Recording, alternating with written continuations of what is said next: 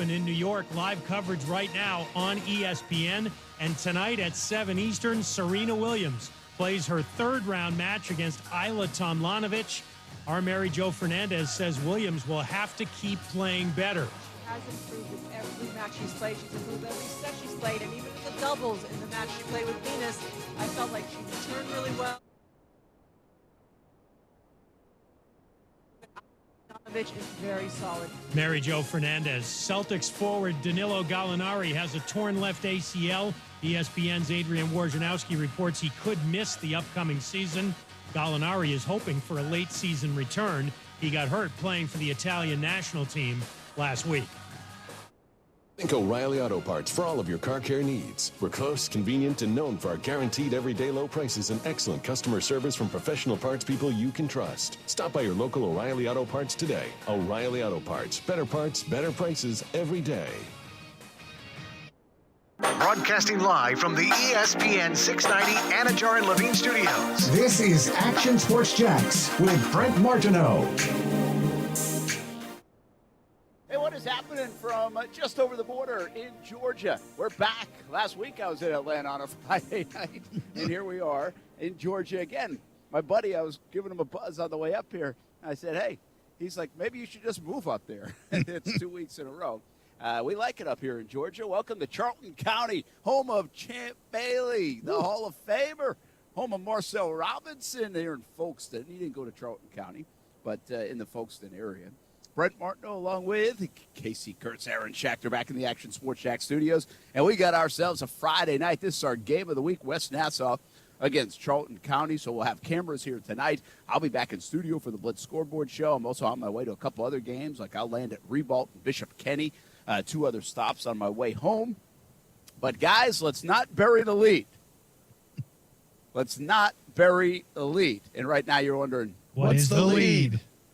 Very good. Did you see what I just saw on my way up here? Depends. Yes. Were you looking at the same bad website I was looking or no? Not while driving. I saw your text. Yeah, man. What was that? What is that? What is the story there? Well, I thought you were stalking the Buc-ee's beaver. Is that not what you were doing? You saw a big furry mascot on the way up there? John Harris, our old buddy who used to be from Jacksonville and now works for the Houston Texans. He just retweeted it and said, someone finished last in fantasy football. Or it's just Friday in Duval County, Brent. Either one works. Well, joke's on him. It's not Duval County, is it? So apparently this is like a thing. And like there's a story here that I want to set the There's scene. definitely a story there. I want to set the scene. So like I'm driving up to Charlton County and there's a couple different ways to go. And I get off, I go 295, get off Lem Turner, take a right. You go up for however many miles and boom, you end up at Charlton County eventually. That's kind of how you do it. Yeah. There's another road in there. But so I'm on Lem Turner and I'm talking to my mom. Say, hey, what's up, Mom? Mama Martineau. Yeah, no doubt. Talking She's asked about the violins, Mets, talking Mets. violins. Yes. Yeah. She's asking how the Jags are going to be. I said, Okay. Mom, they haven't lost yet. She thought that was kind of funny.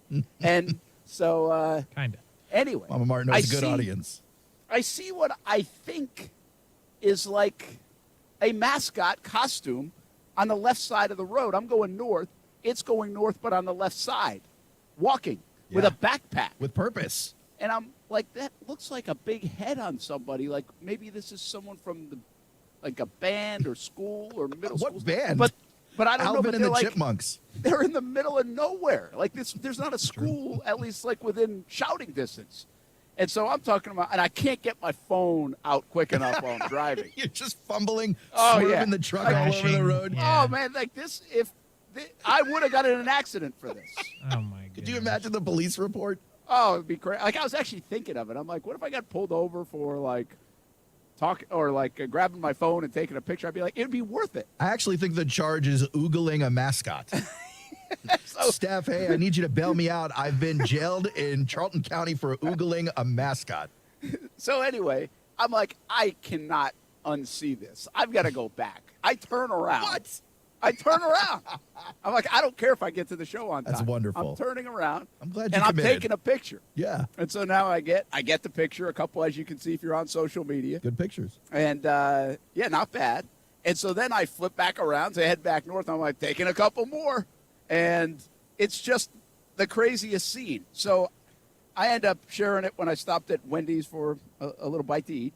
And what'd you get? Somebody, actually, that's the first time I've been to Wendy's in forever. I got this like hot honey chicken. Oh, that's new over there. Yeah, buddy. I have not seriously been to Wendy's in so long. Do you know it cost me $12 to get a meal at Wendy's? Oh, man, super expensive. I mean, even the cheap stuff, even the single burger meal is like $8 or $9. And back when they used to pay me to talk nicely about them, I wouldn't say this, but it's a little bit expensive for Wendy's. Yeah, that's should have got the biggie right? bag, my guy. It's like $6. So I should have probably done, but there's too many choices. That's the other thing. Not to go off on a tangent here, but I'm already here. God forbid. Like I walk into Wendy's. It's the first time I've been in there in like 5 years. You now, went we've always in? been at Wendy's. Yeah, I went in because I had to go to the bathroom. Did you ask a young whippersnapper to help you with the menu or no? No, I didn't. But you know what's always Probably crazy should to have me? if you These spent places is $12. like it's great. I'm like first in the line. I'm walking up. There's nobody really else in there. That They're should be coming up the to first sign that register. you've made a mistake, by the way. There's not a lot of places, all right, on the way up here to eat. And I'm walking up. They're like, hey, how can I help you? I'm like, I haven't looked at the menu at Wendy's in 5 years. How do I know what I want already? They're definitely calling the police at that point. I didn't say that, but I'm thinking that. You know, I'm like, I don't know. And so I'm like, whatever, hot honey chicken sandwich. Now, the pressure was on me. Was it good? I never had one. It's actually still right here. I haven't eaten it yet. I've been setting up. Fair enough. And tweeting about this thing. So back to the tweet. So somebody shares this with me, said, hey, Brent, that's like a thing that looks like Bear Sun. Now, I say bear funny, right? B-E-A-R, like grizzly bear. Oh, Bear Sun. Sun, S-U-N. Okay. And it is. Like, that's what it is. Like, look this thing up on Twitter. I am Bear Sun. Bear Sun. Oh, I see him. B-E-A-R. It's him. Like, that's what it is. Like, I thought it was a Hello Kitty thing. That was my initial thought. That's why I told my mom. I was like, Mom, I think I just saw Hello Kitty. So the LA Times wrote about She's like, Bear are you Sun. all right? It's a good answer. It's a good response. The only follow-up there could be. So, Bear Sun, apparently these people are tweeting at me. And so now I'm like, you know what I think? I tweeted, like, what the hell is happening here? Hashtag Duval things. And I'm like, great. This is going to be some, like, charity thing that I'm going to get scolded for on Twitter because I'm like, what is this? Right? That's what my mind's going. But anyway, I look up Bear Sun, 4,400 miles, 18 states, 90 days, 2 legs, 1 suit. Can I run across America in 90 days? One way to find out. Well, let me tell you, he ain't making it in 90 days the way I saw him moving. He didn't look like he was running in the pictures. He wasn't running. So, anyway, that's who I saw. I saw Bear Sun, which I don't think is that big of a thing. He's got like 5,000 followers. Well, he's getting written about all across the country. The LA Times did a piece on him. He's all over the place. Yeah. How does he have more Twitter followers? And why isn't there more on this? Like, what's he do? Is it for charity? I mean, I have to read about it. I'm not sure he's that active on Twitter, even though he's got an account. Is he tweeting daily? I mean, New York, he tweeted like 5 hours ago. We don't know from the gender. somewhere in Duval County. I don't want to. And he was on his way to Nassau County, by the way. Where is Bear Sun right now? There's like a website I think that tracks him. This is something I didn't know about. Oh, this is great. Maybe I made the tracker and be like, who is this guy taking pictures, going back and forth, turning around, trying to get a shot of Bear Sun? I'm telling you, by the way, Bear Sun, like, this was dangerous. This was a 2-lane road and not really a sidewalk. Like, this was dangerous territory for him. You know, every once in a while you hear about these kind of things, people traveling across the country for charity or something like that. How do people clear out their calendars for that long? This is really only something you could do in between jobs, right? That's a good point. Yeah, like, or a good cause. I mean, if they're really passionate about the cause, then good for them. So, anyway, guys, that's how we start the show. Go look at my Twitter. I'm sorry for the radio folks. Like, you really kind of have to look at this. It's worth it. You just, it was amazing. It's like, what is this? And I guess it's kind of a thing that I happened on. You know, next time you should really commit and pull the truck over and go take a real picture with the guy. You were scared. Don't cap. You were scared. No, it would have been dangerous. I will tell you, I was hanging out with Brian Middleton when he sent those pictures, and he said he better drive the other way quickly. That's what Brian said. Why would you think it's dangerous? Bear Sun looks so friendly. Well, he does, yeah. Well, when you just consider, before we knew about our buddy walking across America, just on the surface, it kind of reminded me of those clowns. You remember the clowns for a while? The scary clowns, yeah. And you're in the middle of nowhere. I was like, they're going to kill him. That's what it is. I mean, he's in the middle of nowhere, and I thought it was Hello Kitty, and I'm not like a Hello Kitty fan, you know? Bear Sun doesn't look menacing. He's wearing a book bag. He might be off on the way to classes or something like that. Well, that was interesting, too, the book bag. That's what I thought it was something school-related. Yeah. But then I was like, somebody lost a bet. And then I started thinking, we got to put this one in the bet bucket. Whoever loses, we need a new bear sign. No, it's not just the Bucky's costume anymore. But now you got to walk the street in the Bucky costume. Oh, that's a real penalty for me, man. Put me outside in the Florida heat walking somewhere. Yes. I don't even need a costume. That's enough. It's got to be big, but that's got to be a thing, man. That would be awesome. I don't think they have Bucky costumes my size, unfortunately. We'll find one. I'll wear the head. Mascot. Find a mascot like Care Bears or something like that. I'm going to go ahead and put this on the credit card. I can't explain how out of touch you are when you drop Hello Kitty and Care Bears. Well, no, this thing looked like a Hello Kitty thing. The only reason I say Care Bears is because my mom, remember I told you about Mom yesterday? I was kind of impressed with the Dave Matthews violin stuff. Yeah, man. Yeah. Well, my mom sews, too. She sews a lot. Still does. This is a woman of many talents. Oh, yeah, she sews a lot. So she used to make she makes a lot of my sister's clothes and stuff like that. Well, I remember when my sister was little and Care Bears was a thing, she made this whole, costume. It was like a mascot costume. Wow.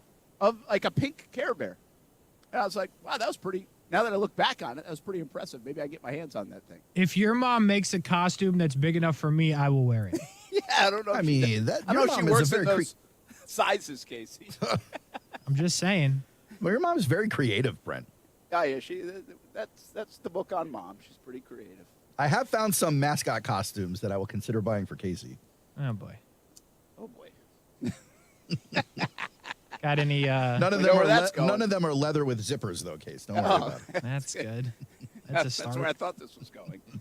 Sum up the week. All right, hey, are you trying to not sell feet pics? What are you doing with that umbrella, Brent? The people want to see your toes. I've got my sneakers on. I've changed them in for my flip-flops. I really like going around flip-flops. But guess what? It's 3 o'clock. Our show's beginning, and it's starting to rain. Oh, and I've got equipment laid out all over here. Oh, you know what? You got some raindrops on the camera. Meanwhile, Brent, blue skies by us, man. You picked the bad day to leave. Only day it hasn't rained at 3 o'clock right here at the station.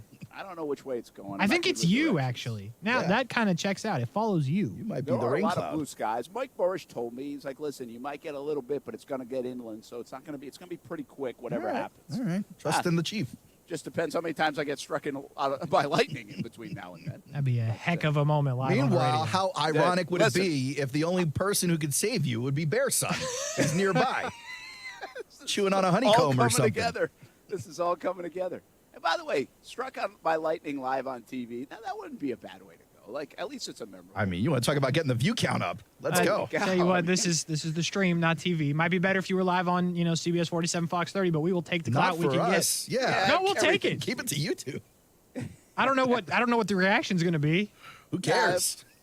It'd probably be my fault. Will the insurance go through? It will be your fault. We'll find out in a hurry. I can't. The family probably can't sue anybody else. My fault. I was out here in lightning, but you probably can't sue Jesus. Yeah. I mean, well, no. I mean, the station or anything like workers' comp. Does workers' comp matter if you're dead though?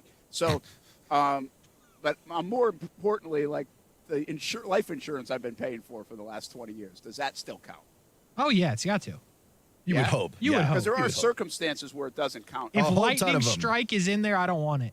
Not only are there circumstances, but they employ departments of people whose only job it is to keep you from getting that payout. Yeah, please let us know. I know a lot of you sell insurance, even though you haven't signed up to advertise with us, and that would be a nice thing if you do that too. But you can talking to Amanda right now. You could at least give us a tip and tell us that if my family can get life insurance if I get struck by lightning and die here live today.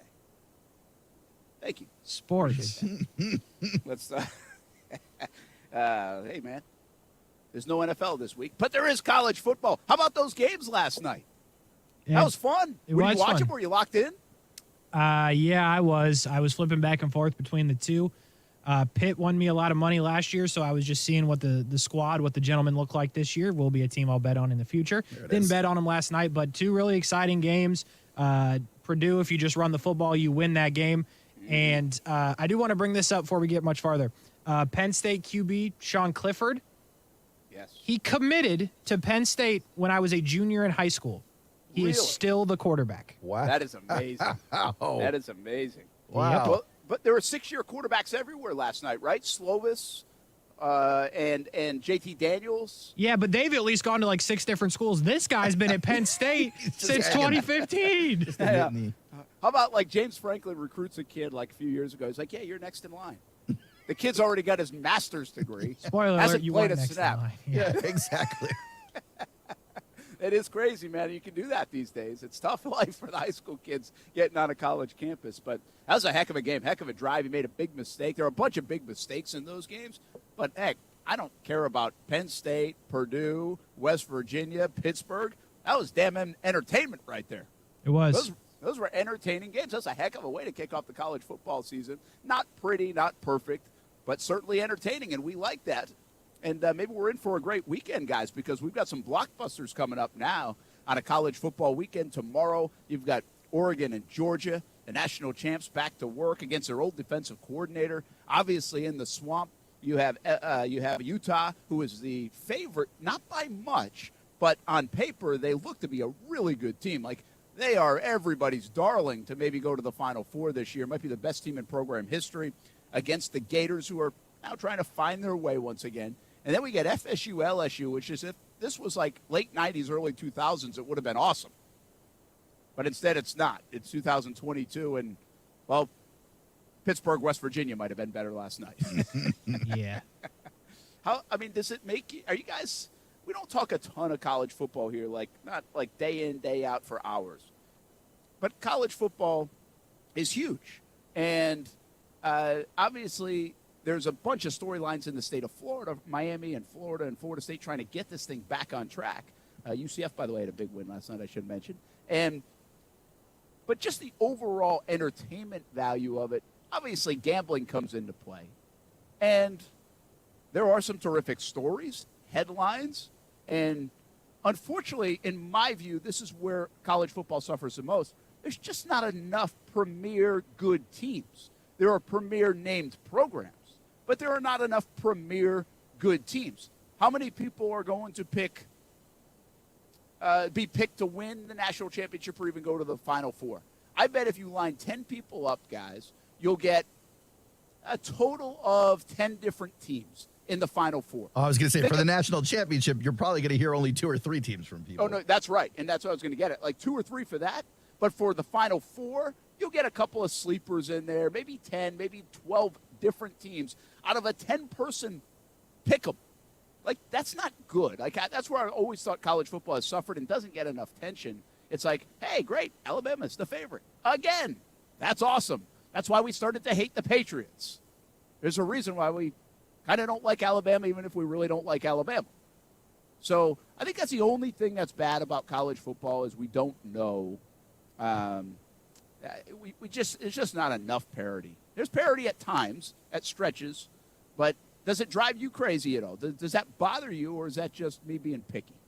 I'll say this year specifically, you have a few dominant-looking teams at the top, and dominant in ways that maybe we haven't seen in a few years, especially this Alabama team. A lot of people are saying they think this Alabama team is the best Alabama team of all time. You know how many times I've heard that in the last 20 years? 20. I mean, seriously. Well, I mean, the odds makers are right behind them, though. I mean, plus 180 to win the college football playoff. That is, it's something like the best odds in let's see, one of the biggest preseason national title favorites of the last 2 decades. It's pretty big. Casey, does this bother you at all, or are you too busy betting that you don't care? Yeah. It doesn't bother me because, like, if you watch Alabama, like if you are not an Alabama fan, but you make the decision, I'm going to watch Alabama against anybody other than Texas A&M this year, you know what you're going to get. But if you make the decision, you know what, I'm going to watch, with all these games on, I'm going to watch 2 teams that are close together in terms of what they are. Pitt, West Virginia, close together, great football game. Purdue, Penn State, close together, great football game. Yeah. I think it depends on what you choose to watch. So I don't have a problem with it because I'm not, no offense, Brent, if they got Alabama in prime time against Tennessee, I can't even slightly tell you I will watch 0 seconds of that game, and I will watch 2 programs that are a little bit closer together because it's a better game. Yeah, I hear what you're saying. So you can find that. There's enough games to find that, Yeah. right? To your point, like this week, let's just say this. Utah, you could pick them to go to the Final Four, right? You could. Dan Mullen did. But Florida, you can't. Nobody's doing that. Florida State, nobody's doing that. LSU, nobody's doing that. So I'll give you those primetime games.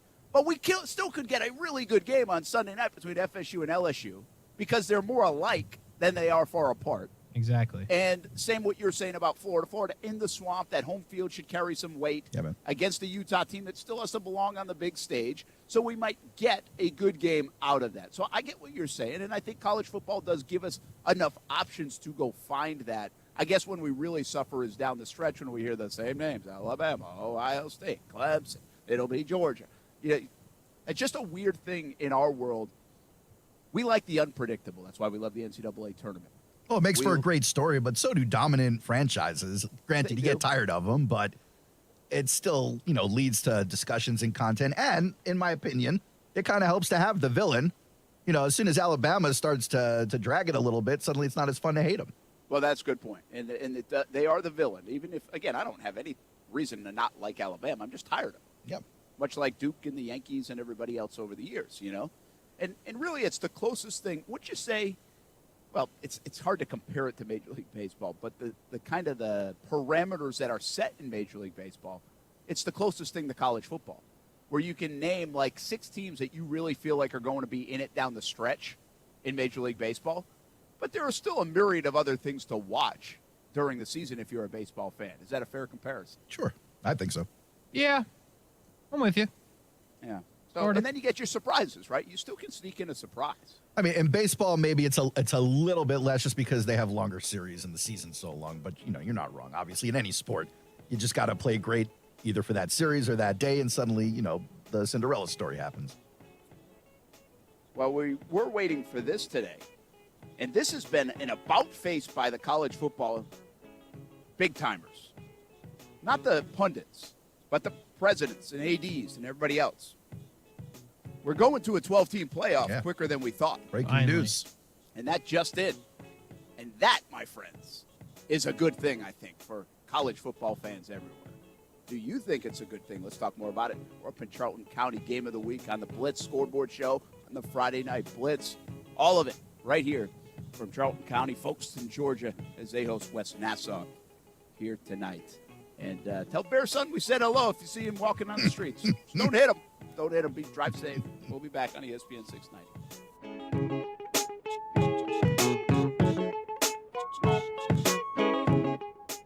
Now, the First Alert forecast on ESPN 690.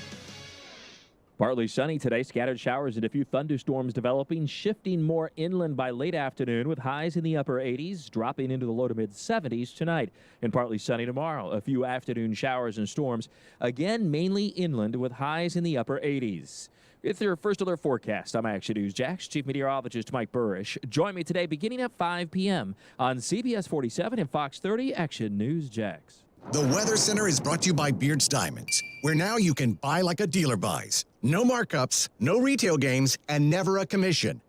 The calendar's about to flip to September, and one of the things we're trying to do in our house is live a healthier lifestyle, live a pain-free lifestyle.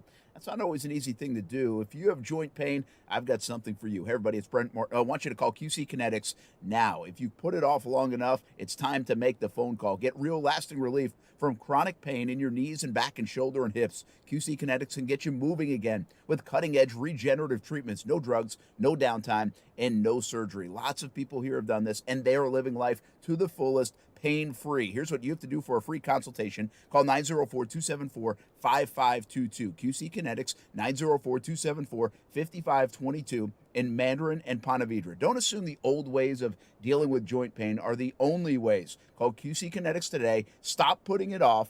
Call now for a free consultation. Once again, the number is 904-274-5522. They're in Mandarin and Ponte Vedra. QC Kinetics, 904-274-5522. It's where I take my family to play golf, and you can take yours as well. The Golf Club at Southampton. It's the home of the Action Sports Jax Stream 18, and it can be your golf destination. Enjoy your golf experience by calling 287-PLAY, 287-PLAY. Play some golf or maybe practice some golf at one of the newest facilities in the area. Grab some lunch or dinner, too. Southampton has it all. 287-PLAY for tee times and more. The Golf Club at Southampton, the home of the Dream 18. My home course. Make it your home course, too.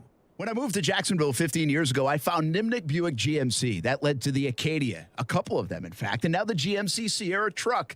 I'm on my second one of those, all from Nimnick Buick GMC. GMC, we are professional grade. I know the product, the service, and I know the people, from Bill Nimnick to Jackie Lynch and James Jones. They've been my friends since 2008. Nimnick has been your friend in Jacksonville since 1941. NimnickBuickGMC.com. It's where I'll get my next truck, or maybe it'll be my kid's first vehicle, at Nimnick Buick GMC. In Florida, it's not if the storms are coming, it's when the storms are coming. And that's why you need the Chief. Jacksonville's chief meteorologist, Mike Burrish, with a proven track record of keeping local families safe. Rain, heat, hurricanes, flooding, tornadoes. We get it all. Just more reasons why you need the Chief.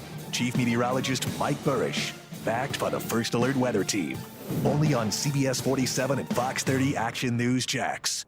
Experience the excitement of our card games at Best Bet Jacksonville and Orange Park. Whether you're a first-timer or an experienced pro, Best Bet's card games offer winning times for all. Best Bet proudly offers easy-to-learn card games like one-card poker, Ultimate Texas Hold'em, Pi Gal, DJ Wild Stud Poker, and more. And our knowledgeable, friendly staff are here to help you have the best time. You must be 18 years or older to play at Best Bet Jacksonville and Orange Park. Learn more at bestbetjax.com. Celsius Essential Energy is Jacksonville's official energy drink of summer, and Jacksonville summers are fueled by Celsius. If you see ESPN 690 out and about this summer, come grab an ice-cold Celsius Essential Energy. Live fit. If you've been injured on the job and are not receiving the benefits you're entitled to, call me, Glenn Levine, at the law offices of Anajar and Levine at 904-600-4000. That's 904-600-4000, and take back control of your life. Office in Jacksonville. The Labor Day event from Dell Technologies is here. End the summer strong by starting up a new season of productivity. Your business upgrade begins with up to 48% off top-rated laptops, like Vostro, taking performance to the next level with 12th Gen Intel Core processors. It's time to push your growing business even further. What's next for you? Upgrade today by calling 877-ASK-DELL. That's 877-ASK-DELL. Have you ever noticed that when the afternoon light hits your floors, you can see everything, including dust? So much dust. And that floor dust gets kicked up into the air, compromising the quality of air you and your family breathe. Eesh. Swiffer Heavy Duty Sweeper is the fast and easy way to clean your floors, with ultra-thick pads that trap and lock dust before it gets in the air. Just a couple minutes a day, and dust is gone. Swiffer Heavy Duty Sweeper. Proud partner of the American Lung Association. Hey, it's Brent Mortno from Action Sports Jax. Did you know you can watch our radio show? Yeah, video of a radio show. Just search ESPN 690 Jax on Facebook, YouTube, and Twitter. Or follow me on Twitter at Brent A.S. Jax. Watch the show live weekdays from 3 p.m. until 6 p.m. or listen on ESPN 690. I don't think anyone has ever seen anything quite like this, no matter how far you go back in history. You think about it, he's been at Alabama now for 15 years. He's won 6 national championships. He's lost a couple of other times. I mean, he's been in it every year. There was a stat that came out the other day with Alabama being #1 in the country that every single year since 2008, at some point, Nick Saban's team has been ranked #1. That is unprecedented. That's great. We all know that Nick Saban's great. Thanks, Paul Feinbaum. Moral of the story. Some disrespect, some haste from Brent Martineau right there. Paul Feinbaum, of course, waves that SEC flag, which he should, and Alabama's king. And then I see some other things about everybody else, other league or whatever possibilities. It's like, oh, no. So, if it's SEC, Paul's probably waving the flag a little bit, as he probably should. So I'm not surprised by his comments. And he's not really wrong, quite frankly. It's impressive. I'm tired of Alabama. Can you imagine, like, if you're an Auburn fan? Like, I'm not. Like, I'm not a fan of anybody. Does Auburn have fans? Oh, my whole wife's side of the family are Auburn fans. Your wife's side of the family? Oh, my gosh. War Damn Eagle. We'll be hanging around some That's unlucky. Auburn fans. I think my wife was born at the University of Auburn. Really? Yeah. Seriously? Auburn's beautiful. Yeah, we got all kinds of family out in Alabama. Definitely Auburn fans. Wow. That's unlucky. I mean, it wasn't a few years back. Shout out to the Harveys, Auburn fans.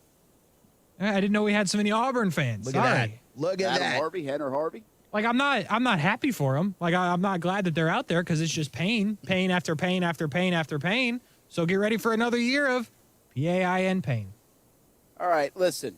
Everybody wanted it, I think, right? Like, raise your hand if you don't want it. The college football playoff to go to 12. Oh, yeah. Like, doesn't everybody, like a casual fan, want it? Or do we have our old school 1985ers in the crowd today? You don't find as many traditionalists when it comes to the college football playoffs, right? I mean, like, you see them all over other sports. But this was a sport in need of change. So what, do we know the details? They just voted. I knew they were voting today. Now, here's the backstory a little bit on this from what I've read about, is that they said no to this recently, like within the last year, I think it was. And they were like, hey, we'll table it. We'll look at it down the road. Like 2026, I think, would be like when it could come to fruition.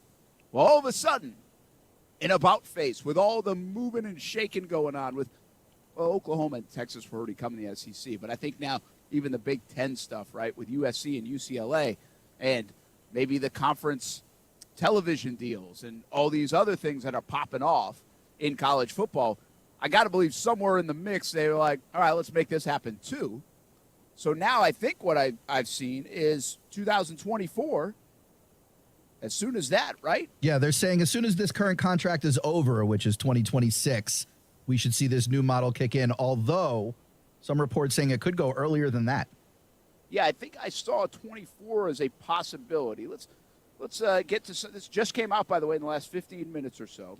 So let's see what they approved. This is 14 minutes ago. College Football Playoff Board of Managers. Board of Managers. That sounds interesting. 12-team college football playoff by unanimous vote. The new format will feature the 6 highest-ranked champions, 6 highest-ranked at-larges.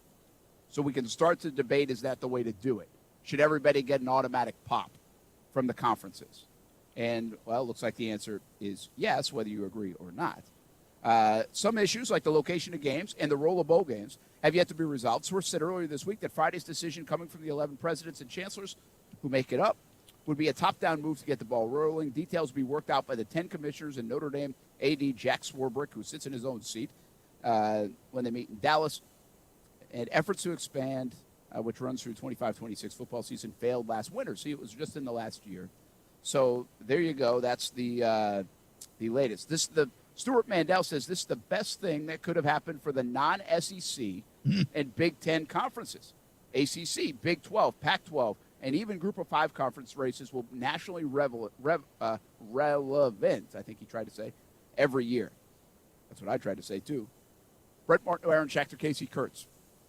See, I thought this was always a big part. Let's go all the way back to the birth of the Final Four. And to me, what always was interesting from a lack of logic standpoint was that you were leaving one of the Power Fives out. And sometimes they earned it, the way the Pac-12 had played or the Big 12 at times, or you name it, right? It also created debate and controversy and interest by leaving one of them out. But I still think, from a logical standpoint, you'd kind of want to include the top 5 big conferences. It would seem that way, especially with the amount of money that's on the table for those. And then go one at large. So it was always weird to me that they didn't do that. Well, now they're going to do that. So I agree with what Stuart Mandel just said here. If you look at the winners of this, you look at conferences that have been really not so great. Like the ACC has had powerhouse at the top, but the rest of it hasn't been great. Pac-12 hasn't been great. Big 12 at times has struggled to get in. So depending on what happens with the Big 12 and all these other conferences, Casey, do you like this is the best way to do it, right? I mean, get the winner from all these big conferences, make it mean something that you won the conference championship, but also, like if you had a situation for some odd reason that like in the Power Fives, everyone went undefeated, you wouldn't have this crazy scenario where you had to leave one of those people out. Yeah. Right. Yeah. I'm with it. Let's get everybody in because I think you get these good teams in that are good in the regular season and to your point, maybe undefeated in their conference and what it may be. Like, let's let all the good teams in and give them an opportunity for Alabama to lose. Let's give them an opportunity to beat Ohio State. You know what I mean? You get one game, top 4 teams. I don't like it. You put all these teams in and you're going to start getting some different champions I promise. Because somebody's going to shock the world and win some games, and you're going to get champions that you want to see. Oh, yeah. So here's the other thing, guys, to me that stands out. From just like a very like outside-y, casual observer, guy that doesn't have a team in college football, okay? So I'll talk from that standpoint. And I would say the one thing that college football misses usually, now Cincinnati made the Final Four last year. UCF has threatened and joined the conversation. Boise State did it years ago and really got that ball rolling. But you miss the beauty of the NCAA tournament is Cinderella. I mean, the reason we love the NCAA tournament the first 2 weeks is Cinderella and upsets. We want to see it. And in basketball, you can see it probably more than football. But what I think this now offers is a chance to see Cinderella. On a relative scale. But yes, you're right. Yes. It definitely was missing from college football. And this at least injects a bigger chance for that, right? More teams, more opportunity. Yeah, and so I think, like Casey, you just said it, what's the chances that the 12th ranked team in the country, especially if it is Boise State, beating Alabama if they're the number 1 seed? Not good. But the one time it happens, man. Yep. The one time it happens makes it all worth it. I mean, what was the record before UMBC finally broke the streak of 1 versus 16? And we weren't complaining about that. Right. So, like, I really think, again, I'm talking just from a casual interest sports fan. Yeah, college football does so well right now. The money's so good. It's not like they need everybody. It's like not like they're baseball and they need to, like, bring everybody back in or something. But you can always find new people. You can always find new interests. And like I was talking to you guys in the first segment, there's a stale nature of the end of the college football season for me. It's sports. It's hopefully good football. We're going to watch it. But I'm tired of Alabama, Ohio State, Georgia, Clemson. Like, I really am. And so if you can give me someone else in the mix, that's why Cincinnati was a cool story. I like that from a sports fan perspective, that we might get something else. And by the way, on the road to get there, they not only earned it, but they upset somebody, and they were wearing the slipper. Like, that is really a good deal. Take it away, guys, for a minute so I can cough. Okay. Listen, I don't have the button right near me, so I have to, like, jump down, turn down the knob, and then cough.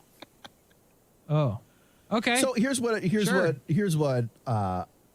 I want to temper Brent's expectations a little bit, Casey, on the fact that if he's so tired of Alabama, Ohio State, Georgia, and Clemson, the likelihood is, even though there are more opportunities for those teams to lose, that's probably still who you're going to see in the championships before the national title game. Probably, and I think more times than not you will, but I think to the point that I like about it is you let 12 in, and to your point, Alabama's still going to win their games, Ohio State's going to win their games for the most part. They will get shocked, but it goes back to what I was trying to say in the first segment, where if you watch Alabama, Tennessee, you understand what's going to happen at any given day. But if you watch Purdue, Penn State, it's a good football game. And if you get the top 12, Alabama's not playing the top 12 teams or anybody in it except maybe once a year when they play A&M. If they have to play Georgia, sure, Auburn's not there. But you're going to get a better football game. I don't think you're going to see 27-point spreads, even if Alabama's playing Utah. I agree with that. And I think that's just good for the sport. If you look at last year's top 12 from 2021, like, I'm not sure that Mississippi or Oklahoma is going out there and shocking the world, but could you have seen a Michigan? Could you have seen a Cincinnati who had a really great season last year? Could you have seen maybe like Oklahoma State shock anybody in those playoff games if it was expanded to 12? I think it would have been very interesting even last year. It's a good question, too, with the SEC schools. Sorry, Brent. But, like, in that, with Ole Miss, for example, you had a good quarterback and you have SEC recruits. You have SEC kids. So, I mean, Nick Saban, as great as he is and Alabama is, they lose to LSU on occasion. They lose a game in the SEC somewhere down the line. You don't expect them to lose. So I think a worst-case scenario for them would be like a 1-12 matchup against last year's Ole Miss with Lane Kiffin at the helm. That's a scarier game than anybody wants to admit for Alabama. I'm going to give you one other element, guys. And this is really, I'm not sure how I feel about this, and that's the amount of games these guys are going to play. Like, this could lead to whatever, like some 15, 16, 17-game seasons. That's long now. Mm-hmm. That's a lot. That you do bring in the safety stuff and everything else. Like, listen, this is a violent game. I believe in the safety stuff. Like, I think that's a real deal thing. I wouldn't play for a series for $1 million, I say, in the NFL. So you're not going to get me doubting the severe nature of the safety and physical play of this sport and the longevity of the season, quite frankly. But from a different vantage point, there's a lot of belief that Georgia won the national championship last year because they got injured. Alabama got injured, right? Mechie, Yes. Jamison Williams. Yeah. Well, now what you're doing is you're giving another opportunity for an injury to a quarterback, a running back, a receiver, a big-time player to really impact the shape of your football team going forward as they're about to embark on even bigger games. So that, what we saw last year with Alabama and Georgia, and I'm not saying Georgia would have lost, but they certainly had an easier road without those guys, and I think a lot of people might say Alabama would have won with those two receivers healthy. That now you're setting that might have been a little bit of a precursor, what's to come, where we're going to naturally see more injuries with more games being played, and therefore potential more upsets the longer this season goes on in college football with a 12-team playoff. So that's another facet of it. The big story is the College Football Playoff Board of Managers has approved the 12-team playoff by unanimous vote, and in the crazy good old boy world of college football, somehow they voted no on this like 12 or 15 months ago, and now they voted yes unanimously. And I'm not really sure, what changed. I mean, the reporting is talking all about the money. It was all about money negotiations, too much money being left on the table, and suddenly they were able to work it out. Oh, you mean college football is talking about money? Shocker. This had to do with money. No way. Well, that's it. 12-team playoff in college football. When it happens, looking at the 26-ish season, unless it happens earlier, where there was some talk now that it could happen even before that. Boy, college football about to go through a bunch of changes over the next handful of years. One other thing about this real quick, Jacksonville could end up being a host for this down the road. There she is. I'm with it. Yeah. And we'll talk more about that maybe throughout the rest of the show, but keep that on the back of your mind at least as the Jags try to rebuild the stadium and rebuild downtown. Certainly could be a player. They have their eyes set on hosting one of these games. I know that for a fact. We'll be back on ESPN 690. Let's talk about Jags. They made some practice squad moves moments ago.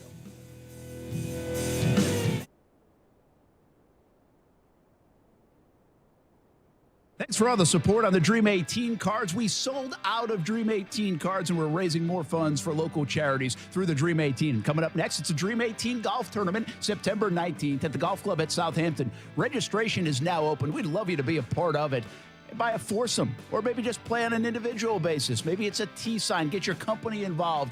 Here's how you register. Action Sports Shacks, Dream18.com. September 19th at the Golf Club of Southampton. Play on our Dream 18, Action Sports Shacks, Dream18.com. Tide presents Laundry Truths, Cold Hard Savings. Oh, hey, about to start a load. On hot? Washing in cold water with Tide can save you up to $150 a year on your energy bill. $150? Go on. The lower the temp, the lower your bills. Simple. Plus, Tide Pods are designed for a powerful clean, even in cold. Wow, cool tip. Get it? Oh, yeah.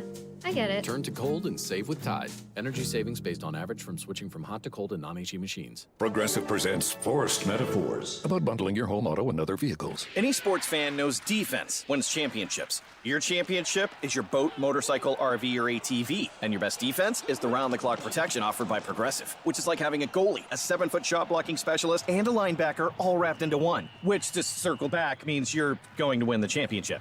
Because, defense. Forced Metaphors. Presented by Progressive. Bundle and protect today. Progressive Casualty Insurance Company and affiliates. Discount not available in all states or situations. There's nothing like hearing the songs you love on local radio, with no subscriptions and no monthly fees. But there's a new bill in Congress that could stop the music. If passed, this bill would tax your local radio station simply to play the music you love. Text LOCAL to 52886 and ask Congress to support local radio stations. Help us keep you connected to the music, local news, weather, and traffic that you need each day. This message furnished by the National Association of Broadcasters. Ready to elevate your lifestyle? You can do that at iCryo in St. Johns County. Recovery is an important part of staying healthy. The cryotherapy chamber, red light therapy, the sauna and compression, just some of the ways you can do that at iCryo at the Pavilion at Durbin Park.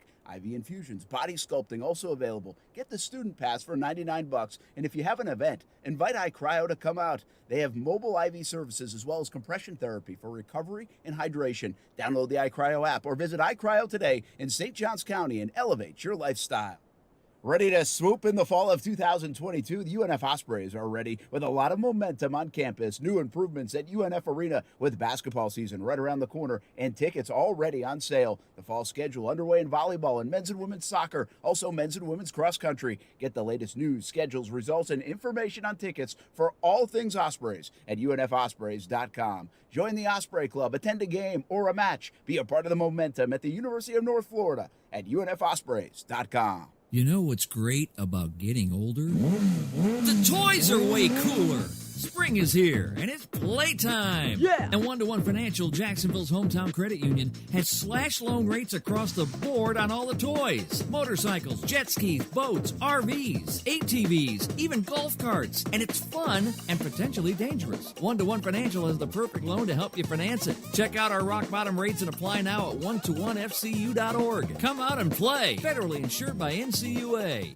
Time is running out to get the most money for your used car. Do you have an extra car in the garage or one that needs repairs? Come to the live appraisal event by ACV Auctions on September 9th and 10th to find out how much your vehicle is really worth. Get an inspection, then watch it go live on a nationwide auction and watch the bids come in real time. You can sell it on the spot or just find out what it's worth. It's that easy, and it's free. Proudly hosted by the Tom Bush family of dealerships, 9850 Atlantic Boulevard.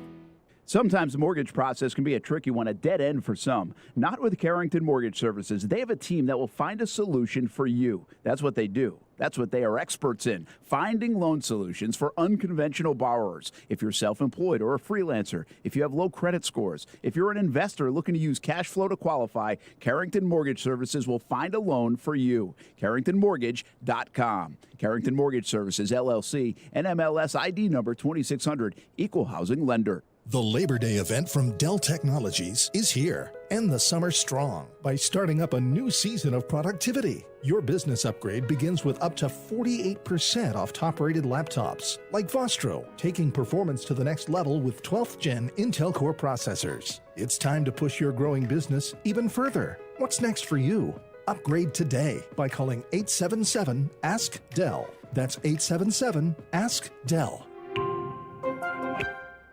Action Sports Jacks. Watch, listen, subscribe. You can watch us on CBS 47 and Fox 30. You can listen right here on ESPN 690. And you can subscribe to our YouTube and podcast, Action Sports Jacks on ESPN 690. Action Sports Jacks. Watch, listen, subscribe.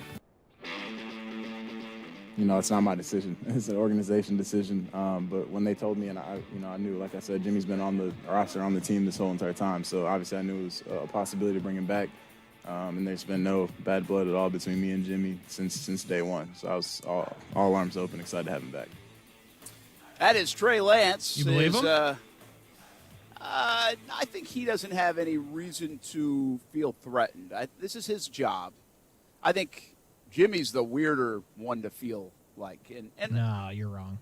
You think Trey now feels a lot of pressure? Yeah. We've talked about this, and me and Brian have talked about it on OT. First two games of the season, Brent, they play Seattle and Chicago. Don't let Trey Lance lose those games, because then what happens? Two worst teams in the league. Yeah, better go 2-0. You're right. They're going to be banging on Shanahan's door. Put our man in that took us to the Super Bowl. I think it's a lose-lose scenario for Trey Lance, unless he's great. So that's interesting. You think it's more for Trey Lance. What happens to Jimmy Garoppolo now? You know, I don't know, man. Where's his career go from here? Nobody seemed to want him. Was that shoulder surgery that crazy? That much of a red flag? Yeah, Kyle Shanahan basically said, yeah, we don't want you. Yeah, I'm surprised he's back. Jimmy G was like, I can't believe I'm back. And Trey Lance probably didn't see this happening. It is weird. It's a weird Brady Bunch situation. But, I don't think Seattle's trying to win, so you take them out. I get why Dable would ride with Daniel Jones instead. That makes sense. So I think he will have a suitor come the end of the season because you have quarterbacks you don't know about. But I think the main landing point was Seattle. They're not trying to win. And then Cleveland decided not to go that route. Yeah, that's a fair point. Hey, we are live in Charlton County. They'll host West Nassau tonight, so appreciate the fine folks here in Charlton County. Great football area, great football town up here in Folkestone. And, heck, they named the field Champ Bailey Field. You know that name. And, Heard of them. That's the kind of legacy they got up here, and they get set to host the game. They don't kick off up here until 7:30. We're here until 6, and then we've got our TV crews coming, and Sounds our like you- ESPN 690, 10, our U.S. Army 10, WAPE will even have a 10. I mean, we'll be all set up here for the Action Sports Jacks brands all night long. It sounds like if they don't kick till 7:30, Brent, you're going to see a lot of that game on the Blitz Scoreboard Show. You could see a lot of that game. Now, we got to hope for the weather to be okay, unlike last week.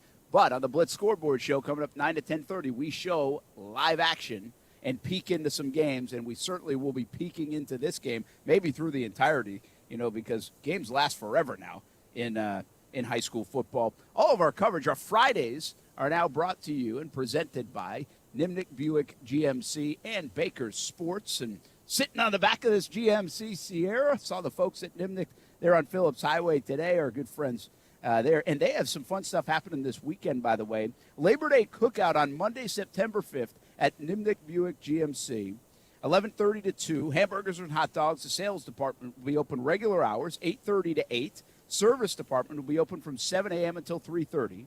Have you been looking for a new truck or SUV but just can't find the vehicle that is right for you? Nimnick Buick GMC has new inventory arriving daily. That's been a hard thing in the car business, but Nimnick has new inventory arriving daily.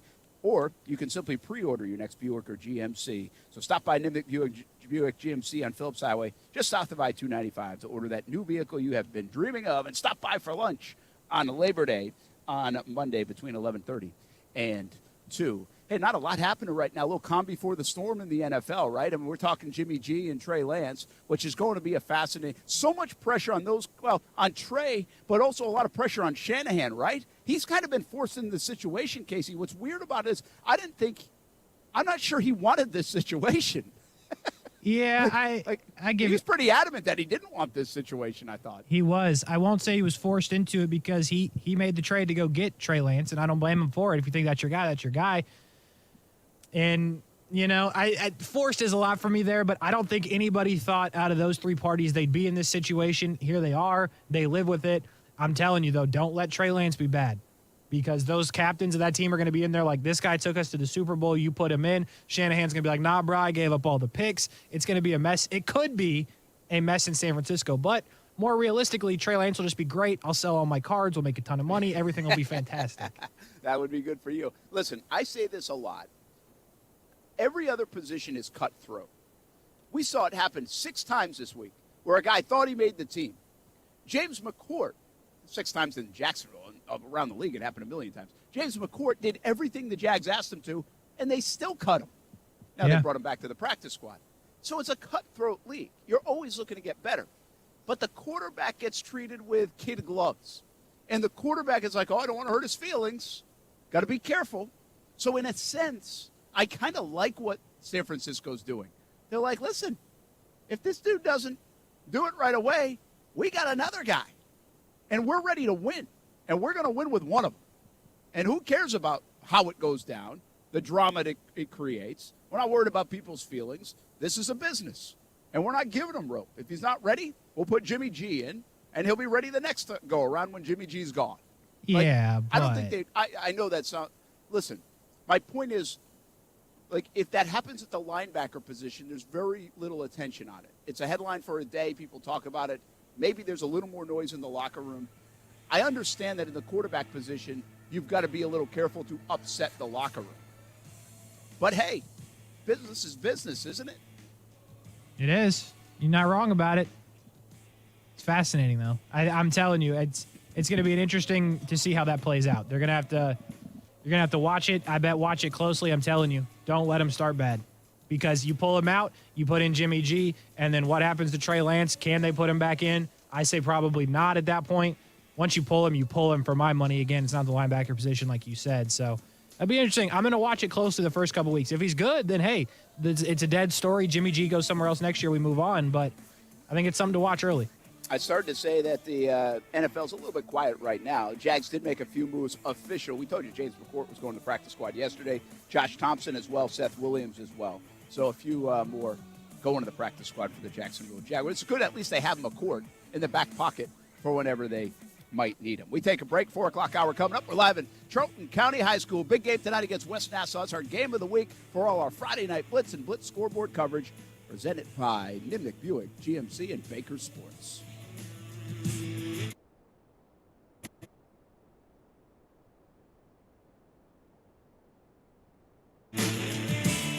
Who's monitoring your security system? Do you even know? What if I told you were being monitored in someone's house? Can you imagine someone working from home with all your information? Your family's security is dependent on how fast a worker responds to your alarm from their house. Unbelievable, right? Think again, because the largest company in America is doing just that. And pay attention to their ads. They now have teamed up with big tech. There goes your information and privacy. Plus, you're possibly being monitored from someone's home. Now you know why I have a Safe Touch home security system. The Safe Touch Monitoring Center is right here and fully staffed at their disaster-resistant monitoring station. Have you driven by the other guy's monitoring center? Don't bother. It's empty. Call now and find out what makes the Safe Touch 5-star security and surveillance system so outstanding, and right now get free installation. Don't just assume your family is safe. Know they are safe with Safe Touch Security. Call 888-723-8682 or visit safetouch.com. State license EF233. Men, if you're struggling with erectile dysfunction or PE and frustrated taking pills that don't work, Prime Men's Medical Center offers breakthrough medical treatments that effectively treat your problem. 98% of patients experience immediate results during their first office visit. And for a limited time, your initial consultation and first treatment are completely free. Listen to a specialist in men's health. I'm Dr. Rubinsky. The physicians at Prime Men's Medical Center offer the most advanced treatments that eliminate ED and PE. Now men are lasting 30, 60, 90 minutes or longer, regardless of age or medical history. Guys, to eliminate your frustration in the bedroom, call Prime Men's Medical Center now to take advantage of this exclusive limited-time offer. Your initial consultation and first treatment are totally free, and you'll see instant results right in the office. Call now, 904-664-8214. 904-664-8214. That's 904-664-8214. The year's best diamond opportunity is going on now, and only at Beard's Diamonds. Backed by popular demand for a limited time, Beard's Diamonds is doing something unheard of and never done before in Jacksonville. Now you can buy like a dealer buys. For a limited time, Beard's Diamonds has cut the price on the largest and most beautiful diamond jewelry and GIA certified loose diamonds you've ever seen. Buy like a dealer buys. Incredible savings now at Beard's Diamonds. For a limited time, buy wholesale and GIA certified loose diamonds, diamond earrings, diamond bracelets, and more. No markups, no retail gains, and never a commission. Extra inventory has been brought in just for this one-of-a-kind spectacular diamond event. Our vaults are filled with thousands to choose from half carats to 10 carats. Ovals, rounds, pairs, emerald cuts, cushions, all cuts, all shapes, and all at wholesale prices. Prices so good, even other jewelry store owners will be in line with you. But hurry, this exclusive Buy Like a Dealer Buys wholesale event won't last long. Only at Beard's Diamonds in the St. John's Town Center or at beardsdiamonds.com. See store for complete details. Get in zone, AutoZone. Welcome to AutoZone. What are you working on today? Thinking about gas mileage. An oil change with quality oil like Castrol Edge Full Synthetic can help your engine get more out of every tank. Right now, you can get 5 quarts with an STP Extended Life oil filter for only $37.99. Get what you need for better fuel efficiency at any of our 6,200 stores or on AutoZone.com. Get in zone, AutoZone. Restrictions apply. You can't get much for $5 these days, unless you go to Wendy's for a $5 Biggie Bag. Get your choice of double stack, junior bacon cheeseburger, or crispy chicken BLT, plus 4-piece nugs, fries, and a drink, all for just $5.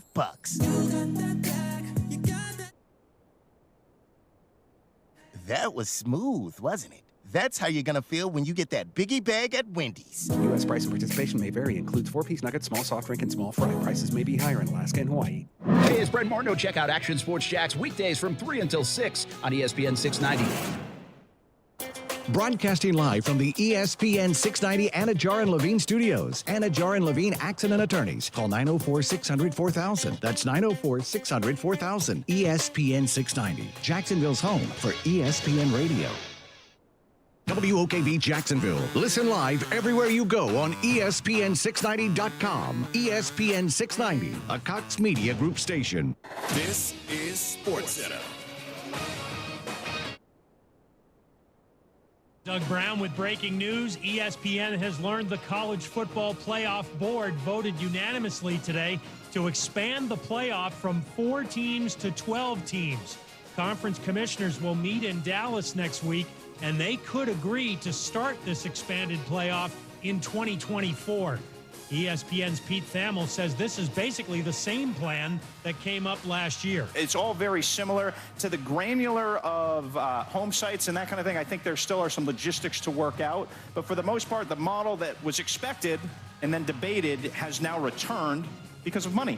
Pete Thamel on College Football Live. Under this new format, the 6 highest-ranked conference champs and 6 at-large teams would qualify. Tonight, 15th-ranked Michigan State hosts Western Michigan in East Lansing. The game is at 7 Eastern on ESPN2. ESPN's Field Yates reports the Patriots and Jets restructure contracts to create cap space. Jets linebacker C.J. Mosley and Patriots tight end Jonnu Smith.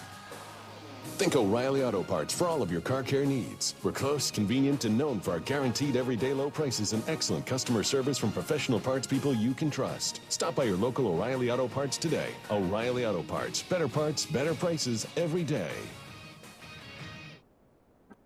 Live from the ESPN 690 Anajar and Levine studios. This is Action Sports Jacks with Brent Martineau.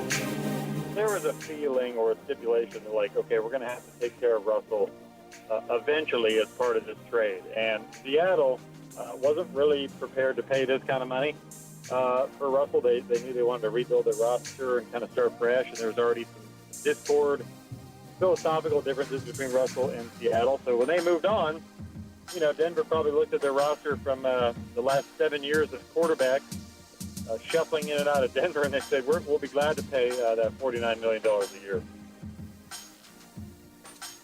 That is Jeremy Fowler from ESPN talking about the big deal that Russell Wilson got. Of course, the Jags will play Denver in London in late October. Brent Martineau up here just across the border in Charlton County, at Charlton County High School, Folkestone, Georgia. We are at, they will host West Nassau tonight.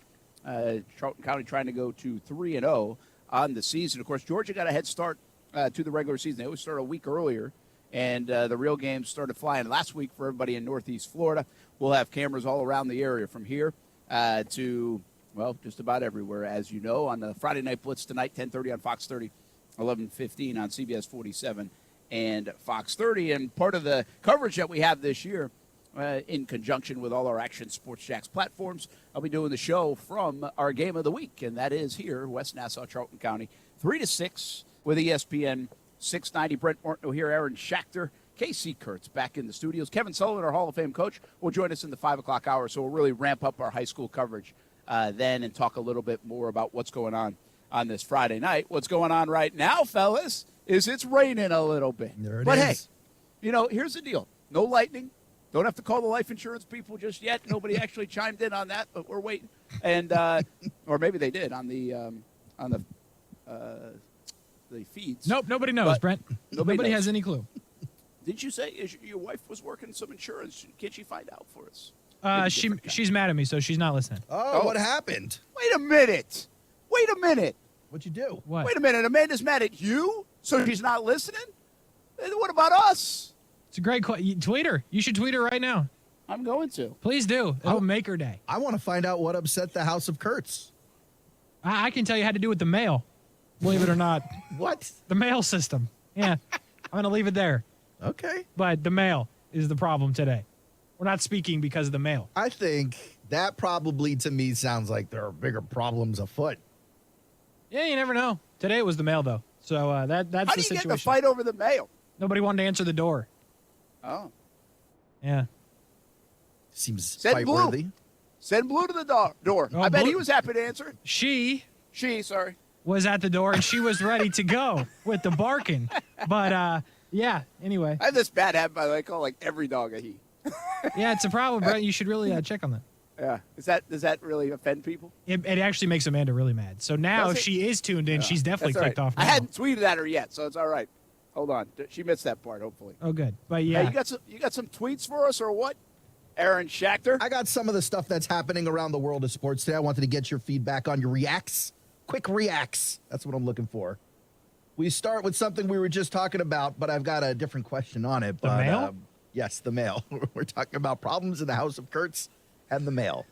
So obviously, sources confirmed CFP Board of Managers decided to make that 12-team college football playoff during today's meeting. Could start as early as 26, maybe even as soon as 24. Brent, I know we talked about how much you like the idea, but do you think this gets rid of the whole Georgia, Alabama, Clemson, and Ohio State quadrant of teams we're constantly seeing at the end of the year? Well, yes, unless they start cloning themselves. But we'll have 8 more teams. So, yeah, I think that actually will help with that. And I think that's a fair question. Will that help with the perception that these other guys are always in it? Now, we could eventually get to whenever the championship is, January, whatever, in the semifinals, and it's still those 4 teams. And then I might still be complaining. But at least we took a different road there. All right. You know, and now we've got Notre Dame and Michigan in the mix. We got Cincinnati in the mix. UCF was in the mix, recently. Oklahoma State last year made a run at it, if I'm not mistaken. I'm leaving somebody out. But now we'll get even more of that. Now we'll get maybe there's another team that emerges from the ACC, right? Maybe there are more Pac-12 teams. Oregon has. Will Utah be this year? Is USC coming back? Of course, they'll eventually be in the Big Ten. But you get my point. Like, I just need some freshness to this. I do. If it was Yankees-Dodgers every year, we wouldn't like that. Well, it's Yankees-Dodgers every year in college football, just times 2. Fair enough. We're moving on to golf for our next tweet. Thankful. Phil Mickelson making the headlines today. Phil quoted as getting feedback from the folks at LIV Golf and his friends who still play on the PGA Tour. I'm surprised they're allowed to speak to him on the phone with all the rules. Phil says everyone's just appreciative over the new windfall for the sport. All right, someone found a whole boatload of billions of dollars of cash and has been handing it out. Do you believe it's that easy, or do you believe there's more to this, that there's some bad blood here? No, I saw Phil's comments, I think, to Bob Herrig, right, in Sports Illustrated. Herrig, I didn't realize, he used to be with ESPN. Now he must be with Sports Illustrated. Mm-hmm. And first of all, let's start with my own personal issues. I like Phil. There are a lot of them. I like Phil. I'm kind of mad at Phil. Yeah, you're not happy with Phil. I think you're mad because he disrespected the legacy, the historic nature of the PGA. Yeah, and here's why I'm a little okay. So now we're all in the thing. We're on this narrative of, hey, Phil was right. Listen, we all knew the PGA Tour had plenty of money. Like, did anybody not know they had plenty of money? All they're doing now is sharing it. And by the way, LIV Golf, and I think there's an element of that, they forced their hand a little bit. And I've been actually probably more than others complimentary of the way PGA Tour responded and said, okay, we'll open it up a little bit. Here's some more money. I mean, they had the wherewithal to do it. They had the business structure to do it. They didn't have to go take a loan from the bank to do it. I mean, in many respects, people call that good business. The problem was it was like a monopoly of a business, and some people didn't like that. The problem I've had over this whole run with Phil specifically, Casey, and I know you're a very neutral observer, not like me, when it comes to LIV PGA Tour, but I got mad at Phil because I didn't think he gave enough credence to the tour that helped build him and fund like his gambling and his everything and his lifestyle and all of this. Like, he dismissed it like they weren't doing enough. And they weren't doing anything. Right. There's a big difference between the two. Like, Phil Mickelson has had a hell of a life because of the PGA Tour and more specifically Tiger Woods than a lot of people could ever dream of. And yet he sat there playing victim a little bit on this. And Phil ain't a victim, people. The other thing that I think is a little bit misleading from Phil, and he finally tried to go out of his way in this article to say, listen, I appreciate the PGA Tour. And this was my problem with Phil the last few months. Why didn't he do this at all? Casey, you know, the PGA Tour is very quiet. They do not spill other people's business. They protect the players a lot. And you're telling me that Phil didn't have some business that was protected over the years? It sure seems like it if you read the tea leaves. And so there's always like him flipping his nose at the PGA Tour, yet I feel like they helped make him and help protect him at times, and he never gave them enough love for that on his way out the door. That bothered me. At least he did a little of that today. Yeah, it probably was not handled great when he left, and that's the argument, and that's what you're not okay with, and that's what a lot of people aren't okay with, and I at least can respect that point of view because you're probably right. He didn't give enough love to what made him. I will agree with you there. And I think if that's the argument, and it's the argument that you just gave, and it's a fair one, I absolutely think it's fair.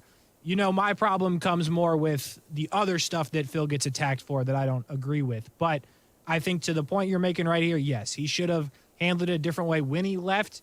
And I guess now, how many months later to, I guess, give them their just due is what it is. But yeah, it could have been handled differently, and I think that's the biggest problem I have with it as well. I don't Aaron, love. I was going to say go off this real quick. Oh, go ahead. I was just going to say I don't love your take with Phil and the PGA only because a lot of your take is like Phil should be more thankful to the PGA. Well, the PGA should be more thankful to Phil. It's not like he was out there getting favors done for him alone. He was out there making the PGA fun to watch, especially with that rivalry with Tiger for a little bit. Like he was putting eyeballs on the sport. Well, that's a good point, and the one I wouldn't. Again, I could say he rode the coattails of Tiger on that. That's fair. Which the platform was the PGA Tour. I mean, you got to get a platform. You know, you can't do this stuff without a platform. Okay. And so some of that's platform, but I would say Phil did offer a lot as well. One, to the rivalry, and two, what I would say as a left-handed golfer, but I don't say this selfishly. Look around. He changed I did. I mean, he changed it over the last 20 years. We talk about the influence Tiger Woods had on the game. From a left-handed golfer standpoint, I'm telling you, there are like millions of more left-handed golfers out there because of Phil Mickelson. So, like, you can go to any course and you can see a Phil Mickelson influence. You can go to any course and you see a Tiger Woods influence. From minority golfers to the diversity in the game to the way they're hitting it in the swings to what they're wearing. But Phil Mickelson, too, impacted, to your point. So I think it's a good point. I would say this. And I asked you guys this in a break. I never brought it up yesterday. I thought about it yesterday. Can you imagine if we got like a Ryder Cup type of format between LIV and the PGA Tour? They should really consider doing something like that. You know how much TV viewership that would bring? It'd be dope, yeah. My gosh, it would be so good. Even though the PGA would smash them. I mean, well, I think the PGA would smash them, but also the PGA would be in a no-win situation, right? Like, why would you do that right now? Like, if you lose, it's real ugly. Yeah, and so like, yeah, you're the bully on the block still. Yeah. Like, it doesn't feel like it right now, but you're still the bully on the block. So why even risk anything? But I will say, Phil had some interesting comments that made me think more of two things. And I don't think Phil is wrong here. The golfers are benefiting. And in a lot of ways, if you're open-minded like Casey and not like me, the golf fan is benefiting. And so that's not a bad thing when you look at it. The other thing that Phil mentioned is, where is this thing going? He's like, this is just the beginning. Eventually, this will be good for everybody, he said. And there's got to be a bigger picture plan, and maybe there is some unification down the road. It might not be with Jay Monahan, because he might be like Brent and be like, listen, I don't want to ever talk to those guys. But somebody might come along that morphs the two together, and it might be when a guy like Greg Norman's out of the way.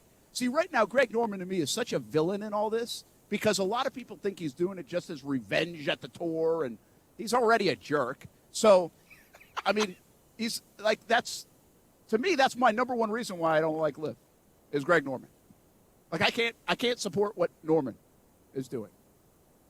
And there are other reasons to not like the LIV stuff if you're in my camp, but I'm not getting behind the Greg Norman thing. Yeah. And I want, and so maybe when he's out of the way, do people like me feel a little bit, hey, merge this thing. Maybe we can do some fun things here, I never was mad at the European tour or the Asian tour or whatever tour. So I think once we lose the initial part of this, where it ends up at some point, it could be a really cool place for golf, by the way, and maybe there is a Ryder Cup type format at some point between LIV golfers and PGA Tour golfers. Because I'll end it with this, and I know I've talked too much on this tweet, but the one thing about it is most of the golfers are still friendly. Like, Rory has really, really put a flag in the ground on this. And he's taken some shots at him. And that's fine. He's talking trash, and he can beat anyone on the planet. But you look at, like, Billy Horschel, who's really good buddies, fishing buddies, go out to eat buddies with Cam Smith, and they both live in Ponte Vedra. Like, he ain't mad at Cam Smith. So how could you be? He'd probably be like, Brent, why are you mad at Cam Smith? It's a good question. You know? So, like, I think there's a nature of that will smooth everything. This isn't like this big rivalry thing. They get along. And I think they'll continue to get along for the most part. I think you're right, though. It may have to wait until Monahan's retired and you have the next generation of league managers out there that they bring this thing back together, or at least until LIV gets bigger or better and the PGA feels like it's an actual threat versus one of these ankle biters. But I think in the future, yeah, they probably do come together if LIV doesn't eventually fold. Tweet again. What do you got? All right, moving to the NFL. Breaking news earlier today, Bears president, CEO Ted Phillips retiring at the end of 2022. Big story here is the fact that Big Ted over here is only the fourth team president in the history of the Bears. 100 years for the Bears, just 4 team presidents. Good thing or a bad thing, you think? Do you like the loyalty of the team, or do you think it kind of hurts? Yeah, probably at the later stages that hurts, right? Loyalty, longevity, continuity, I think at some point runs out. And you're afraid to pull the plug. Because that's an impressive run and an impressive position in the franchise. Only 4 people have had it in the last 100 years. And honestly, I don't even know how big his influence is. Like, I don't even know I'm not that familiar with the name. Like, who knows presidents outside? Like, I know Mark Lamping, you know? But outside of that, like, I couldn't name presidents of teams. But to be the CEO of an organization, you know the influence is all over the place. Yeah, and again, but I do think, listen, we do this with coaching, right? And maybe you guys disagree, but tell me. Like, Bobby Bowden, a lot of people thought, listen, they weren't going to kick him out, but he hung on maybe a little bit too long, right? Yeah. There are instances like that. Then there are others like the Pittsburgh Steelers, who are the greatest sign of continuity over the last, I don't know, what's even the number now? 50 years? Chuck Noll to Bill Cowher to Mike Tomlin? Yeah. And by the way, that's not running out. No, it hasn't hurt him either. No, that's fine. I mean, I haven't won a Super Bowl since like 10 or 09 or something like that, but they're always good and always dangerous and always relevant. So I really think continuity in sports is a really good thing for the most part. And I really believe that Shad Khan, many a times over this last decade of ownership, has tried to duplicate it. And that's why he's been as loyal and patient. It does seem that way, right? Because he's trying to get into that mode where you're not changing all the time. But there is a fine line. You know, you look at a guy like Tom Coughlin and the struggles he had as his time here in Jacksonville came to an end the second time. And you got to wonder, are there some positions, and maybe it's not CEO, but maybe it's closer to the player-facing positions, that maybe you require fresh blood more often, or an updating of the kind of philosophy or mentality there, versus something like a CEO or team president when you're tasked with running an organization, not just player personnel, but the front office, everyone who works for the organization, all of the tentacles you have spread out, and all of these franchises keep continuing to spread those tentacles out further and further, creating new businesses around their main business. Maybe that's where that longevity and loyalty counts a little bit more, at least to me. Well, I think you're right. I mean, first of all, they're a totally different animal. Mark Lamping is not going to be on the leash that Doug Peterson is on. For sure. You know, I mean, it's just not going to happen. And Mark Lamping, by the way, has done a lot of very good things in Jacksonville. I'm just using that close to home example. And I think overall, people in those positions stay in their job longer than not.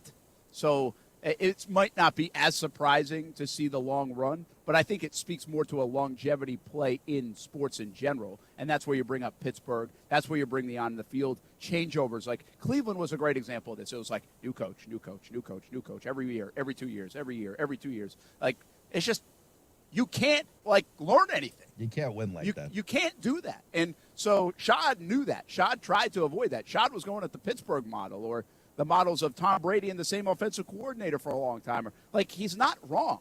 Problem is, you got to find the right one. And I think the great irony in all of this, was shot. And I've said this, and I don't think it's been talked about enough, but I guess I have the power to do that if I want. The Urban Meyer, when we look back on this at some point, the Urban Meyer thing was a disaster. And I think we can debate how we got to him getting fired and what was the final thing of why he got fired. But the reality is, Shad Khan, who had been very loyal to a lot of people over the years, that people wanted gone before he had them gone, pulled the plug on Urban Meyer on a Wednesday evening late at night. And when he did that, he ripped the Band-Aid and moved on.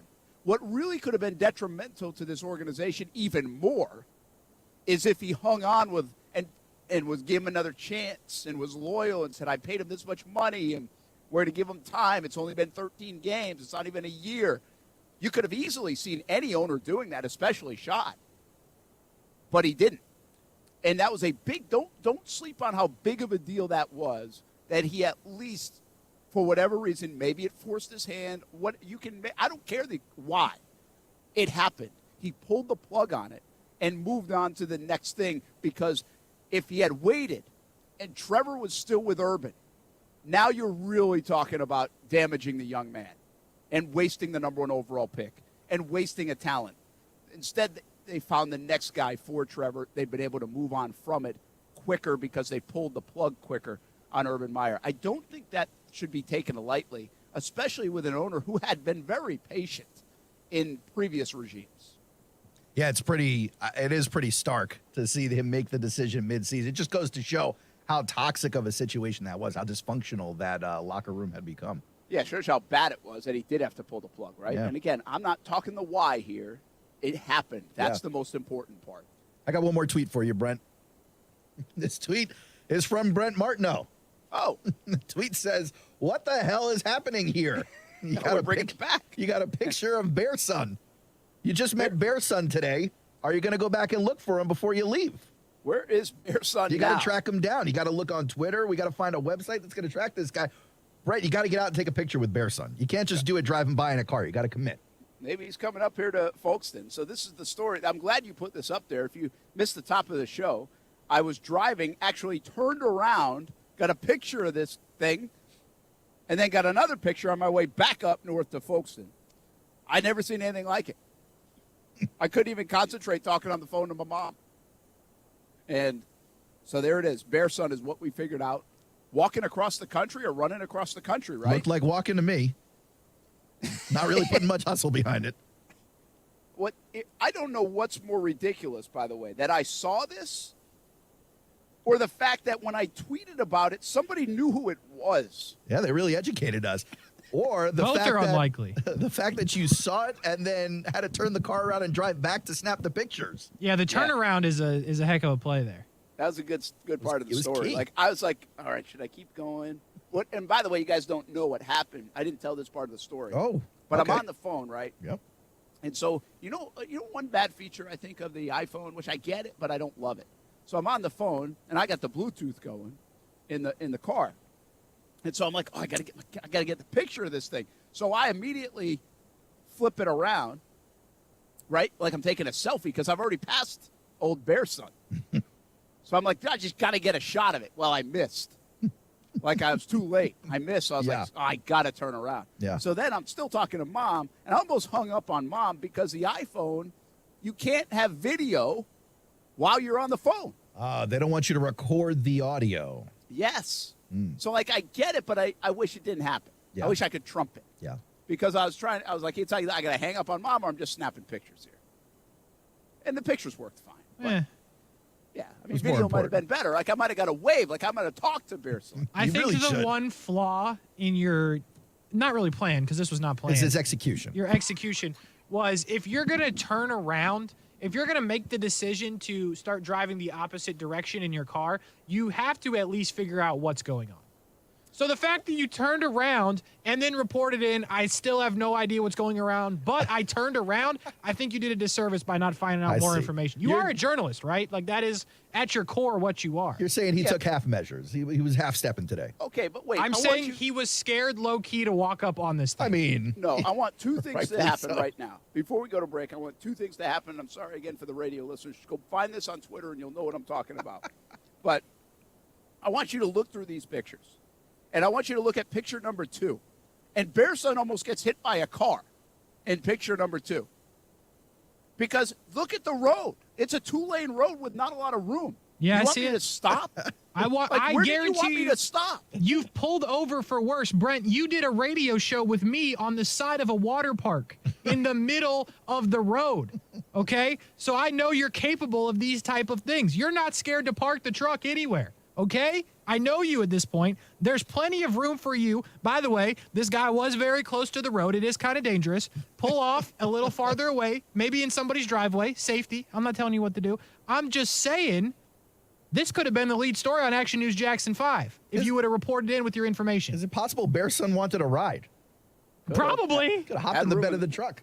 Now, that would have been something if Bear Son just came out of the back of this. If you would have truck showed right up to today's show with Bear Son in tow, that would have been the best show ever. And instead, all we have is some semi-okay pictures. Okay, and now there's one other element here that you guys are missing.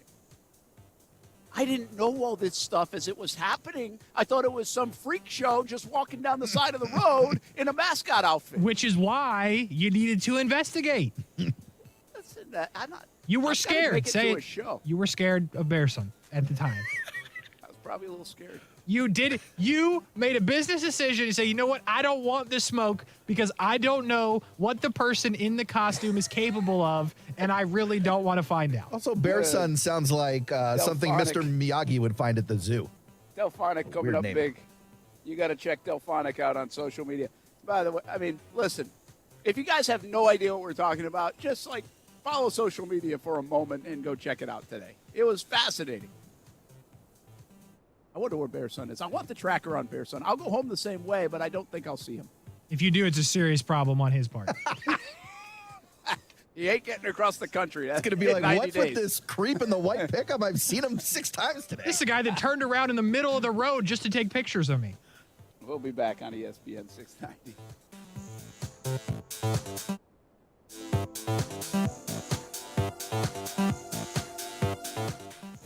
Now, the First Alert forecast on ESPN 690.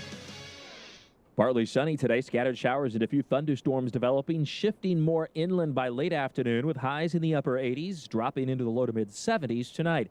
And partly sunny tomorrow, a few afternoon showers and storms, again mainly inland with highs in the upper 80s. It's your First Alert forecast. I'm Action News Jax, Chief Meteorologist Mike Burrish. Join me today beginning at 5 p.m. on CBS 47 and Fox 30 Action News Jax. The Weather Center is brought to you by Beards Diamonds, where now you can buy like a dealer buys. No markups, no retail games, and never a commission. We're ready to deal. Best Bet St. Augustine is now open. Experience the best in poker, simulcast wagering, and fun card games for all levels at Best Bet St. Augustine. Best Bet's newest card room features 49 gaming tables, a state-of-the-art sports bar, delicious wings, a full-service bar, and freshly made sushi. Open from 10 a.m. to 4 a.m. Monday through Friday and 24 hours on the weekends. Best Bet St. Augustine is located at 800 Marketplace Drive, right off exit 311. For promotions, go to bestbetjax.com. If you play a sport or coach a sport or watch a sport in Jacksonville, there's a really good chance that uniform was ordered through Baker Sports. Look good, feel good, play good. Custom sports apparel at Baker Sports since 1997 and a staff that really wants to help. They are experts in the business and make outfitting your team a seamless endeavor. The homegrown Jacksonville business is now the top choice for apparel all over the Southeast. Baker Sports, uniforms, hats, shoes, embroidery, screen printing, and 3D printing. They do it all at Baker Sports, helping make your team look good. Hey, boss, look. The ding-dong doorbell cameras made the news again. Again? You would think that mega company that bought them out would be more buttoned up. You would think. But now some homeowners are upset they shared camera footage without their consent. Huh. You know, being a crook and all, one thing we know is that home security systems are not created equal. That's for sure. I mean, take Safe Touch Security. I don't pretend to know about their video monitoring encryptions or algorithms or their flux capacitor or whatever. Wait, what? Whatever it is they do, it works. That's why you don't hear about safe touch cameras in the news. Encryptions, algorithms, and flex capacitors? Never mind. It's also why we have the Crooks of Rust Golden Rule. Stay away from safe touch houses. Stick to that and we'll be fine. Crooks know to stay away from Safe Touch houses. Hi, I'm Lester Jackson, president of Safe Touch Security Systems. No one beats our technology or our price. Call Safe Touch today at 888-723-8682 or go to safetouch.com. State license number EF233. Flux capacitor not included.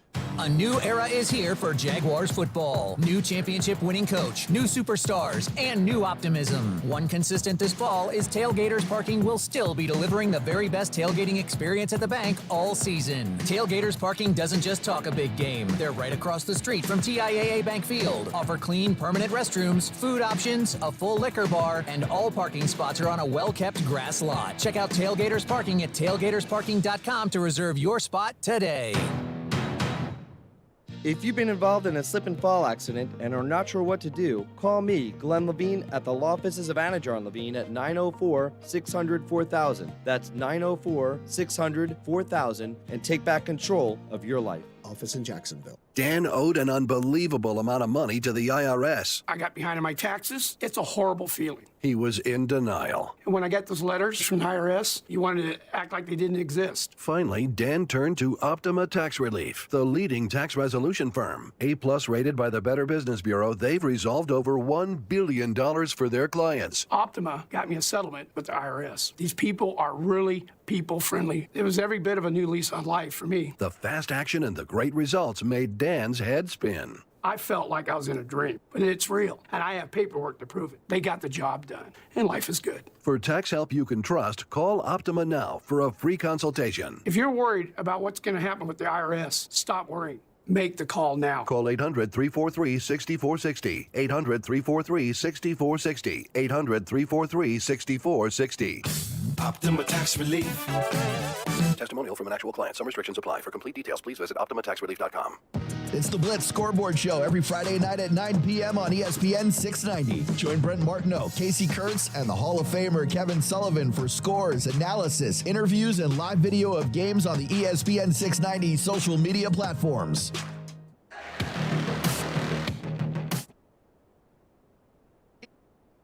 You're listening to Action Sports Jacks. Aaron Schachter hanging out with you guys. The Red Menace, Casey Kurtz in the control room. Brent Martineau live from Charlton County today. Friday Night Blitz coming up tonight. He's out there watching some high school football. Stepped away from the truck, but that's all right, Case. We got a lot going on here today. We really do. All week long, by the way, we've been giving away $1,000 5 times every day. $5,000 every single weekday. And we're going to do it again next week. As a matter of fact, Casey, we're going to do it for like the next 6 or 7 weeks. It's a lot of weeks. ESPN 690 is paying those bills. How about that? Monday morning, 8 a.m., be listening right here. Matter of fact, forget Monday morning, 8 a.m. You still got one more shot to win today, Casey. 5 p.m. today. Very soon. If you're trying to get those electric bills paid for the next few months, make sure you're listening in. You'll hear a special keyword. You'll want to text that keyword to 70123 before 15 past the hour, and then you're in the running for that $1,000. So all you got to do is just text a keyword, and then you're picking up that cash. It's just that easy. It's literally. In the meantime, I think it's time to talk a little bit of college football. We've been looking at our picks. How did we do last week, Casey? It doesn't matter. It was preseason. Yes, all right. yeah, 2-1 over here. Oh, thanks for coming to work. Yeah. I was talking to my guy, Gant Geiger, over here at Folkestone. Remember, I was up here for the high school baseball playoffs. Remember that? They were in the state championships. I do. Yeah. So I was just talking to the baseball team. Listen, I'm like a native up here in Folkestone. Apparently not, because you didn't stop for our guy. Bear Son.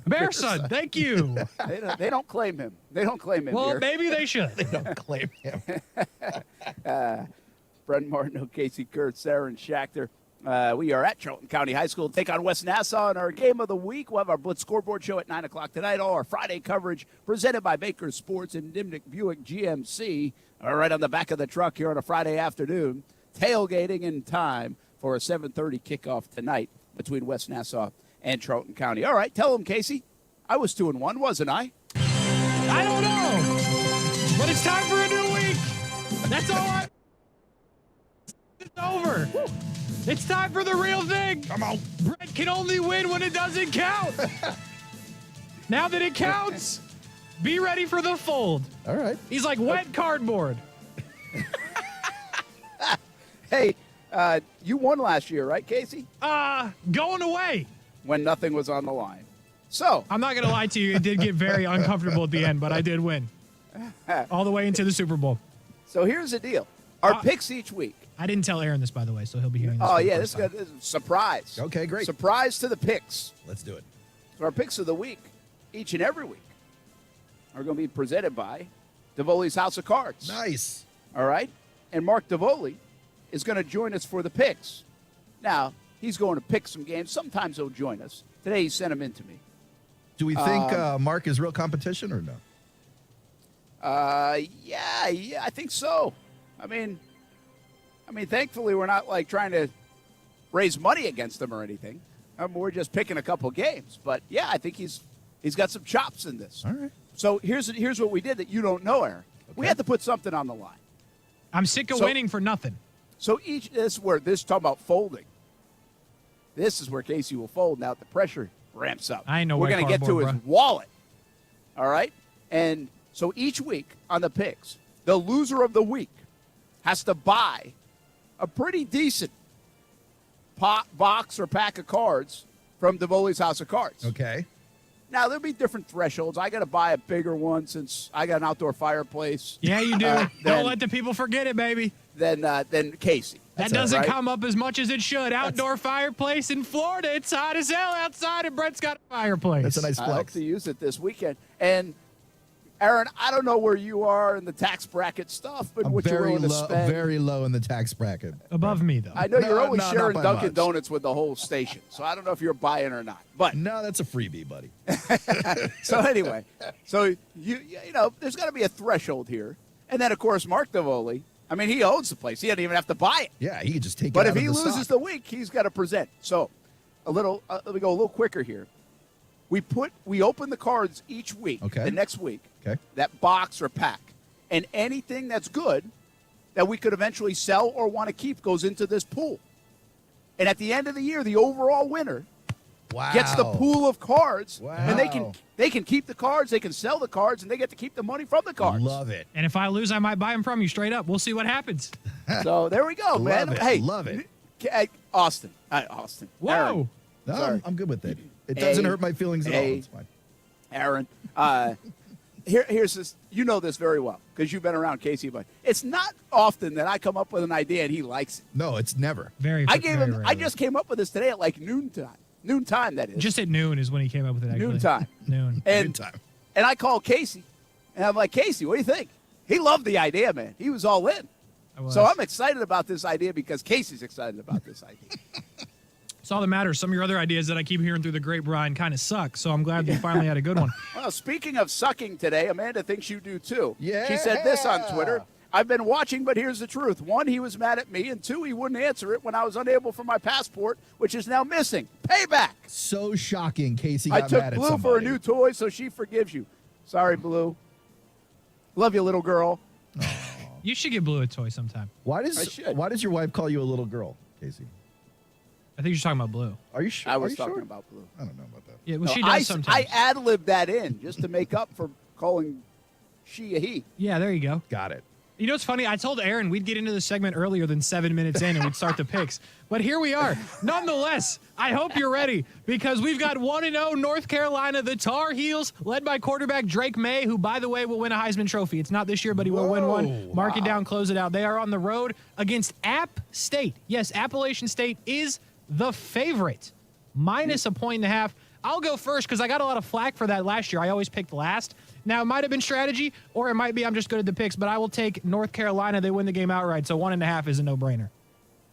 Aaron, go ahead. I'll take Appalachian State in this one. Chase Bryce can throw the rock now. 3,300 yards last year, 27 TDs. UNC had a rough go of it last week with their secondary giving up some yards to a Florida A&M team, that shouldn't have been able to do that. So we'll go App State in this one. Chase Bryce on School 3. Brent Martineau, what do you got? Yeah, I got to go North Carolina. I love the story of App State. I want to go visit. We might go to a midweek game at App State in a couple months, but I got to go UNC here. This is low-hanging fruit for me. And Mark Davoli says UNC as well, Casey. I like it. Very good. We move on. Cincinnati coming off an undefeated season. Desmond Ritterless, undefeated if you will. They did lose in the playoff, but Desmond Ritterless, and they are plus 6.5 at a sneaky good school, and that is Arkansas. Arkansas minus 6.5 at home. Brent, why don't you start? What do you got for I'm us? going to have Mark start. He had Arkansas. And I like what they're doing at Arkansas right now, and I'm a little afraid of the hangover for Cincinnati. I'm going to go with Arkansas as well. Aaron? So I'm going Arkansas. I think Cincy, while they had a great year last year without Desmond Ridder, they're still trying to figure out what this quarterback situation is going to look like. Still haven't named a starter. I know you burned me on that last week, Casey, but it is the situation. So Arkansas is getting my pick. KJ Jefferson under center, a 6'4" hoss. Arkansas, reportedly, it's going to be one of the most well-attended games in Arkansas history. Picking the Razorbacks in this one. Don't tell Pat Narduzzi. So am I hearing game picker-upper? Oh, game picker-upper opportunity. Not doing it. Arkansas wins the football game. Oh.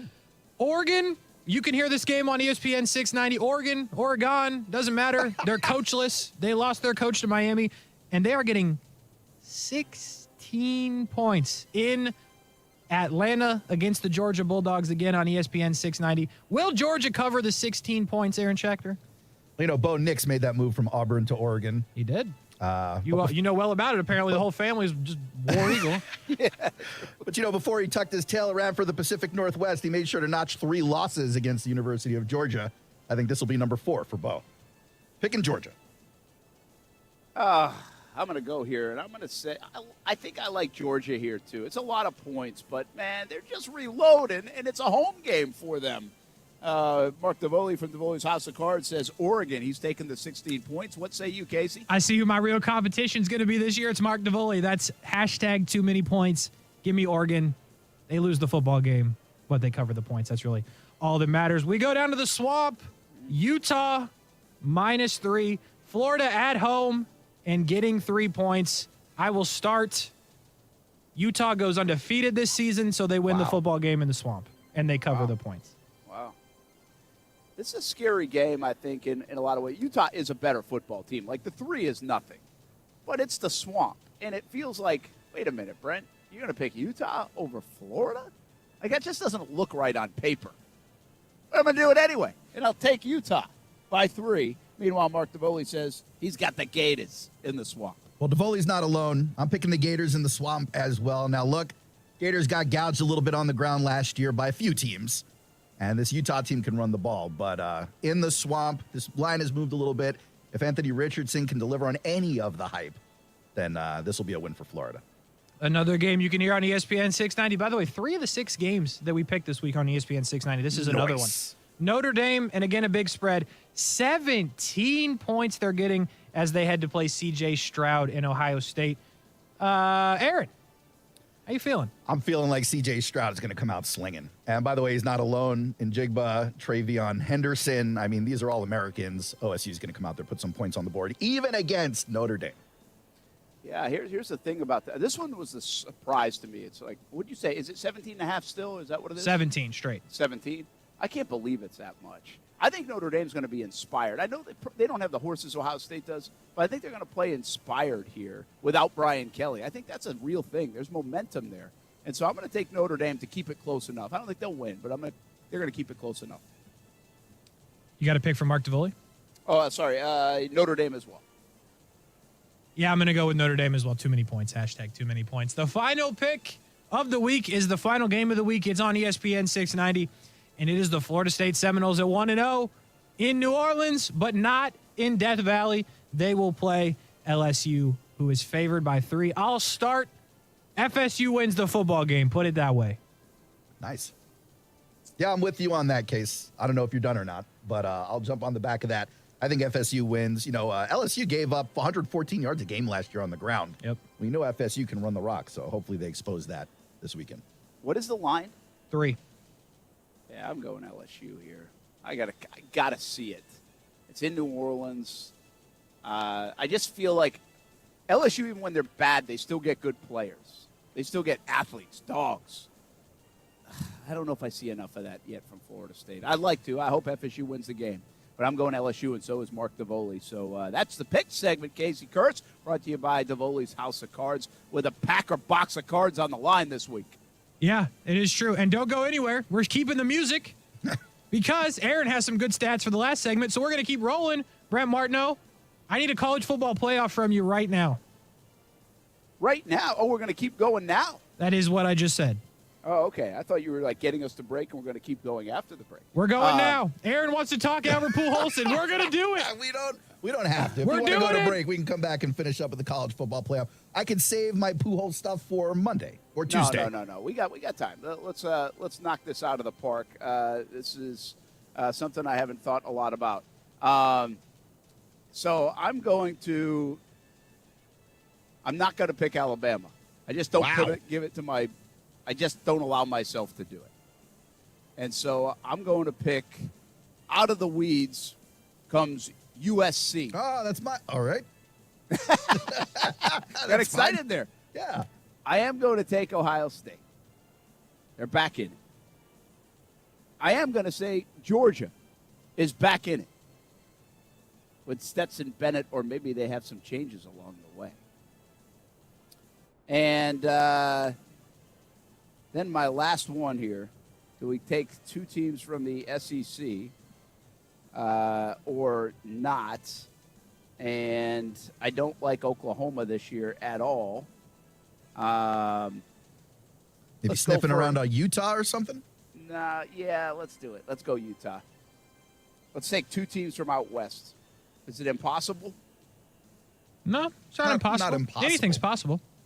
Speaking of anything being possible, Aaron? I don't know the connection there, but I go almost chalk on this one. I'll go Alabama, Ohio State, Georgia as near locks, despite Brent's dismay. And then for my fourth team, I was going USC right there. I think they'll make their way in there. Sneak in there. I will go Alabama. I will go Ohio State. I will go Utah. As I told you, they'll be undefeated. And I'm going Baylor. Wow. The Baylor Bears. Mark it up. Hot take. They're in the college football playoff. The question now, the only one that remains, who wins? Yeah. The Big 12, by the way, is really a tricky one, isn't it? Because, Oklahoma feels like they got gutted. Oh, Baylor's really good. I know, but Baylor's Baylor. Exactly. Good football program. Been for a long time. They'll be in the college football playoff. I'm going to go Ohio State wins a national championship. Aaron? Following Brent down that aisle, man. Really? Everyone's just expecting Alabama to walk through the season, so I can't do it. But Ohio State is loaded for bear, and I really believe in C.J. Stroud. You may remember, Brent, last year I picked... Son? Oh, not Bears. Loaded for Bearson. You may remember I picked Iowa State to win the title last year. It was a good pick. It just unfortunately did not come true. So this year, as badly as I want to pick a Utah team or a Baylor team, and nobody else did it, you might as well be right at some point in time. Give me the Crimson Tide. Yeah, good idea, probably. Yep. It's a good idea. I was thinking of getting USC all the way in, but because I got two teams from the West, that probably won't even happen. So, but USC could be sneaky now. I don't want to see that either. I'm kind of rooting against them, aren't you? Lincoln Riley? No, not really. I'm fine with it. What you got on Pujols? You don't root against anybody. You got to get a little more mad at people. What? Apparently, Brent is having a dementia moment. When we come back, Brent, I got some stats on Albert Pujols' August. One for the record books. I want to review some of these. Want to review some of these numbers with you and see if you're still finding them credible or not. You're attacking anti-Pujols. Albert Pujols. We'll be back on ESPN 690. We're live at Charlton County High School in Folkestone, Georgia. Back in the day, crime was someone stealing something off the patio. Today, it's violent crime. Oftentimes, the bad guys hack into cameras and doorbells, steal your privacy, and break into your house while you or your loved ones are home. Criminals today are much smarter and more violent. You simply cannot fight today's criminals with do-it-yourself alarms. That's why you need a Safe Touch security and surveillance system with its 5 layers of detection and protection. Number 1, the Safe Touch sign. Crooks know to stay away from Safe Touch houses. Number 2, cameras using analytic technology that alerts the bad guys they are on camera while simultaneously alerting you, the homeowner. Number 3, entry alerts that notify Safe Touch before the bad guys even enter. Number 4, the exclusive Safe Touch two-way communicator that immediately alerts local emergency authorities. And number 5, the Safe Touch central monitoring center that is right here and not in some remote out-of-state location. Don't delay. Demand is at an all-time high. Call and receive professional installation at no charge. 888-723-8682 or go to safetouch.com, state license EF233.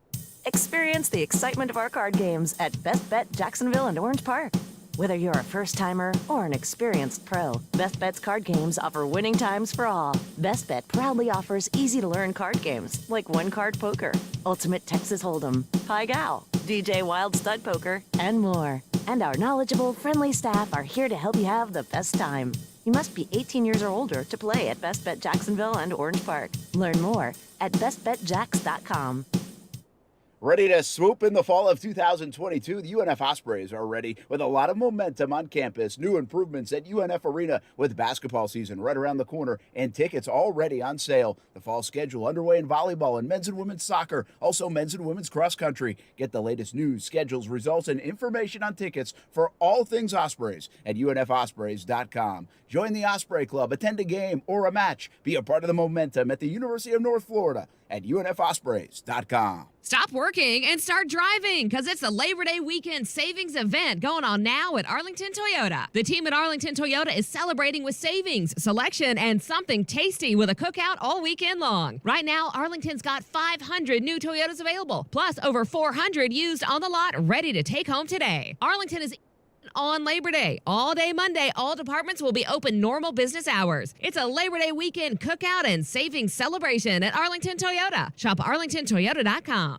Sometimes the mortgage process can be a tricky one, a dead end for some. Not with Carrington Mortgage Services. They have a team that will find a solution for you. That's what they do. That's what they are experts in, finding loan solutions for unconventional borrowers. If you're self-employed or a freelancer, if you have low credit scores, if you're an investor looking to use cash flow to qualify, Carrington Mortgage Services will find a loan for you. CarringtonMortgage.com. Carrington Mortgage Services, LLC, NMLS ID number 2600, Equal Housing Lender. The Labor Day event from Dell Technologies is here. End the summer strong by starting up a new season of productivity. Your business upgrade begins with up to 48% off top-rated laptops, like Vostro, taking performance to the next level with 12th Gen Intel Core processors. It's time to push your growing business even further. What's next for you? Upgrade today by calling 877-ASK-DELL. That's 877-ASK-DELL.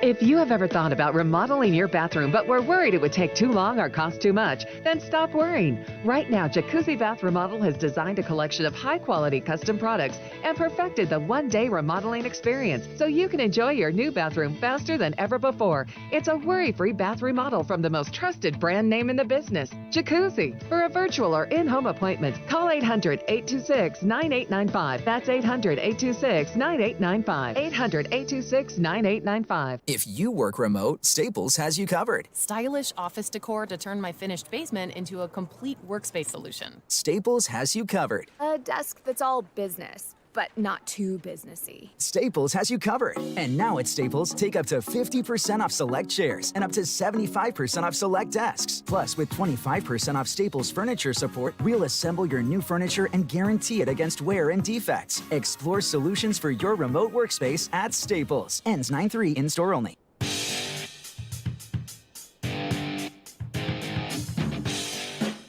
Action Sports Jacks on ESPN 690. Aaron Schachter with Casey Kurtz, Brent Martineau live from Charlton County.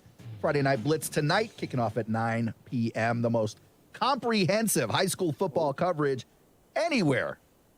You ain't going to find a better show anywhere when it comes to high school football sports. Brent, I told you I had some Albert Pujols stats I wanted to run by you. Yeah, Albert Pujols hate coming from you. I'm hoping you keep an open mind here. Let's talk about Albert's August, because it was one for the record. A crazy, crazy August by anyone's standards, much less for a 42-year-old guy who's hanging it up right after this season. His OPS for August was 1.224. That's the highest OPS in August of any major league hitter who got at least 65 plate appearances. The highest in the league. 85 points higher than anybody else in the sport. There's only been one other player in history who had a 1.2 OPS or better in any calendar month. It was Barry Bonds in April 07, 1.349. Pujols, by the way, also slugged 803. You know who else? The only other person at this age to do that? I see where you're going here. Barry Bonds, 814, April 2007. No one else has even slugged 700 in any month. You know who had the best slugging percentage in the big leagues last month? Albert Pujols again. As a matter of fact, he had only 2 months slugging 800 in his 20s, none in his 30s. He just slugged 803 and 42 in real life. He had 8 home runs, Brent. Here's a list of guys who have never hit 8 home runs in any month this season. Freddie Freeman, Manny Machado, Juan Soto, Jose Ramirez, Alex Bergman. Heard of any of those guys? I have. He They're hit pretty good. 5 home runs in 5 games. By the way, also 6 in 8 games. Also 7 in 10 games during the month of August. He had a day where he was 4 for 4 with 2 home runs. Pujols, the oldest player to ever have a 4 for 4 2-homer game. Only 4 other men have ever had a game like that at any point after turning 40 years old. Stan the Man, Babe Ruth, one of my favorite players of all time, Ricky Henderson, and Willie Stargell. Brent, you still on the Pujols train? It's still a Cinderella story to you? Well, I don't know about Cinderella, but can I make the argument that Pujols was fresher than most of those guys because he hardly played much? Like, he's had very limited at-bats. Okay. Apparently, Right? he's being real efficient with it, putting it to good use. How many at-bats does he even have this year, right? I mean, really over the last couple of years, he's been very limited. So I don't know why that is. I can't that's pretty good evidence. I don't know if it's damning evidence. Are That's a you surge. the only one that thinks that this is happening, or is there some more speculation? Because I haven't seen about that. I haven't seen mainstream speculation, but only because any respectable journalist wouldn't actually say something like that. I am not a respectable journalist. I'm an everyman. Yeah, I don't know. Hopefully it's not the case. But anyway, can he get to 700 by the end of the month? It seems Regardless. like he might get there next week. At this rate. We'll see if he can get there coming up. We've got a lot of stuff going on here. The wind is coming. The weather's coming in. Probably just lost the video feed. We did. Almost just broke the camera. The one of the umbrellas already just went down. Bad. It's going to get ugly here at Charlton County, but we got football at 5 coming up anyway. Might have to run for cover when we come back on ESPN 690. Have a good weekend, Aaron.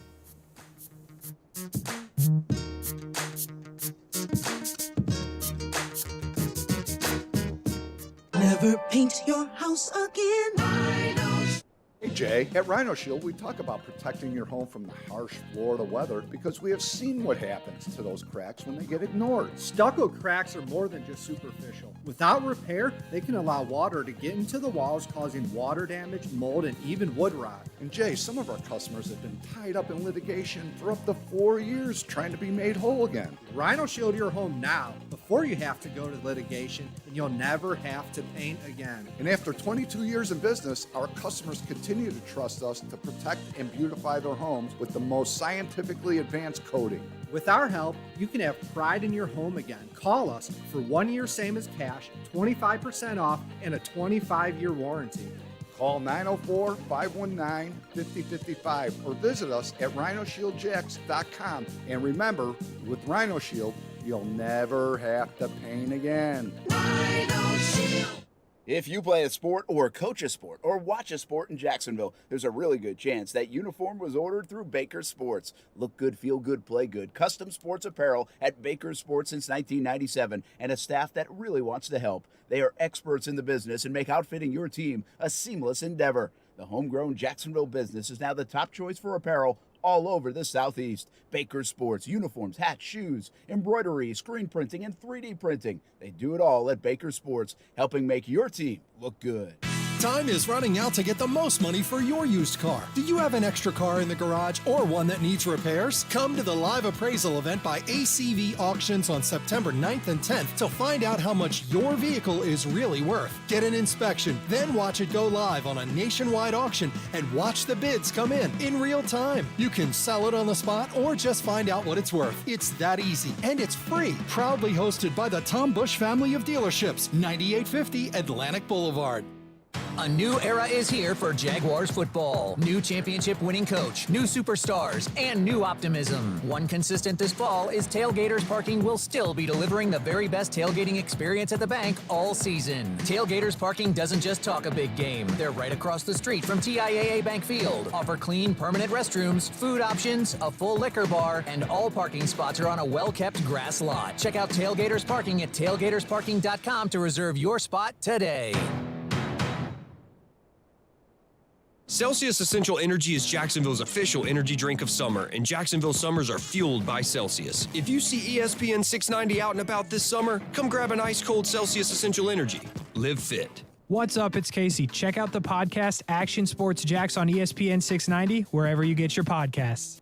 Broadcasting live from the ESPN 690 Anajar and Levine studios. Anajar and Levine Accident Attorneys. Call 904-600-4000. That's 904-600-4000. ESPN 690. Jacksonville's home for ESPN Radio. WOKV Jacksonville. Listen live everywhere you go on ESPN690.com. ESPN 690, a Cox Media Group station. This is SportsCenter.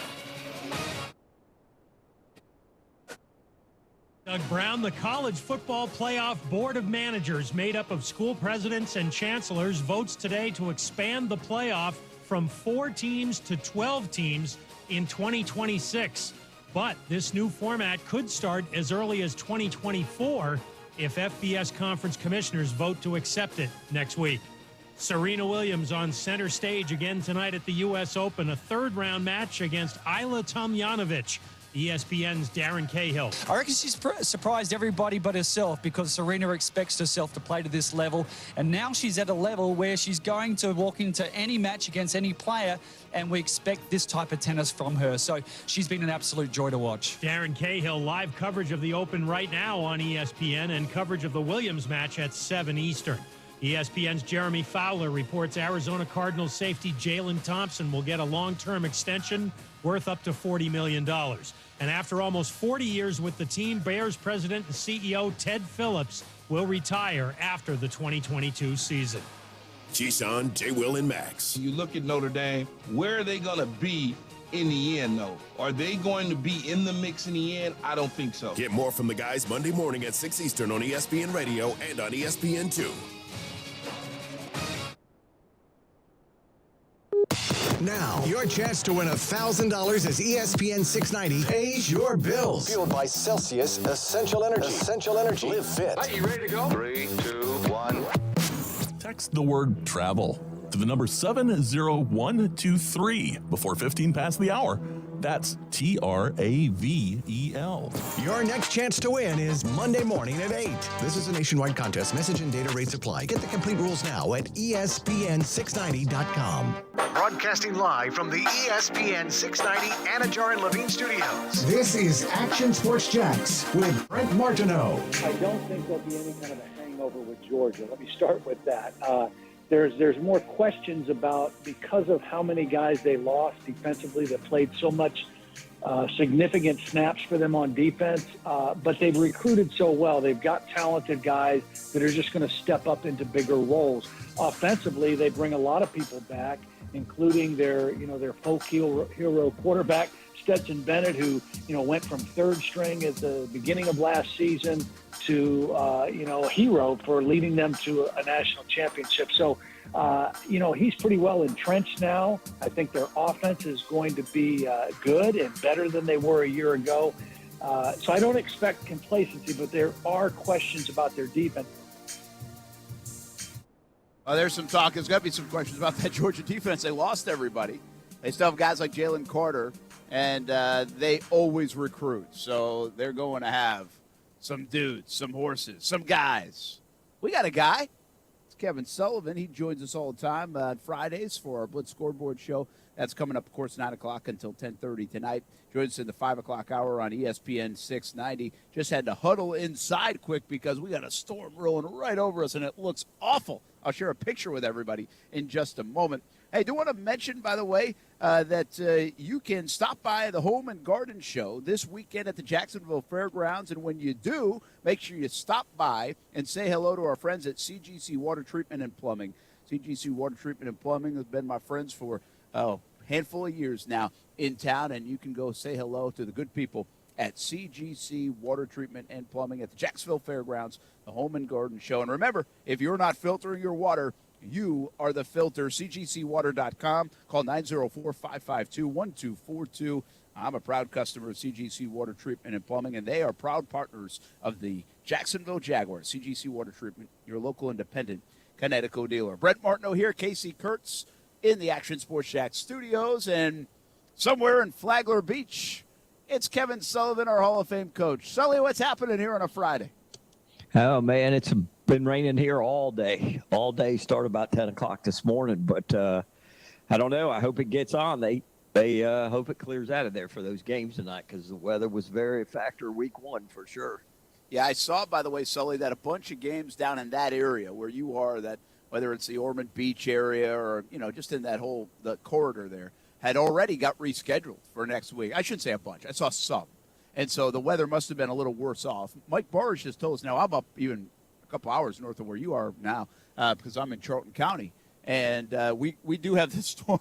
It's a nasty-looking guy here right above me. So I had to move everything indoors inside the vehicle just to while this passes. But Barish said it's going to be fast-moving. And he thinks by tonight, most of the area should be in pretty good shape. Now, that was last night when I talked to him, so hopefully that hasn't changed. We should get games in, maybe less lightning in the area. Because I'm telling you, man, that's tough. It's tough on us who are trying to do shows, but it's really tough on the players, right, and the coaches. And you bring injuries into play because you got to stay hydrated, you got to re-stretch. You just don't know what's going on. I mean, that's going to be a tough situation for coaches and players, right? Yeah, it's not any fun. Nobody wants to, you can't control the weather, so you try to make best do, but nobody wants to go out, play for 10 minutes, go back in, sit for 30 minutes, warm up for 5 or 10 minutes, go back out and play. You know what I mean? It's almost better if it's coming through. Let's go ahead and wait on it and push the game from, 6:30 to 7:30 or 8 o'clock.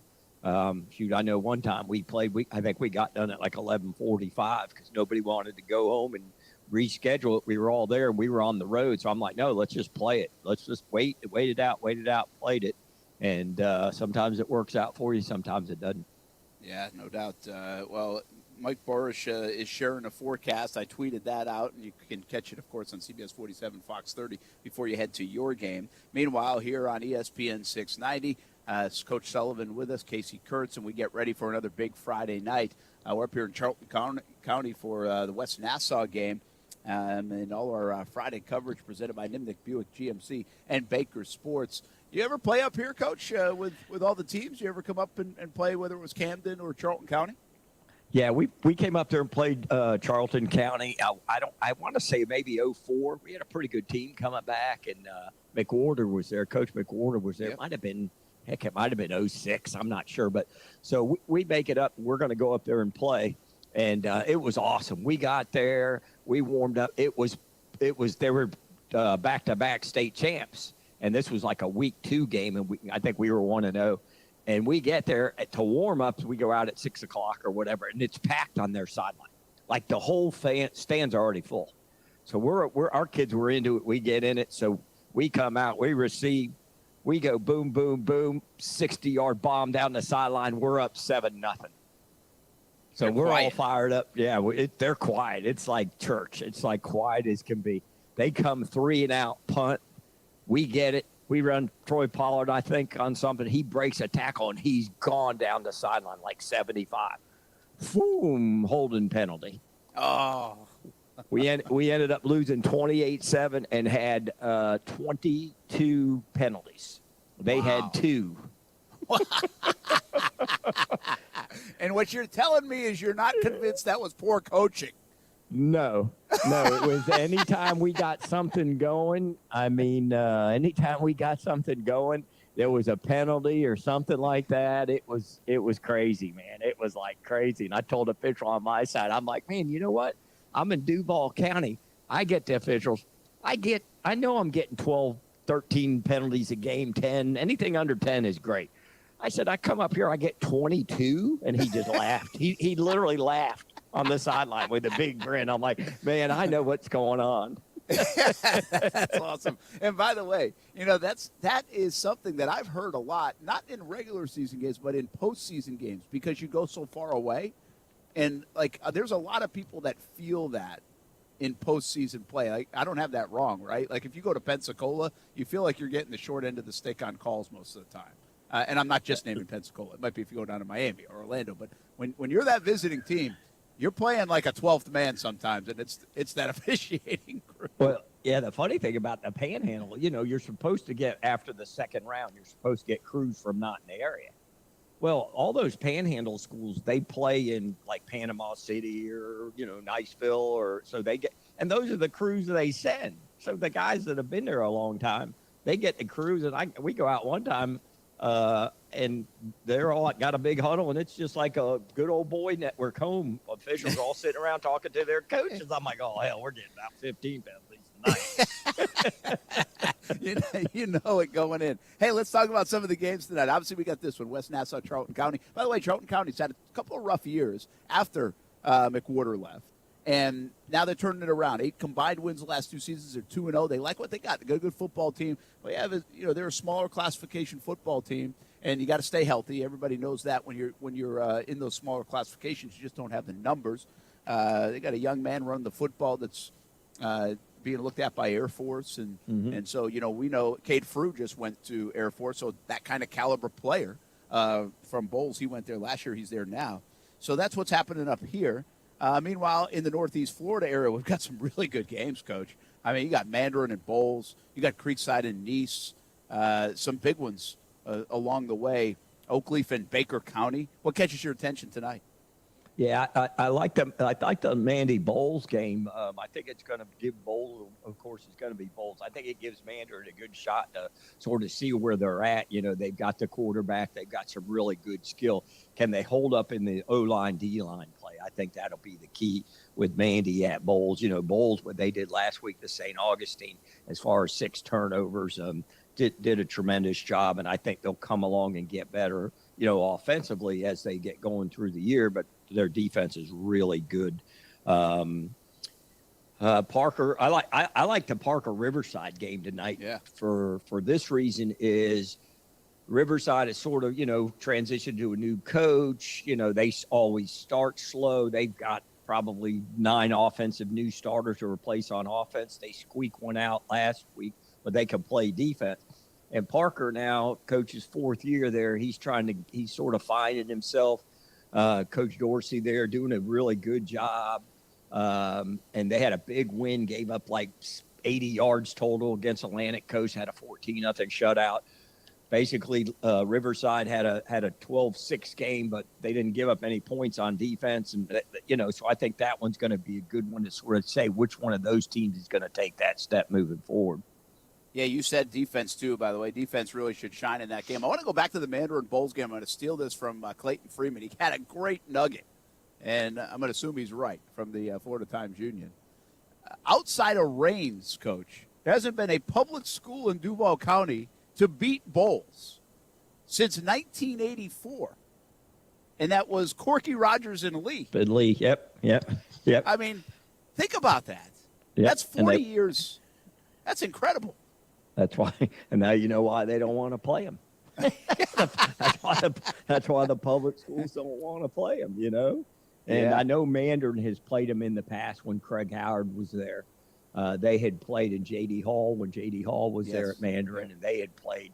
And I know that, we had played Bowles, and I know Raines had played Bowles, and I want to believe First Coast might have played them a few times early on. But, like with us, as we were building our programs, that they're the measuring stick. So if you could get them on the schedule when for 2 years you're going to be pretty good, then you got a chance. But if you try to schedule them every year the way things sort of go through, it's a little bit difficult because they're going to roll their kids in every year. Most of their kids are there and in the program and running through. So when Coach Rogers was there, now with Coach Toblin, what they've got going on now. So, it's a credit to their program.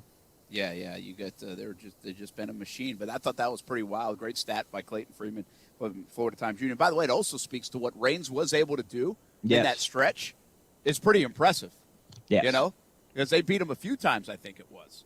Yeah, and then they beat him twice postseason. in 1 year. Yeah, they beat him twice in 1 year, which that's never easy. They beat him over there and then beat him at their place in the playoffs when they won it. I think when they won it the second time, I'm not sure.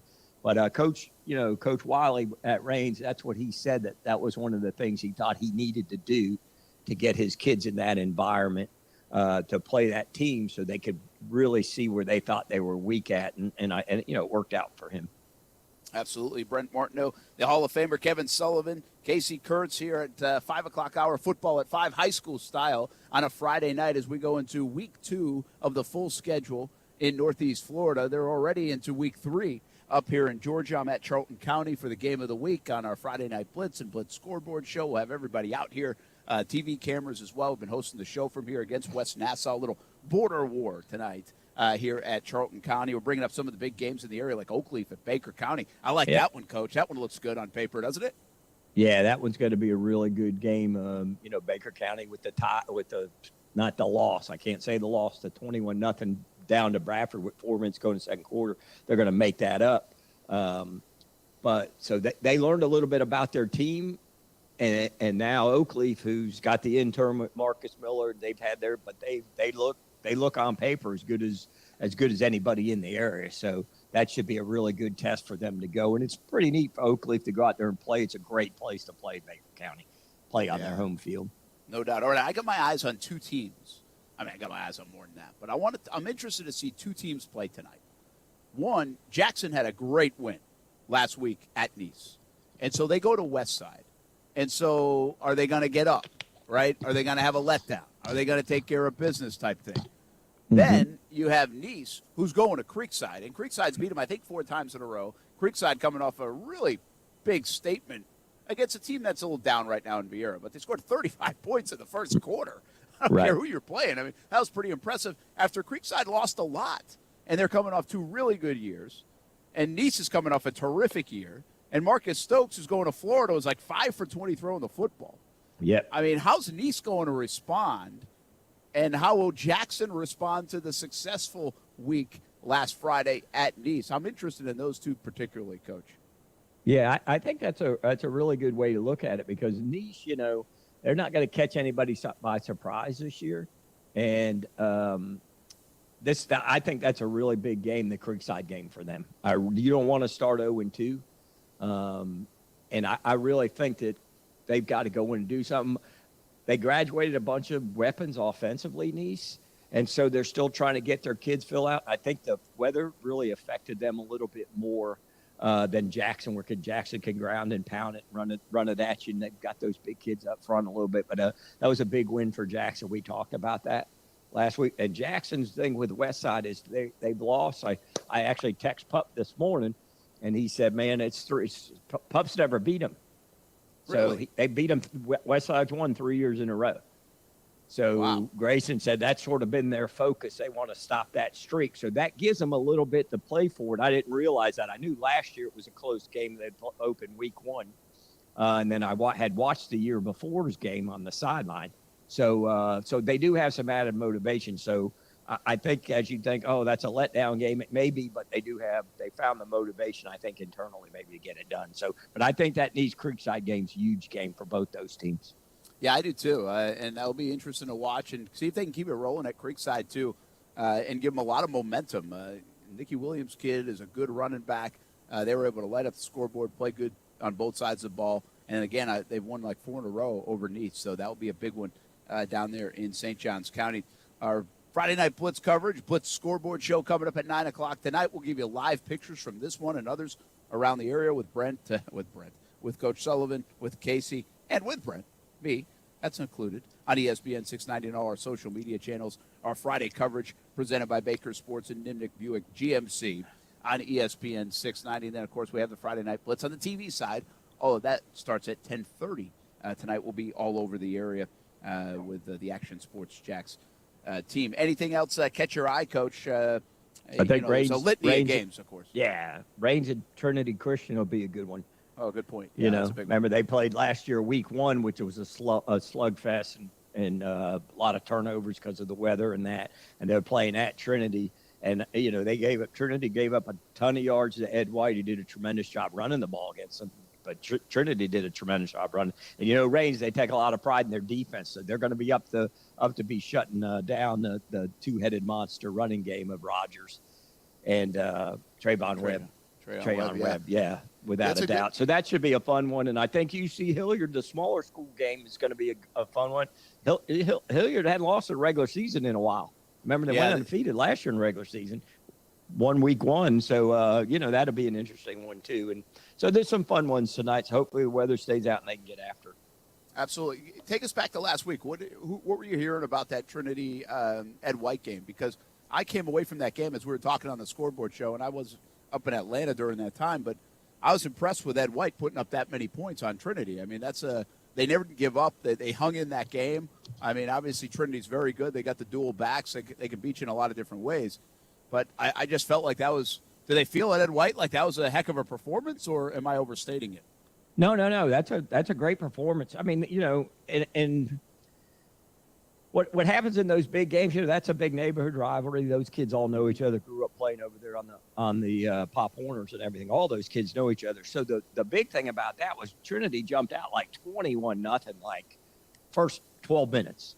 And so Trinity has maybe a little bit of a letdown, and then Ed White gets a turnover, scores, gets a turnover, scores, goes for 2, gets a both. It's 21-16, and then now it's a football game. You know what I mean?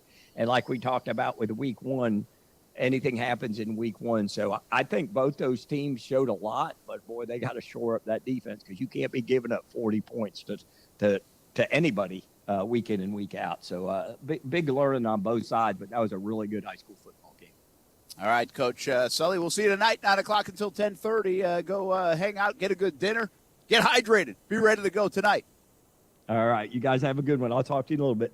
All right, that's our Hall of Fame coach, Kevin Sullivan, joins us for our high school football coverage here on Fridays during the 5 o'clock hour, but especially at 9 to 10:30, we'll have the Blitz scoreboard show you. We'll show you some late-game action of what's happening around the area, scores and highlights and reaction. Coaches calling in. Leads right up to our Friday Night Blitz, all our coverage on a Friday, presented by Nimnick Buick GMC and Baker Sports. And also want to tell all the student-athletes out there to go to iCryo in St. Johns County for recovery on a Saturday or over the weekend or any day of the week. Tell them Brent sent you. Ask about the student-athlete pass at iCryo in St. Johns County at the Pavilion at Durbin Park. And this Labor Day weekend, save up to 50% off vitamin shots, IV drips, and more. 48-hour flash sale Saturday and Sunday. Body sculpting, buy 5 slimming, get 1 toning free. Buy 10 slimming, get 3 toning free. So a little something for everybody. The deals are only good for 48 hours, so don't miss out.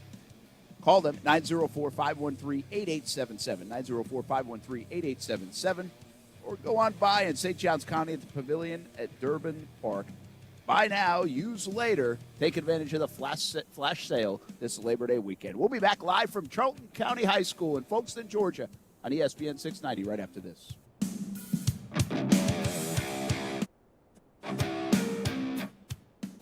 Now, the First Alert forecast on ESPN 690. A few showers into early this evening, then partly cloudy skies overnight, warm and muggy in the low to mid-70s. Your Saturday will be partly sunny. Chance for a morning shower storm near the beaches, then that chance for showers and storms shifts inland as we go through the afternoon, and highs in the upper 80s to around 90 degrees. From the CBS 47 at Fox 30 Action News Jack's First Alert Weather Center, I'm Chief Meteorologist Mike Burrish. The Weather Center is brought to you by Beards Diamonds, where now you can buy like a dealer buys. No markups, no retail games, and never a commission. We love to celebrate Labor Day weekend with family, friends, picnics, and parties. Please be safe this holiday weekend and don't drink and drive. A message from your friends at ESPN 690 and Anajar and Levine Accident Attorneys. Thank you for calling Navy Federal Credit Union. How can I help you? Hi, if I'm in the Army, not in the Navy, am I still eligible for membership? Yes, you are. What about my sister in the Air Force? Her too. And my dad's a Marine. We serve all branches of the military, veterans, and their families. My dog is a retired military working dog. I'll see what I can do. Find out if you're eligible at NavyFederal.org. Navy Federal Credit Union. Our members are the mission. Insured by NCUA. Long weekends are all about getting a little you time. And at the Home Depot, you time means you building, you drilling, you doing, you recharging, you saving, and you going back for more. Do Labor Day your way and get a free 18-volt battery with select Milwaukee Power Toolkit purchases at the Home Depot. How doers get more done. This year, CGC Water Treatment is celebrating 75 years in business. Happy anniversary to them. Put their experience to work for you. Discover how good your water can be with a new Connecticut softener and drinking water system. I've had mine for a handful of years now. Absolutely love it at the house. Connecticut's twin tank, non-electric softeners are the most efficient softeners available, and their drinking water systems remove up to 99% of contaminants. If you're not filtering your water, you are the filter. Don't be the filter. Call today and save hundreds, even thousands on a complete home solution for city and well water. Financing available with approved credit. And because the professionals at CGC Water are committed to being your go-to water experts, you can trust their master plumber with all your plumbing needs as well. Call 904-552-1242 or visit cgcwater.com. Right now you can take advantage of the $75 drain cleaning special. Call for details. CGC Water Treatment are proud partners of the Jacksonville Jaguars, and I'm a proud customer of CGC Water Treatment, your local independent Connecticut dealer. Stop working and start driving because it's the Labor Day weekend savings event going on now at Arlington Toyota. The team at Arlington Toyota is celebrating with savings, selection, and something tasty with a cookout all weekend long. Right now, Arlington's got 500 new Toyotas available, plus over 400 used on the lot ready to take home today. Arlington is even open on Labor Day. All day Monday, all departments will be open normal business hours. It's a Labor Day weekend cookout and savings celebration at Arlington Toyota. Shop arlingtontoyota.com. We're ready to deal. Best Bet St. Augustine is now open. Experience the best in poker, simulcast wagering, and fun card games for all levels at Best Bet St. Augustine. Best Bet's newest card room features 49 gaming tables, a state-of-the-art sports bar, delicious wings, a full-service bar, and freshly made sushi. Open from 10 a.m. to 4 a.m. Monday through Friday, and 24 hours on the weekends. Best Bet St. Augustine is located at 800 Marketplace Drive, right off exit 311. For promotions, go to bestbetjacks.com. People often ask me, how much money do I have to pay you up front to be my personal lawyer? The answer is nothing. It's free unless we win. What about a slip and fall or car crash case? Free unless we win. Morgan & Morgan. Visit forthepeople.com for an office near you. Celsius Essential Energy is Jacksonville's official energy drink of summer, and Jacksonville summers are fueled by Celsius. If you see ESPN 690 out and about this summer, come grab an ice-cold Celsius Essential Energy. Live fit. We're local, you're local. Shop local. Please shop local retailers right here in the 904. Shop the 904. When you shop local retailers, you're making an investment in our community. When you shop locally owned businesses, most of the money you spend with them stays right here in our community. Shop these great local businesses. Surrendering Minds Yoga Therapy, Tire Outlet, Carrington Mortgage, Florida Pump Service, Miller Electric. Now, more than ever, we need to support local businesses and shop the 904. They're a big part of what makes living in the 904 so great. To get your business listed, email shopthe904@cmg.com. That's shopthe904@cmg.com. Get your business listed. Shop the 904.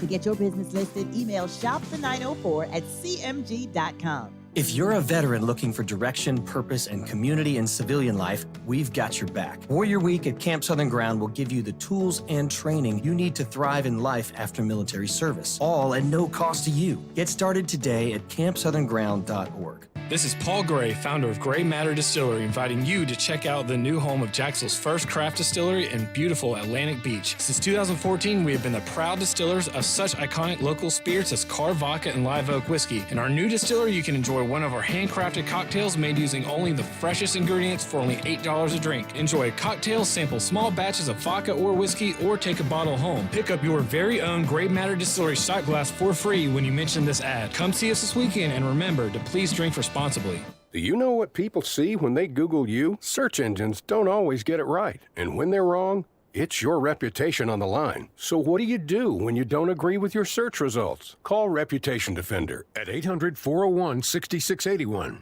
Reputation Defender by Norton is one of the most trusted names in online reputation repair. We have over a decade of experience in fixing people's search results, and we can help you too. Using cutting-edge approaches, Reputation Defender pushes unflattering information down to lower pages of your search results, where few people ever look. We also promote the good stuff so that it rises to the top, letting you put your best foot forward.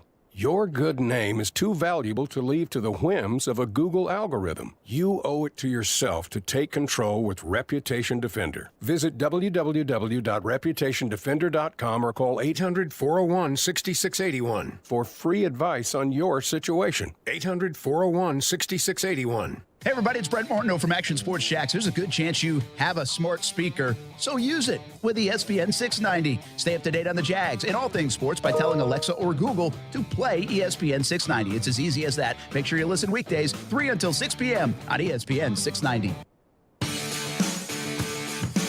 I love seeing more teams get a chance. If this increases the likelihood that maybe we see a Cincinnati 2.0 like we saw from last year, somebody without a seat at the table thus far in the college football playoff, get that seat. I'd love to see it, but I'm floored that it took this long. It feels like we had this dance, we had this flirtation, earlier in 2022, and then it was shut down. It's not going to happen. And then Nick, some of the details about how much money could be, passed around here, how much money could be gained, close to $500 million. It seemed like it was going to happen. It was just, what was the number going to be?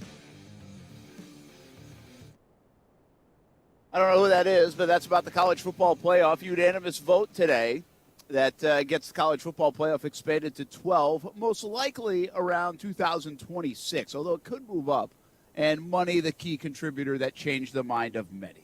What else is money wins the day in a sport that they're afraid to call big business, but we all know it's big business. We're happy with it. We're fine with it, but it is big business. Brent Martineau live at Charlton County High School as we got everybody starting to roll in. 7:30 kick here. Still some clouds and some raindrops, but the storm never hit like crazy. I thought it was really coming in, so I ended up taking cover inside the vehicle, inside my GMC Sierra. It's Friday coverage presented by Nimnik Buick GMC. And that cloud is still over Charlton County High School and Champ Bailey Field, but should clear out in time for the game tonight. Everything should be a go to see West Nassau and Charlton County in our Friday Night Blitz game of the week. Blitz scoreboard show coming up at 9, and a Friday Night Blitz TV show at Fox 30 coming up at 10:30, of course, with our entire Action Sports Shacks team. Brent Martineau here. Casey Kurtz back in the Action Sports Shacks studio, the only one standing still. Aaron Schachter gone for the evening and the weekend. Coach Sullivan out for some dinner, and then back at it at 9 o'clock. Oh, but not Casey. He's hanging around for a little Action Sports Shacks OT at 6 o'clock with Brian Middleton. And then it's on to the Jacksonville Jumbo Shrimp game, I believe, before the Blitz scoreboard show, right? Yeah, that's the plan. I'll be here. Just me, myself, and my thoughts right here in this studio by myself. Now, I plan to be there on time tonight. Last week, I was in Thomaston, Georgia, on my way back from Trayvon Walker's hometown. And by the way, did announce that next week, Jaguars All Access, first one at String Sports Brewery. It's Trayvon Walker and Josh Allen on Jaguars All Access. But I was a little late getting back to the team hotel in Atlanta. A couple of minutes a late arrival to the show. But it shouldn't be a problem tonight. I hope not. I am headed to Rebalt's game and then over to Bishop Kenny if I can make it after leaving here at Charlton County. We'll send the good photographers to Charlton County to highlight our game of the week. And that can also give us some live looks in during the Blitz scoreboard show as well. But, one thing we didn't talk much about today, Casey, is Florida State Seminoles. Coming off a big win over Duquesne. And I say a big win because, well, they won by 40. But also they made it look easy. Like, that's not been a typical thing, even in games like this for Florida State. Now can they go get one of those signature wins for Mike Norvell? And that would be on the national stage and in front of the big cameras in New Orleans, which essentially is a road game when you're playing against the Tigers in New Orleans, and beat LSU. LSU, who's not any great shakes in year number 1 under Brian Kelly, so it might be a good time to get them. But Florida State, quite frankly, isn't any great shakes either. So this would be a massive win for the Noles, don't you think? I think it would, and I don't think it's unrealistic. I mean, yeah, the environment's going to be tough, but if you look at what FSU wants to do, spoiler alert, it's run the football with all 3 of their running backs. LSU last year gave up almost 150 on the ground a game and almost a touchdown and a half. So they have been known to give up a lot on the ground. And you look at what they had last year, and it wasn't a ton, but your 2 biggest run stoppers for LSU are gone now. And they weren't even really stopping the run last year. So what do they have coming in? I'm not a LSU diehard to know what the backup run stuffing front looks like, but I do know if it's anything like they had last year, it's going to be tough for them to stop FSU. Can Jordan Travis do enough? On the flip side, can they do enough on defense? I don't really know what LSU is going to come out with Brian Kelly. That's going to be kind of a mystery. Also, a new quarterback coming over from Arizona State. You know he's mobile. How will that play in? But I think it's a fascinating game to find out what LSU is. I think FSU having the big win under their belt early gives them a little bit of an advantage. And I'm telling you, man, I think they win this game. Interesting. Yeah, it's going to be tough. I just don't know from a horse's standpoint. I still like LSU. They always have good players. And this game, everybody who was breaking down the game, that like really locks in Tallahassee and really locks in Baton Rouge, everybody is saying the same thing. This is all about the trenches. And this is all about the offensive line of Florida State, who thinks they're better. Like, Mike Norvell's done a better job than this team has looked in the past with the offensive line. But they got to go against that LSU defensive front. And then maybe a little bit further down the ladder is the flip side of that. How can the Noles defensive front do against the LSU offensive line? So many people think this game will be decided maybe even early in the trenches, and it's a huge test for the offensive line of Florida State. But if they pass the test, Casey, that could be a heck of a sign because, again, worth repeating and noting. There's been a bunch of problems at Florida State over the last, 5, 7, 8 years now. But the biggest one, the glaring one, that they haven't been able to fix at all has been that offensive line. So if Mike Norvell's starting to fix that, that could be a good sign for FSU. Yeah, it could be a major sign, especially with what they want to do. If your offensive line is good, it's obviously going to help with that. So, it's a big game. There's no doubt about it, and it's a big game on the flip side as well for LSU. They are the home team, even though it's a neutral site, if you will. But if Brian Kelly loses that game, it's not going to look good. So it's a big game for both teams, even though for different reasons. And Mike Norvell understands that. Apparently, they got a lot of former FSU greats coming in to talk to the team, including Jameis Winston, which makes sense because he's already in New Orleans before the game. But I think it's going to be a good football game. We'll have to see how it plays out. Obviously, you can listen. ESPN 690 cover starts at 5, but it's going to be a good one, and I'm glad they have it in the time slot they do because I don't think anybody's getting blown out. I think it's going to be close. I think it's going to be good, and everyone's going to be able to watch. That is true. Everybody will be able to watch. Hopefully it's close. Hopefully it's good. You don't want to lay a stinker if you're Florida State. So that one's coming up on Sunday, as Casey mentioned. We have a big college football weekend. Listen, we talk more college football today than we did the NFL. We never do that. And it's kind of a quiet weekend for the NFL. CBA says they got to take the 3 days off. So, Jags got 3 days off right here in a row, Friday, Saturday, Sunday. They'll get back at it on Monday. Starts a normal game week, and then we're really full-go Jags. Coming off the holiday weekend. We actually don't have a show Monday. We'll have a show back at it on Tuesday. So we're hoping everybody enjoys the holiday weekend. Meanwhile, with more college going on, Gators in the Swamp tomorrow. I don't know where this ranks as like a big game, Casey. I don't feel like it's got any extra intent for Florida. I don't think it has a lot of extra meaning. I do feel like that for Florida State. If they lose, if they're competitive, I don't think it hurts them a bunch. If they win, it's going to be a statement, signature-type game for Mike Norvell, and it could help them find a clear path to 8 wins, which I think is a big deal for Florida State to get to 8 wins. He's won 8 games combined in his first 2 years at FSU. Meanwhile, but Florida-wise, they're the underdog. You could make the case they're more of a 3-point underdog. the Swamp is getting a lot of love here, and it will be loud, but can they make that much of a difference? Because Utah's pretty damn good. and Florida's got their hands full tomorrow night. I just don't – as long as they're competitive and they look functional and there's no red flags, I don't think we're going to come out of this one if the Gators lose, 24-13 and say, oh, my goodness, Billy Napier, why'd they hire him?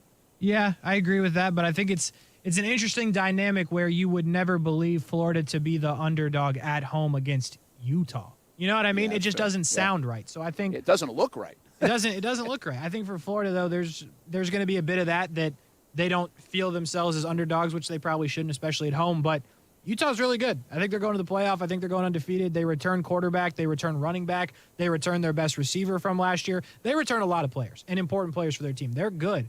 How will those guys handle the environment, though, I think is the question, because it's sold out. It's going to be loud. It's going to be rowdy, as they say. It's going to be a good football game, I think. But I think Utah wins the game, and as much as, to your point, they don't want to say it, they think they should win, but it won't be a red flag if they don't because, again, Utah's a really good team. I would say this, Casey. It's not that wins and losses in college football say a lot sometimes. If they lose, again, I don't think it's good if they get beat 42-10. All right? I mean, that's a little different. But if they lose in just normal fashion, let's just say, I don't think it's that big a deal. I don't think a loss hurts much of anything. I think a win now could do wonders. Sure. Because to me, that's a steal of a win. And then you start looking at their schedule. They got who they have next week? Kentucky. Mm-hmm. And you're like, okay, a lot of success against Kentucky, even though Kentucky now, look out for them. They're not the old Kentucky. We know that. Then you got South Florida. That's a win. Then you have Tennessee. Is Tennessee next? See, I think Tennessee is a huge game on their schedule because let's just say they lose tomorrow, but they beat Kentucky and they beat South Florida. Well, then you beat Tennessee. Then they play like Eastern Washington or something, right? They do. Eastern Washington, yeah. Okay, and then they play. Give me someone else. The next one, South Carolina or Missouri.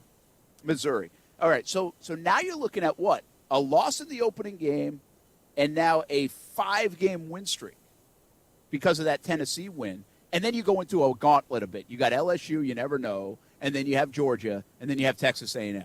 So I think I have the schedule right there. So I think that Tennessee game is really big. Now, what happens with this one? If you beat Utah, you steal one. I mean, right off the rip in his first game, he almost gets like a signature win. Yeah, it would be. And now you might go on a run here to get to LSU where you're undefeated. And all of a sudden, I mean, I'm probably a little pie in the sky for Gator fans here. They'll probably fall one of those games, whether it's Kentucky or maybe Tennessee does beat them or whatever. But I just feel like Tennessee is a massive game on their schedule. One to continue to be like, listen, we haven't been good. We're going through change, but we're still ahead of you guys, you know? I think there are games like that that are bigger in terms of what they say than this one tomorrow night. Yeah, I'll give you that. And I think it's interesting to the point of the schedule. Like, you might lose this game, but I just told you how I don't think that LSU is going to beat Florida State, and I think Florida is right in that conversation. They could be in a really good spot going into that Georgia game, although with the one loss. But if you win all those other games, to your point, you kind of forget about the opener in a game you were supposed to lose that you lost. So it will be interesting, but I do think it would be, in a weird way, a statement win if they beat Utah, a highly ranked team. I'm not sure what the fans do. I'm not sure the reaction to that. Is it business as usual? Maybe. But it would be a big win for Billy Napier getting started, and it would maybe give people some confidence that might not have it when they hired the coach that maybe some people didn't want. I just thought of this, so it's not like I looked it up much, but I wonder how many times like a new coach comes away with like a signature win in the opener. Not Urban Meyer. I don't know how much. I just don't know how much that happens. So, and college football probably I'm talking here. Yeah, I know. And by the way, and a lot of times, you got up until recently, we didn't even see good games in openers. So you couldn't even have that. You know what I mean? Yeah. It was Cupcake City until recently. Yeah. But there's a chance for that now with Billy Napier. We'll be in the Swamp, by the way, Action Sports Shacks in the Swamp tomorrow night for that Gators game against Utah. Devin Lloyd will be there. Jawan Taylor said he's going to watch from home and not be there. Meanwhile, we'll have our college football preview show tomorrow on CBS 47 at 7 o'clock. Listen, You're going to hear me teasing shows like left and right because they're all starting to fire up, baby. Sounds We got like it. shows, Yep. TV, radio, all over the place. And we're launching some new things on the radio side, too, so you're going to want to stay close attention to that. Listen, I'm going to pack up from here in Charlton County, do a little TV, head on down to Revault. We've got other cameras staying here at Charlton County for our Blitz Scoreboard Show and Friday Night Blitz. Casey's going to take us home. We're going to hear from Stuart Weber as well. We're all ready to roll here on a Friday night for week number 3 of the high school season, especially up here in Georgia. Have a good weekend, everybody. No show on Monday, remember, but make sure you check us out for the remainder of the night with Casey to finish up this one, and then Action Sports Jacks OT, 6 o'clock until 7 o'clock, and then the Blitz Scoreboard Show, 9 until 10:30. Just a quick mention for the University of North Florida, they have 904 weekend going on right now, fueling the pursuit. You can contribute until Sunday on their 904 weekend. Just go to unfospreys.com. Casey Kurtz, joined by Stuart Weber when we come back on ESPN 690, a Friday presented by Nivik Buick GMC and Baker Sports. Florida State football is back on Jacksonville's home for ESPN 690. Sunday, the Seminoles travel to New Orleans to take on the Tigers of LSU. Our coverage starts at 5 with the Florida State Tailgate Show. Then Jeff Colhane, William Floyd, and Tom Block have the call from Caesars Superdome against LSU. Catch Florida State football all season long on Jacksonville's home for the Garnet and Gold. It's Seminole football on ESPN 690. Hi, I'm Mike Combs, professional contractor and TV host. I love helping people, but when it came to improving the water in my own home, I needed help and turned to the water experts at Connecticut to make it right.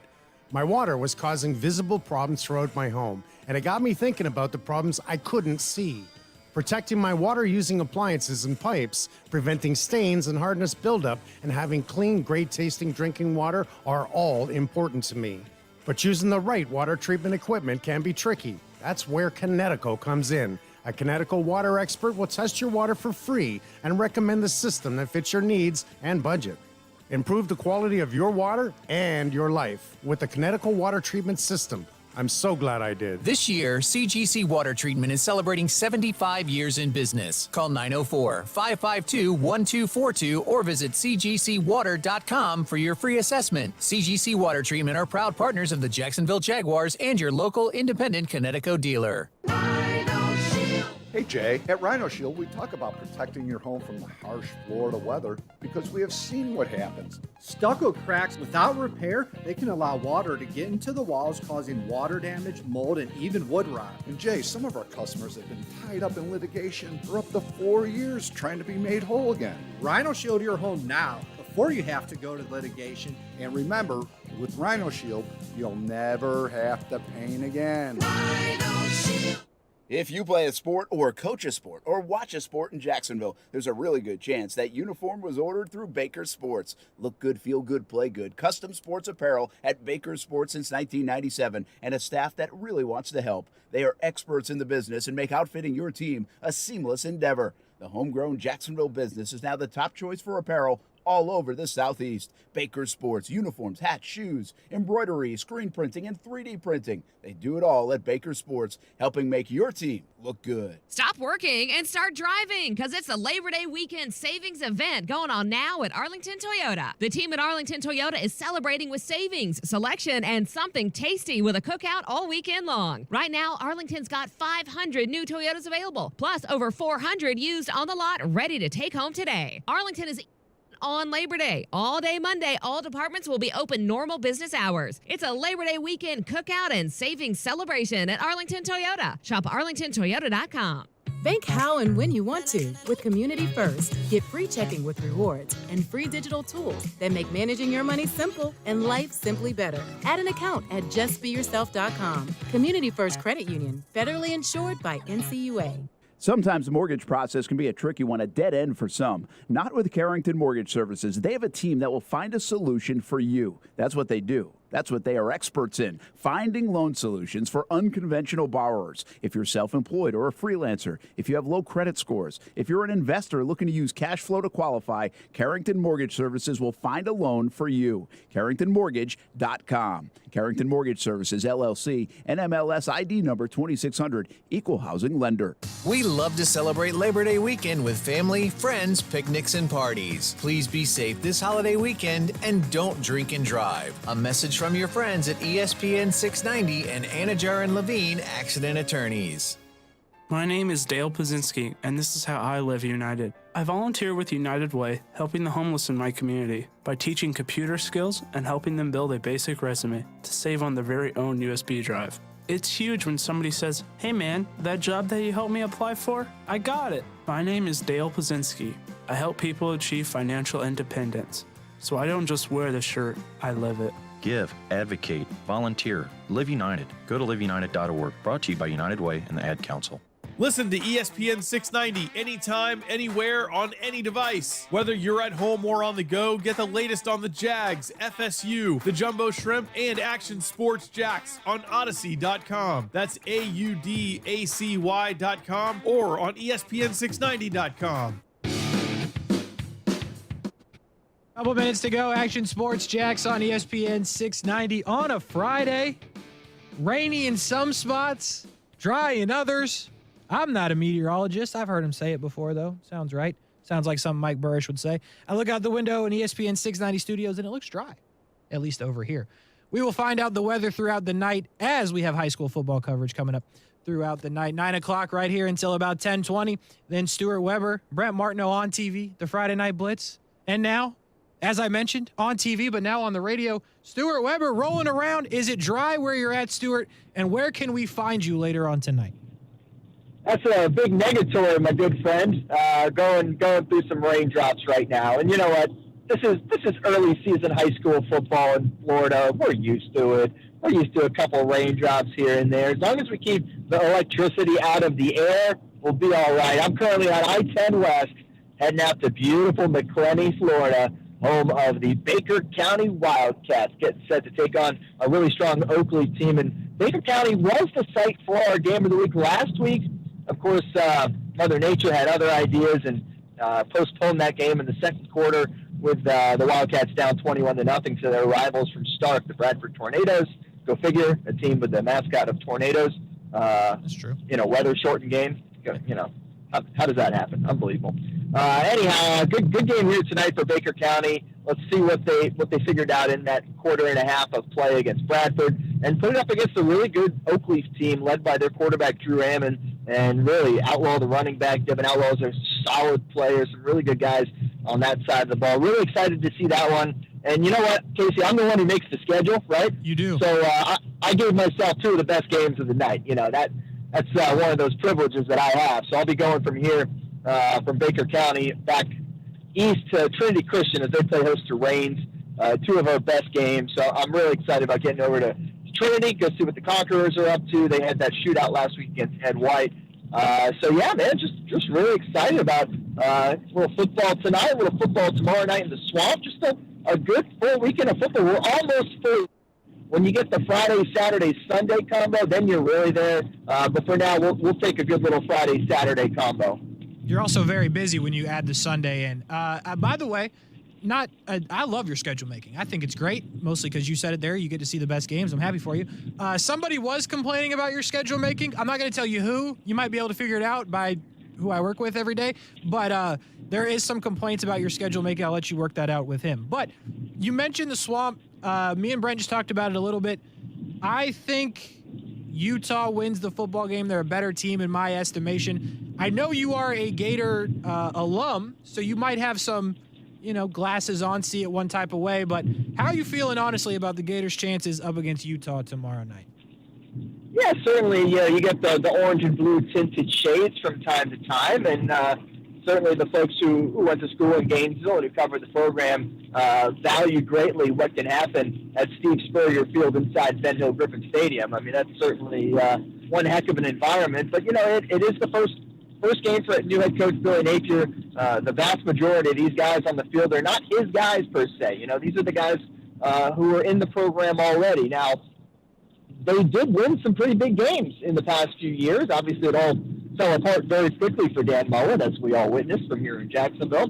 But you do still have some talented guys on the roster, so you're curious to see if they have the discipline out there. You know, they're not committing to silly penalties.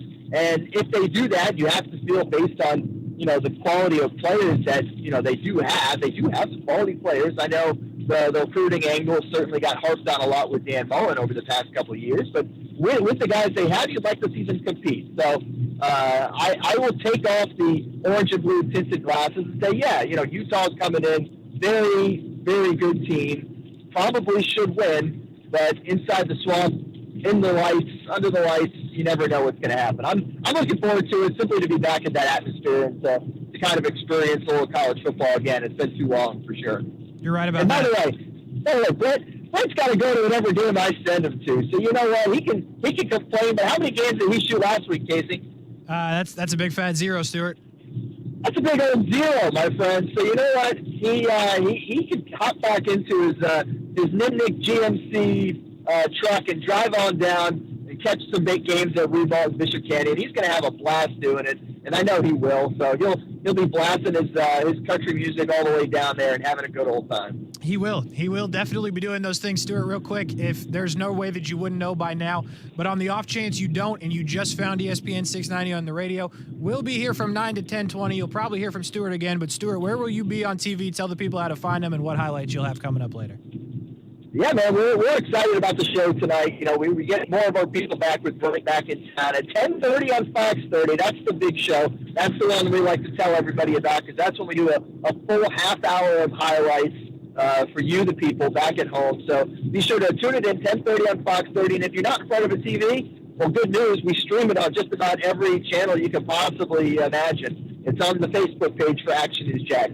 It's on all the same channels you're watching this show on right now. So certainly keep an eye on that. And by the way, I'm passing the Oakley's buses right now. So they're getting to the stadium same time as me, ready to go, ready to take on Baker County, one of our big games. But, of course, West Nassau, Charlton County, game of the week. Whole lot of fun. 10:30, Fox 30. We will see you there. There you go, Stuart Weber. Stay dry, or at least try to. I'm not going to stay dry, but that's okay. It's all part of the fun. We'll be all right. There you go. Thank you, Stuart. You got it. That is Stuart Weber, Action Sports Jax, the man himself. He makes the schedule. He goes where he wants, and he goes to the good games. You'll hear from him a little bit later on the Blitz Scoreboard Show. Right now, though, Action Sports Jax Overtime. Me and Brian Middleton, we got another 50 minutes to go. Then we got Jumbo Shrimp Baseball. Then we got the Blitz Scoreboard Show, and then they got the Friday Night Blitz on TV. So much still to do. And it's 6 p.m.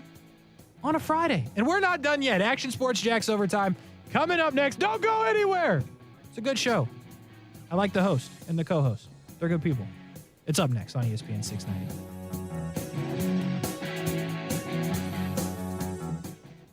Venture X from Capital One is the travel card for people always asking, where next? You earn 10x miles on hotels and rental cars, and 5x miles on flights booked through Capital One Travel, and 2x miles on everything else you buy with Venture X. Plus, receive premium travel benefits like access to over 1,300 airport lounges. The Venture X card from Capital One. What's in your wallet? Terms apply. See CapitalOne.com for details.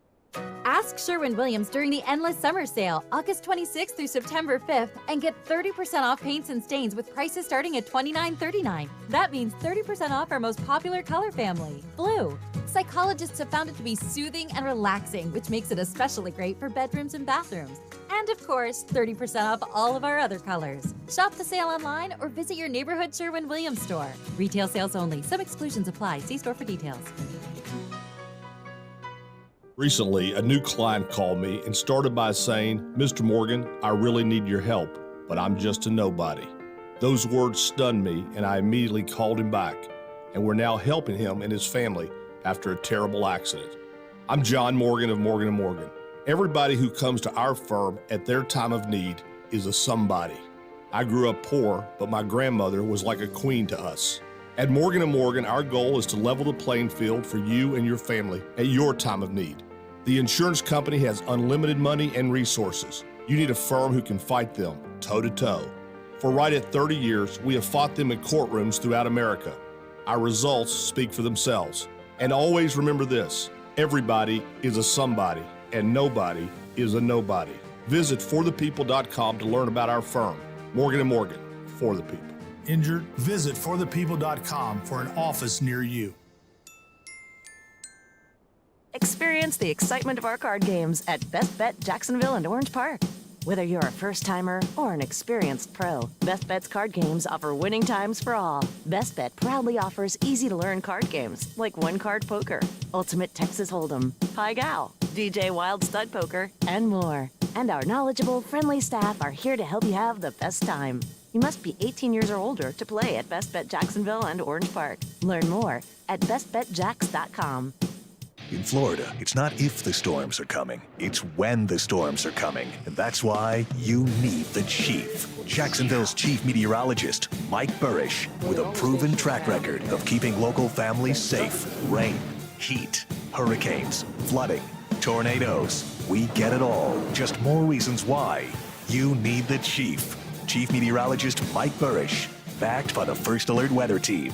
Only on CBS 47 and Fox 30 Action News Jax. When I moved to Jacksonville 15 years ago, I found Nimnick Buick GMC. That led to the Acadia, a couple of them, in fact, and now the GMC Sierra truck.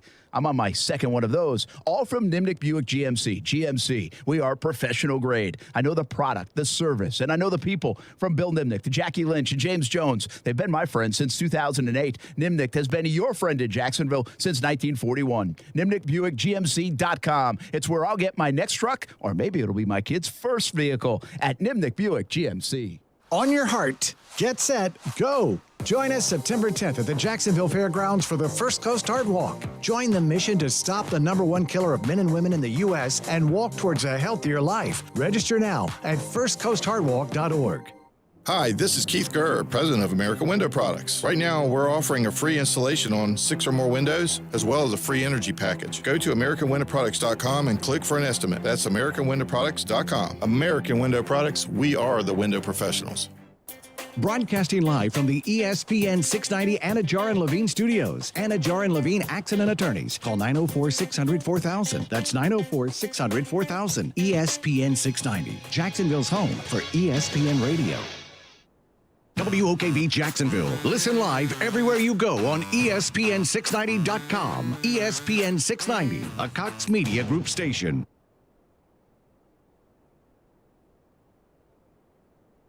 This is SportsCenter.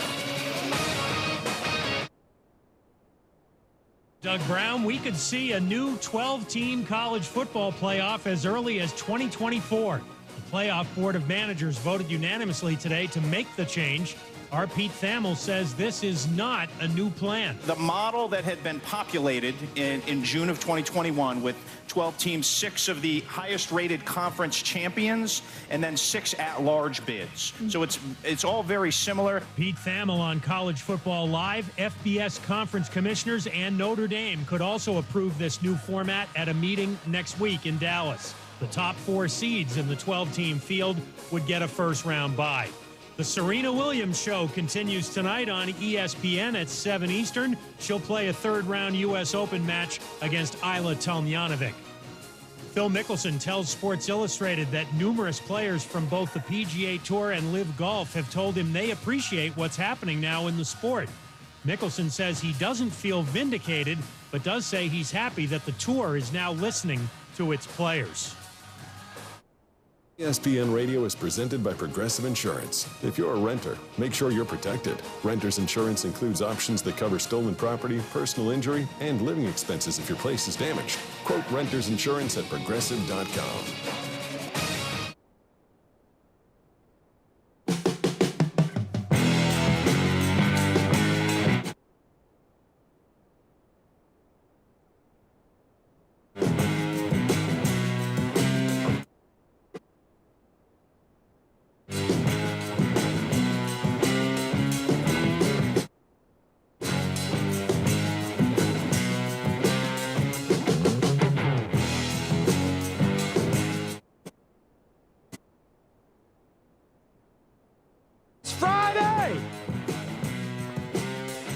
It is 6 o'clock on Friday. Hopefully you're off.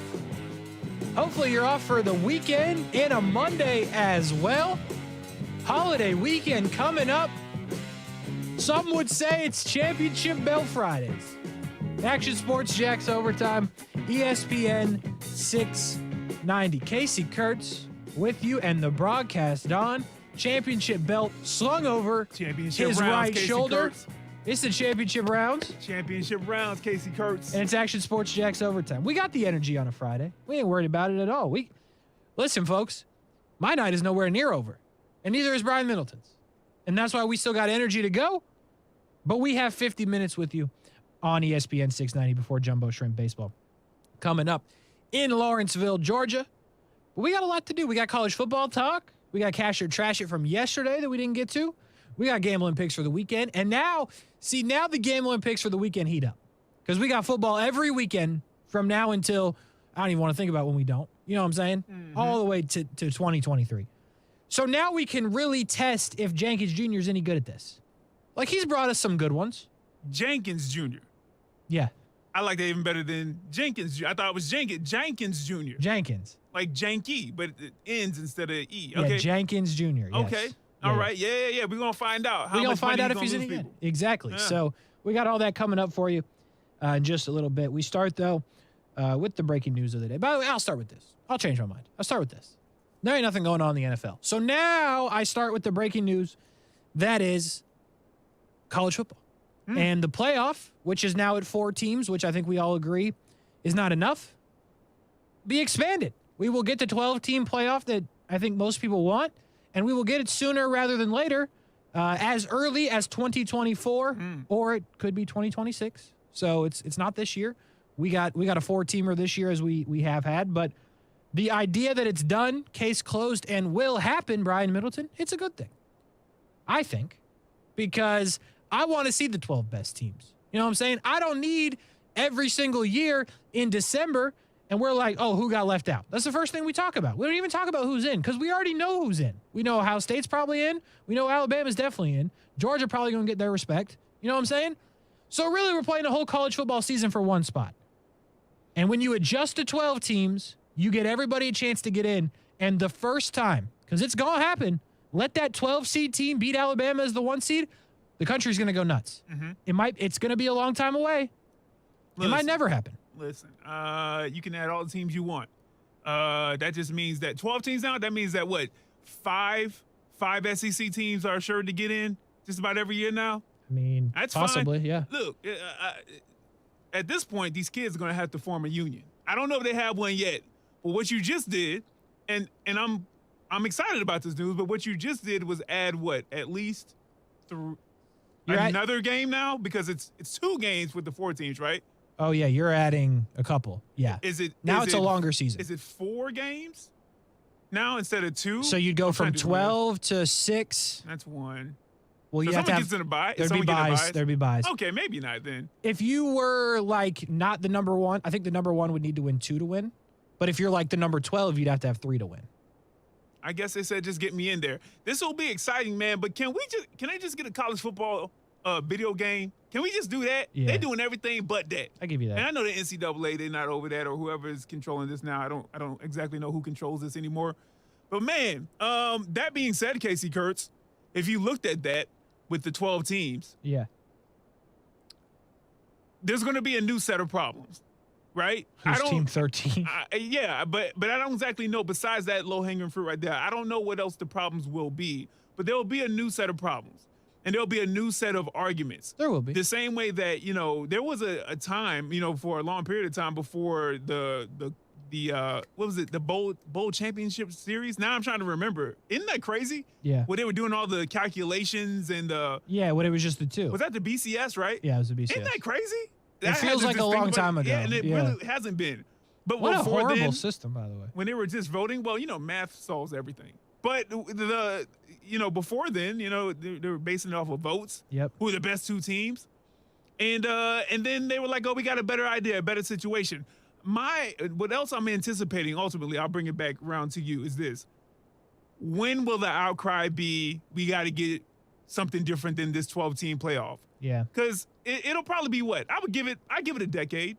I'll give it just under a decade before people actually have a system that they want to implement. Now, I don't know when that change will happen, but someone will find something wrong with this as well. But I think 12 teams is pretty complete as you can get for college. I agree with you there, but I think you're right because people will find something to complain about. But I disagree in terms of now, right? You got 4, so the 5th team in reason could win the national championship.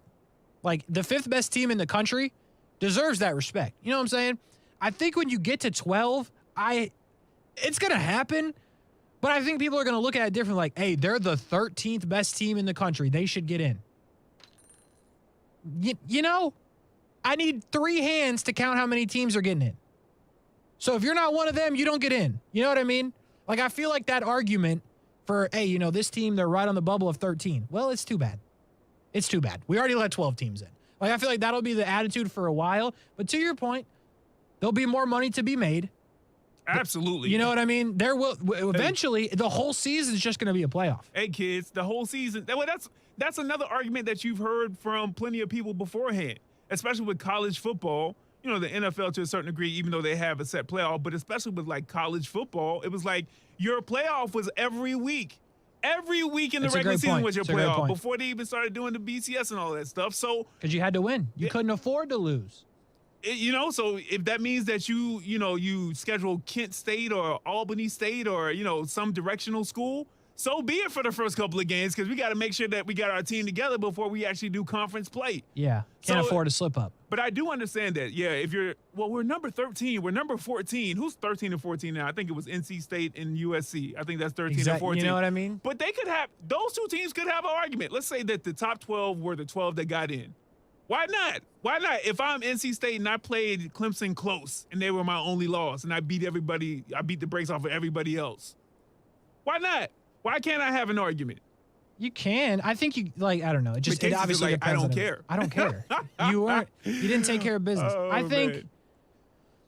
it's you're gonna have a whole other set of problems. And I wonder to that point that you just made is a good one. When teams were scheduling, easy schools to start the season, schools that are like US or FSU just played Duquesne. You know what I'm saying? Yeah. Like now, props to all the teams that aren't doing that. Florida's playing Utah. Georgia's playing Oregon. These are big games. You know what I'm saying? Yeah. On the surface, SEC versus non-SEC, I get that, but Florida might lose. There's a good chance. I think Florida loses the football game. And I think the Georgia game is going to be closer than you thought. But props to those teams for doing that.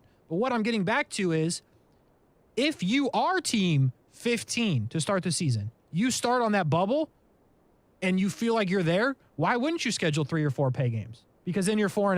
You know what I'm saying? So I wonder if we see that come back more, knowing, hey, we can win these 4. We're 4-0 here. If we can take care of our business with 1 loss, we got a real shot to be in the top 12. And another part of this is it's still going to be – now, I don't know the particulars. So, I got to delve in a little bit deeper. But it's going to be based off some type of point system, some type of vote system, right? Yeah, it'll still be votes. I believe all the conference champions will get in. So, okay, all the conference champions get in. But then we're still relying on – what, human beings? Yeah, I believe we are still on human beings. Yes. I guess, hopefully you can take away those biases right there for 10 through 12. Yeah. But ultimately it does mean more football. And so I guess that runs, into the new year or, it'll be expanded upon what they do right now. Yeah. So I'm for it. It's more football. Give me a Christmas Day college football playoff game. And then I can flip to the NFL game, whatever's playing that night or something. Yeah, go ahead and do that. I'm with it. I'm with it. I mean, the only argument will be, the player safety. There's more games, and absolutely right. Hey, NIL deal. Get negotiate in your contract. You guys are professionals now in college. Get an agent that can negotiate more games, more money. I need protections because you're right. Yeah, it's more games. The other thing I like about it is with 12 to that point, like you said, who's 12 this year? Like USC, NC State, something like that? I think it's Oklahoma State. I was looking Oklahoma at State, even better, I think, example for this one.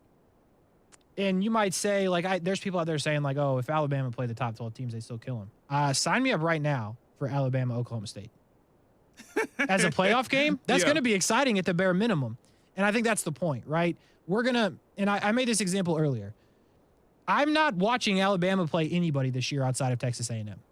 because they're going to crush them. You know what I mean? Like, I'm not going to lock into one of those games. I will, if it's on and nobody else is on that I like, I'll flip to. But off that point, like, if West Virginia and Pitt, like last night was a great game. If that's close and I got Alabama beating somebody, I'm watching the close game. That might be just me. But the point I'm making there is getting the playoff to 12 teams, I think majority of those games are going to be close and competitive. Now, does Alabama end up winning by 2 scores against the 12th team if they play them? Probably. But if it's close for 3 quarters, isn't that a win? Because we've seen playoff games where it's the top 4 and it's over at halftime. No, it's fair. Usually involves a Notre Dame type team in there. Hey, it usually always involves Notre Dame, period. I have this question as well. Listen, some of these more minimal bowl games that we saw, the teams that didn't make the playoffs, right? Yeah. We saw players kind of be like, okay, we good. Oh, We're yeah. good. Now, is that going to be even for people in the playoffs now? Let's say that their stock is pretty high. I don't think so, but you're adding another game. It's a good one. Potentially for someone up who doesn't to get 3. I'm like, hey, man, listen, I've done all I could do my first 3 seasons here. We got a championship, depending on the school you went to, or we've been, listen, now you messing with my next, but I got my money here, but now you messing with real my payday. yeah. So, like, I don't know. So that's something else that an unintended consequence. Let me ask you this question, Casey Kurtz. How do you think that the offices in Tuscaloosa and Athens and Columbus, how do you think those coaches' office took the news? I mean, I'm sure they had an idea before this became, public knowledge, but do you think that they're like, fine, bring it on, or they're just trying to, wear us out because we're so much more dominant than, the rest of these teams, and we keep going to the playoffs? Yeah, it's a good question. I think if it means more money, then they're like, all right.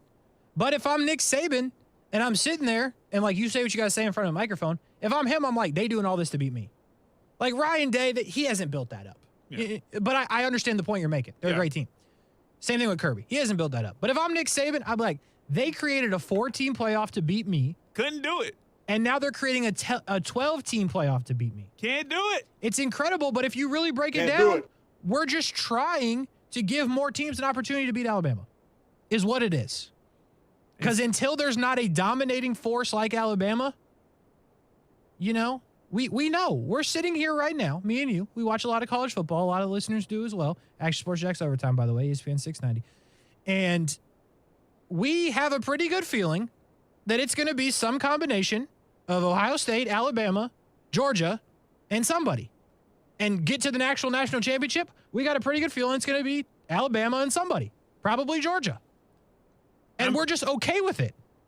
Well, I nod your head to that, but the Georgia part, I wasn't, because initially what we planned on doing was kind of a breakdown, and I had an argument against Georgia. I actually had an argument for Dan Mullen the more I delved into it, but anyway, we still will do that, by the way. Oh, okay, well that's fine, but yeah, to your point, these are the Saban rules. How they had the Jordan rules. These are the Saban rules. It's incredible. They're changing the whole entire system to beat him. And it won't work, by the way. And he's just doing the evil laugh at him. It's not, hey, Casey. That's Nick Saban. That right there is Nick Saban laughing at all y'all. He said, give me 12 teams. I'll beat them. And it is what it is. He's right. The question is what happens, and we're a long way down the road from this. Like, when we get to the point where there's no Nick Saban coaching Alabama, then what? Like, it'll be more competitive? Or will, like, Georgia will Kirby Smart become that guy and, like, just jump in? Which SEC team is going to grab the baton? True. I think that's where we're at. And, of course, a couple of other stalwarts like in Ohio State, and maybe an upstart. I mean, I don't know if a Utah or a Baylor continues on this path, or maybe. I mean, USC thinks they might be there now with Lincoln Riley. I can't. Oh, I can't co-sign. I can't say you can't co-sign. Casey, when's the last time? Speaking of Alabama's dominance, when was the last time Alabama wasn't good? I don't know. Where were you? I'm going to tell you. Remember. Whatever you were doing in 2007. That's when they were 7-6. Every season since, they've had double-digit victories. And in only one season, it was like 10 wins. Every other season, it was 11 plus since 2008. It's insane. It's insane. It's insanity. Yeah, the Saban rules. That's what I'm going to start calling this. The Saban rules. That's a good one. That is a good one. Let's take a break. Brian Middleton, Extra Sports Jacks Overtime. When we come back, we do have some cash or trash it, but also I told Brian we were going to do this, and it's the right time. College football playoff. Who's going to get in? We just talked about it. Any surprises? I'll tell you this. We'll tell you this. I just told you 3 teams that I think we believe are going to be in. I don't have one of those teams getting in. I will tell you who it is. If you've been listening since 3 o'clock, you know, but you haven't, and you're just jumping in. Action Sports Jacks Overtime. Brian doesn't know. I will tell you, Ohio State, Alabama, Georgia. One of those teams doesn't get in. What does Brian Middleton think is going to happen? We will tell you next. Keyshawn, J. Will, and Max. When you look at a schedule, it reveals more than even the schedule what you really think about that team. Bad teams, their schedules always look brutal because they're no good, so you don't think they're going to win many games. Good teams, you look at the schedule, oh, it's not so bad because they're favored in a lot of those games. I guess I would also take the under on the Jets, but just. Like, I think 5.5 games is right. I'll take the under. GJ and Max, followed by Greeny. Mornings on ESPN Radio and on the ESPN app. Now, the first alert forecast on ESPN 690.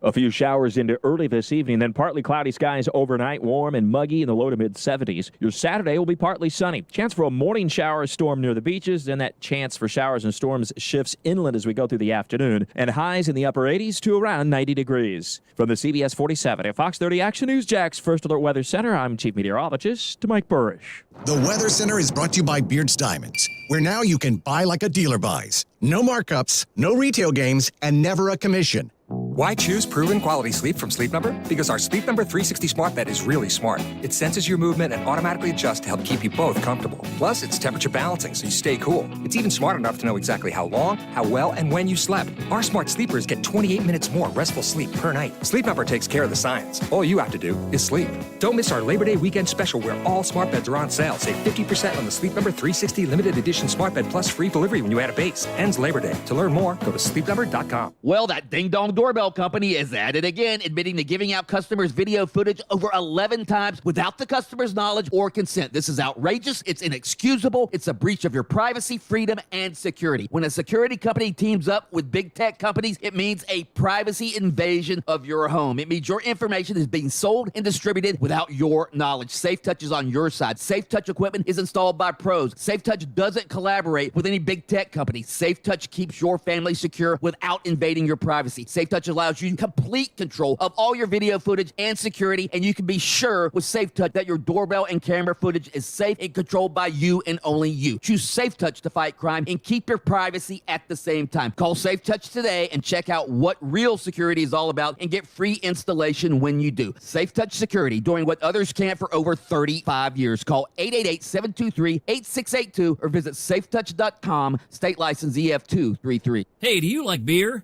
What about great food and lederhosen? Then you're going to love the 3rd annual Oktoberfest at Kingmaker Brewing in Riverside, sponsored by 1-to-1 Financial Credit Union. Kingmaker has the only Oktoberfest in Jacksonville that spans 2 whole weekends, September 22nd to October 2nd. That's 10 days of good food, great beer, and amazing local businesses. Learn more or grab VIP tickets at kingmakerbrewing.com. Oktoberfest, September 22nd to October 2nd. Kingmaker in Riverside. Brought to you by Jacksonville's hometown credit union, 1-to-1 Financial. Duncan.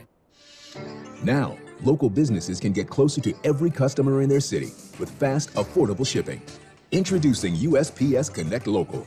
You want speed? We deliver same or next day. You want savings? We give you supplies at a flat rate. You want less legwork? We do free pickups. Move your local business forward with the United States Postal Service. Let's connect at USPSconnect.com/local. Specific markets, restrictions apply. Same day or next day delivery expected, but not guaranteed with entry close to final destination. If you work remote, Staples has you covered. Stylish office decor to turn my finished basement into a complete workspace solution. Staples has you covered. A desk that's all business, but not too businessy. Staples has you covered. And now at Staples, take up to 50% off select chairs and up to 75% off select desks. Plus, with 25% off Staples furniture support, we'll assemble your new furniture and guarantee it against wear and defects. Explore solutions for your remote workspace at Staples. Ends 9/3 in. Hey, it's Brett Mortno from Action Sports Jacks. Did you know you can watch our radio show? Yeah, video of a radio show. Just search ESPN 690 Jacks on Facebook, YouTube, and Twitter, or follow me on Twitter at Brent A.S. Jacks. Watch the show live weekdays from 3 p.m. until 6 p.m. or listen on ESPN 690.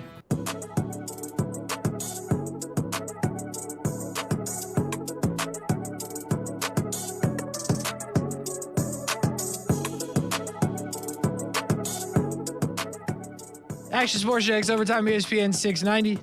College conversation in the break. And all we know is it's going to be wild. It's going to continue to be wild when you get 12 teams in. Potentially 2024, definitely by 26. That's the news of the day for the college football playoff. Brian Mills in the broadcast, Don on the ones and twos. Casey Kurtz with you for a little bit longer. Then we got Jumbo Shrimp Baseball. Then we got the Blitz Scoreboard Show. We got all kinds of things coming up. Brian Middleton, do you have a college football playoff that you feel strongly about, that's different, that you want to share with the people? What do you have here? Well, listen, man, once you gave that tease, I was like, oh, maybe I'm not so different, right? And when you initially told me about the Dan Mullen article, and I don't know if you guys talked about that on the main show. We did not, so feel free to. Well, I didn't actually read it, but from what you told me about it, he sounded like he was talking crazy in the beginning with one of his entries for the Final Four. And so the more I delved into it, and I'll let you break that down if you want to when you're going, but the more I actually looked at it, I was like, I can make an argument for it, because once I say my Final Four, I feel like there's potentially going to be some blowback from you. So I have Alabama getting into the four, right? Tuscaloosa has a spot that they've clearly, got etched in stone there for right now. I do have Ohio State, right? Shocker. Ohio State usually gets in there right there. So this one right here is a slash because they play each other, and honestly, it's a toss-up. I think I want to go. I wrote down Utah at first, but I said Utah/USC. Really? Yeah.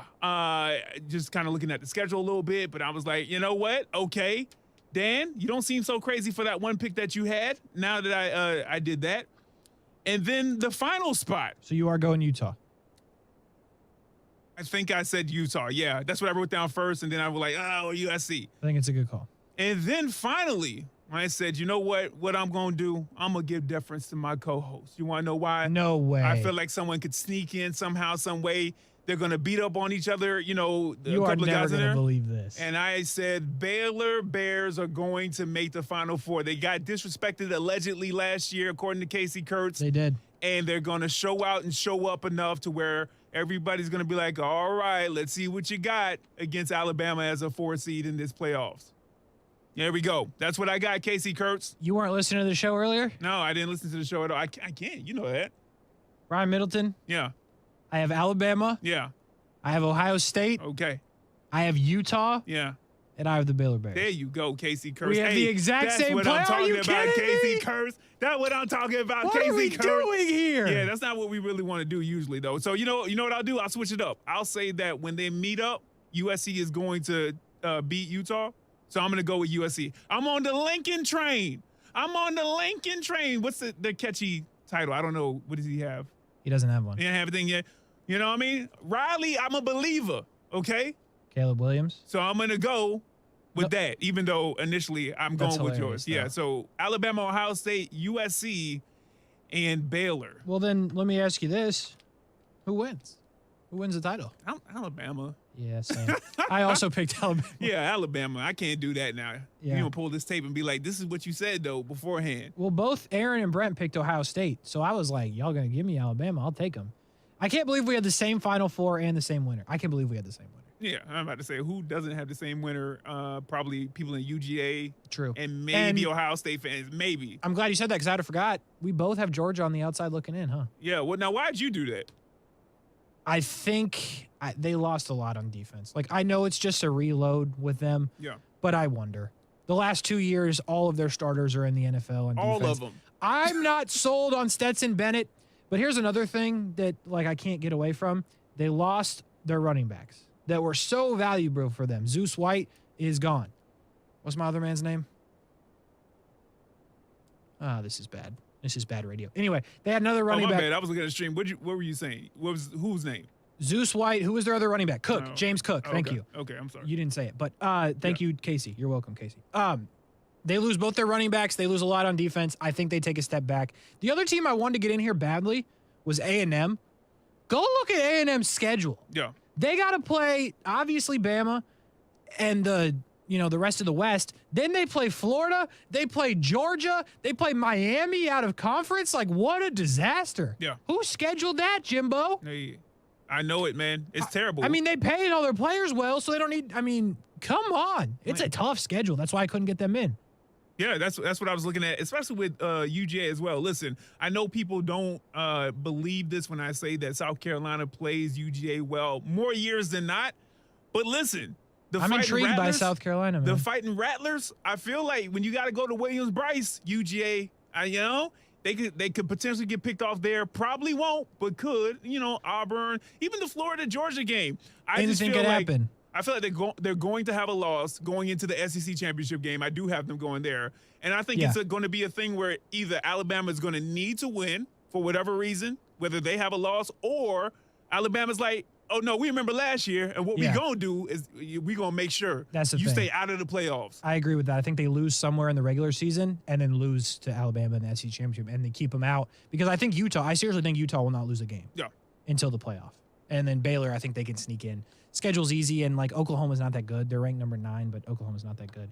So I want to get the 3 best cash or trash that you have, but I want to mention this.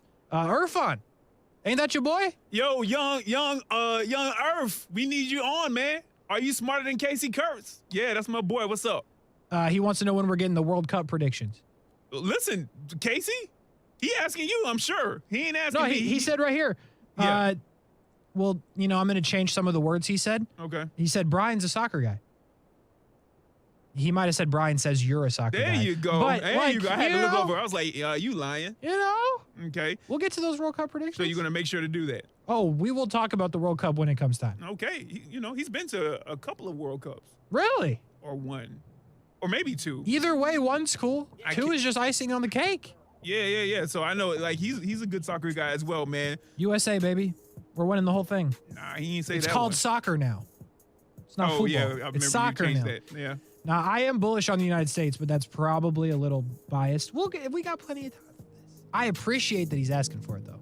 Soccer content coming soon. By the way, next Wednesday I won't be here. I'll be at a soccer match. I'll tell you about it as we go along. What do we got? We won't be talking about soccer next Wednesday. All right, first up, Casey Kurtz. Netflix is reportedly filming a documentary on the 2008 Florida Gators football team, a team that included Urban Meyer, Tim Tebow, Percy Harvin, Aaron Hernandez, and the Pouncey brothers. Cash it or trash it, this will be the most anticipated soap opera since MJ's The Last Dance. Cash it. There you go. Tell them to bring me my money. I got to see it. It's must see. It's just wild. I don't need to stamp it home any more than it is. The idea that Urban Meyer, knowing what we know about Urban Meyer, was coaching Tim Tebow, what we know about Tim Tebow. Yeah. And with Aaron Hernandez and the Pouncey brothers.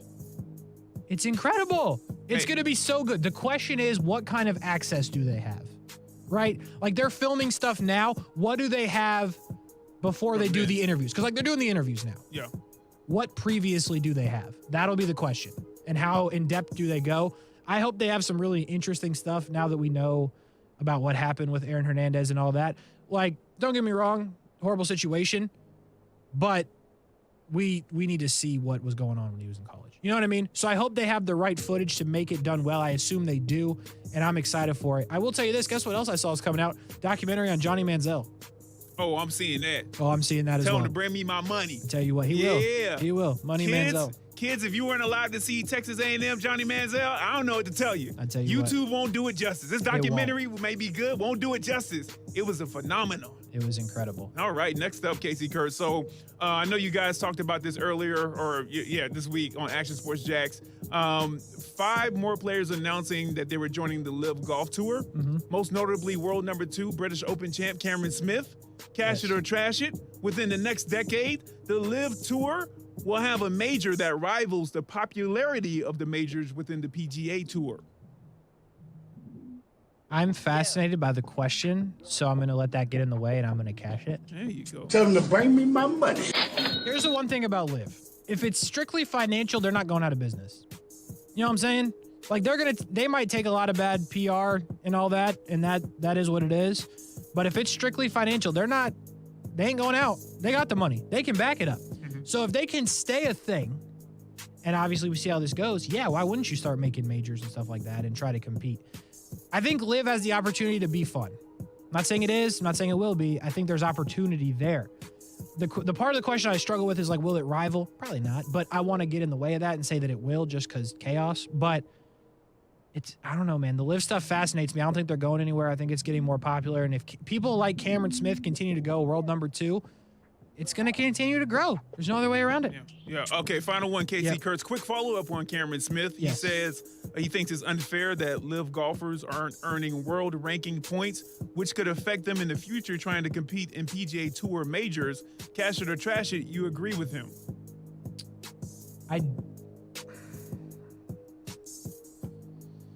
Cash it. Tell them to bring me my money. I didn't expect that one. Yeah, I'm not really sure how I feel about it, but in the decision, that's what I made, because I think you have to earn the points differently because it goes by where you finish on the PGA Tour and like with that. So you couldn't get as many points for winning a LIV golf event as you could a PGA Tour event. I'm with that. But I think that they should still be able to earn points because what it is they're still playing golf in the world. Thus, they could still be great. Yep. Like Cameron Smith, he signed with LIV. He played today, so he's done on the PGA Tour. That he didn't all of a sudden become a bad golfer. Right. He's still incredible. He's still world class. He's still the number 2 in the world until they stop letting him earn points. But yeah, I think they should figure out a system with that. I don't think they will. Don't get me wrong. I think they should, and they should let it play out. We'll see how it plays out, but I don't necessarily disagree with them, no. All right, Casey Kurtz, that's it for Cash It or Trash It. Gambling picks for the weekend. On the other side, didn't tell Jenkins we were running late. Hopefully he picks up the phone. If not, I'll give you some picks that'll probably lose. Jenkins might have the winners, though, right after this. Hurricane season is here, and now is the time to make a plan and know your zone. In the case of an evacuation, have a plan to go to a hurricane shelter, hotel, or stay with a family or friends. If you're ordered to evacuate, you need to leave. You can rebuild your home, but you cannot rebuild your life. This hurricane season, know your zone. Know your home. Learn more at floridadisaster.org. This message is sponsored by the Florida Division of Emergency Management, the Florida Association of Broadcasters, and this radio station. Over 60,000 Americans learn they have Parkinson's disease each year. It can leave them and their families feeling alone, confused, and treading into unknown territory. But this journey doesn't need to be traveled alone. Jack's Hope, Inc. is here to help with guidance and support. Whatever you need to continue your fight with Parkinson's disease, Jack's Hope is here to make it a little easier by providing a comprehensive network of support for those with Parkinson's. For more information, visit jackshopeinc.org. The best decisions are usually based on experience and trust. And when it comes to selling your home, Mark Spain Real Estate is the most trusted and experienced real estate team in the U.S. with nearly 10,000 five-star reviews. Hi, this is Mark Spain, and our offers are the strongest in the industry, so you can sell your home stress-free and make the most money. Our guaranteed offer keeps you in control. Find out what your guaranteed offer would be. There's no obligation. Call 855-299-SOLD or go to markspain.com to get a guaranteed offer on your home today and start packing. Certain restrictions apply. In Florida, it's not if the storms are coming, it's when the storms are coming. And that's why you need the Chief. Jacksonville's chief meteorologist, Mike Burrish, with a proven track record of keeping local families safe. Rain, heat, hurricanes, flooding, tornadoes. We get it all. Just more reasons why you need the Chief. Chief Meteorologist Mike Burrish, backed by the First Alert Weather Team. Only on CBS 47 and Fox 30 Action News Jax. Out and about, you own it. In the know, you own it. On the course, you own it. At Community First Credit Union, you can own it all. Bank how and when you want to, and wherever life takes you with Community First. Get free checking with rewards and free digital tools that make managing your money simple and life simply better. Go ahead and own it. Add an account today at justbeyourself.com. Community First Credit Union, federally insured by NCUA. We love to celebrate Labor Day weekend with family, friends, picnics, and parties. Please be safe this holiday weekend and don't drink and drive. A message from your friends at ESPN 690 and Anajar and Levine Accident Attorneys.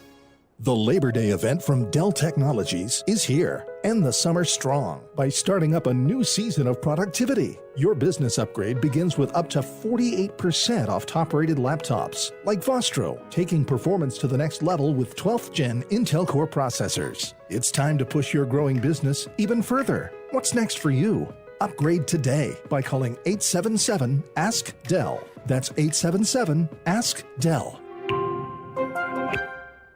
Action Sports Jacks. Watch, listen, subscribe. You can watch us on CBS 47 and Fox 30. You can listen right here on ESPN 690, and you can subscribe to our YouTube and podcast, Action Sports Jacks on ESPN 690. Action Sports Jacks. Watch, listen, subscribe.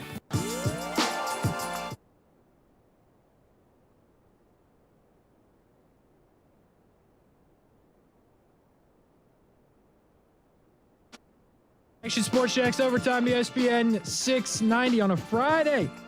The weekend is almost here for most of you listening. Might already be here if you're listening, but we still got more work to do here on ESPN 690. We got a couple more minutes of OT. We got some Jumbo Shrimp baseball.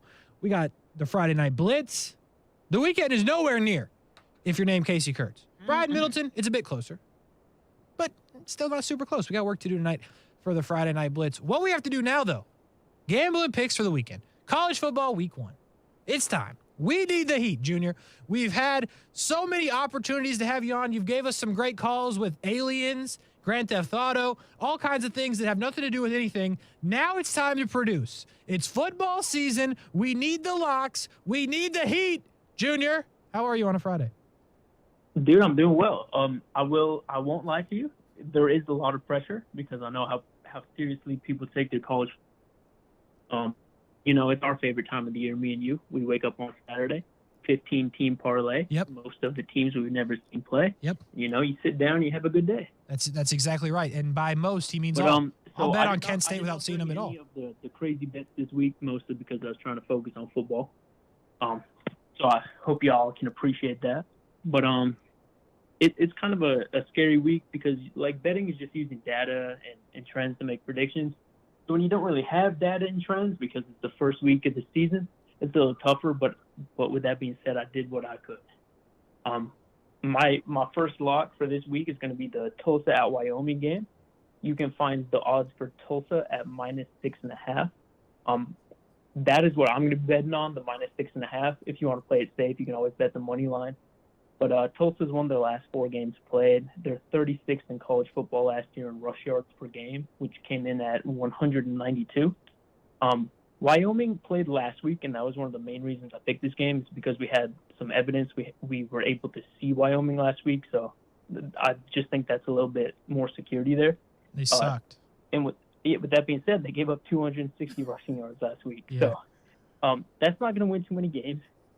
Their quarterback also threw for a whopping 30 yards with an interception. So if that happens again, Tulsa -6.5 is the best lock you'll ever hear. Okay. Tulsa 6.5. What else you got for us? That's all. Yep. We got another game that probably not too many people will be watching, but we got FAU at Ohio. FAU are favorites by 3.5. Now, let me tell you, I will be buying a point in this game to make it 2.5. If you want to play it safe and you don't want to do that, there's always the money line. But FAU, once again, they played last week, so we were able to see them and, kind of get a gauge on that. They won 43-13 against Charlotte, which was, it all looked good.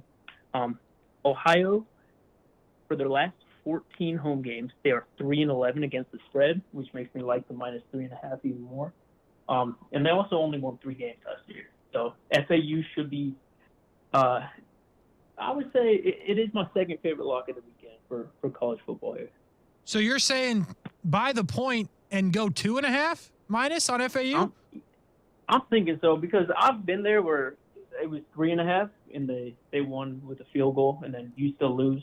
So I don't like the 3.5. I always go to 2.5. Interesting. I like it.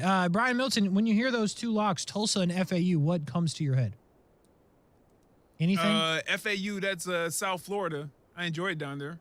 I mean, it's not South Florida. It's like Boca Raton or something. So yep, that's correct. I'm going to Boca.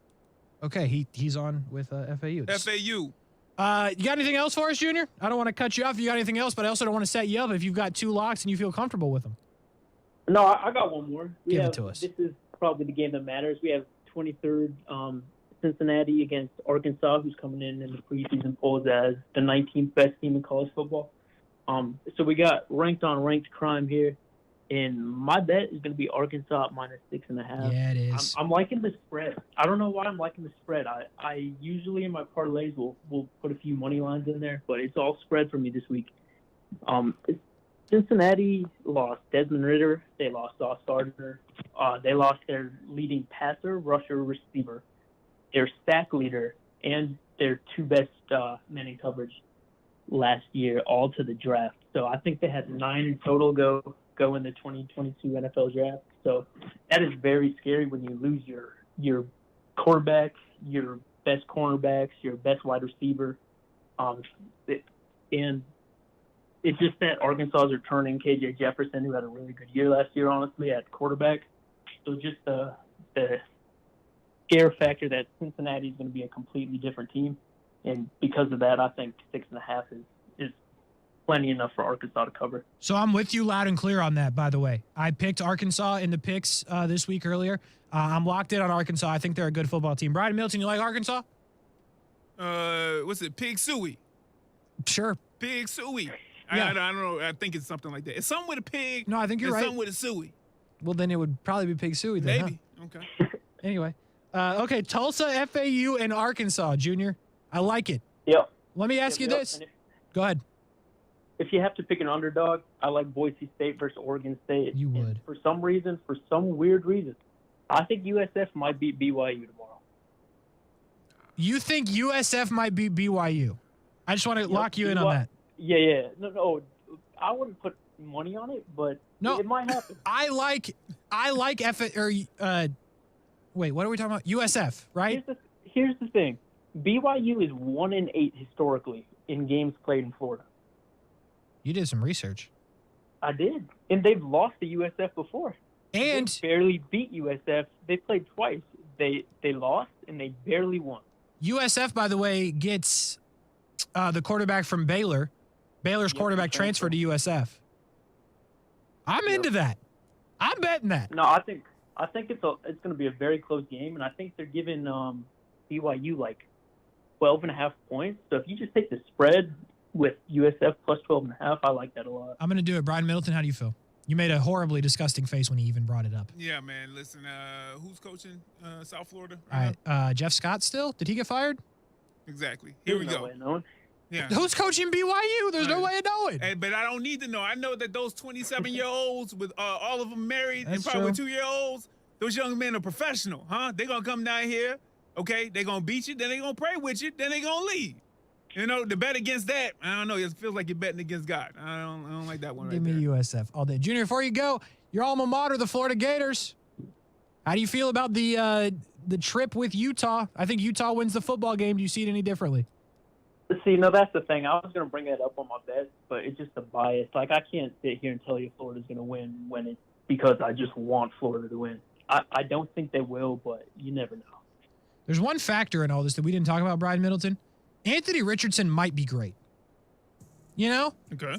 If he's great, they could win. Oh, yeah. They would need him to be great. I don't know if it's happening.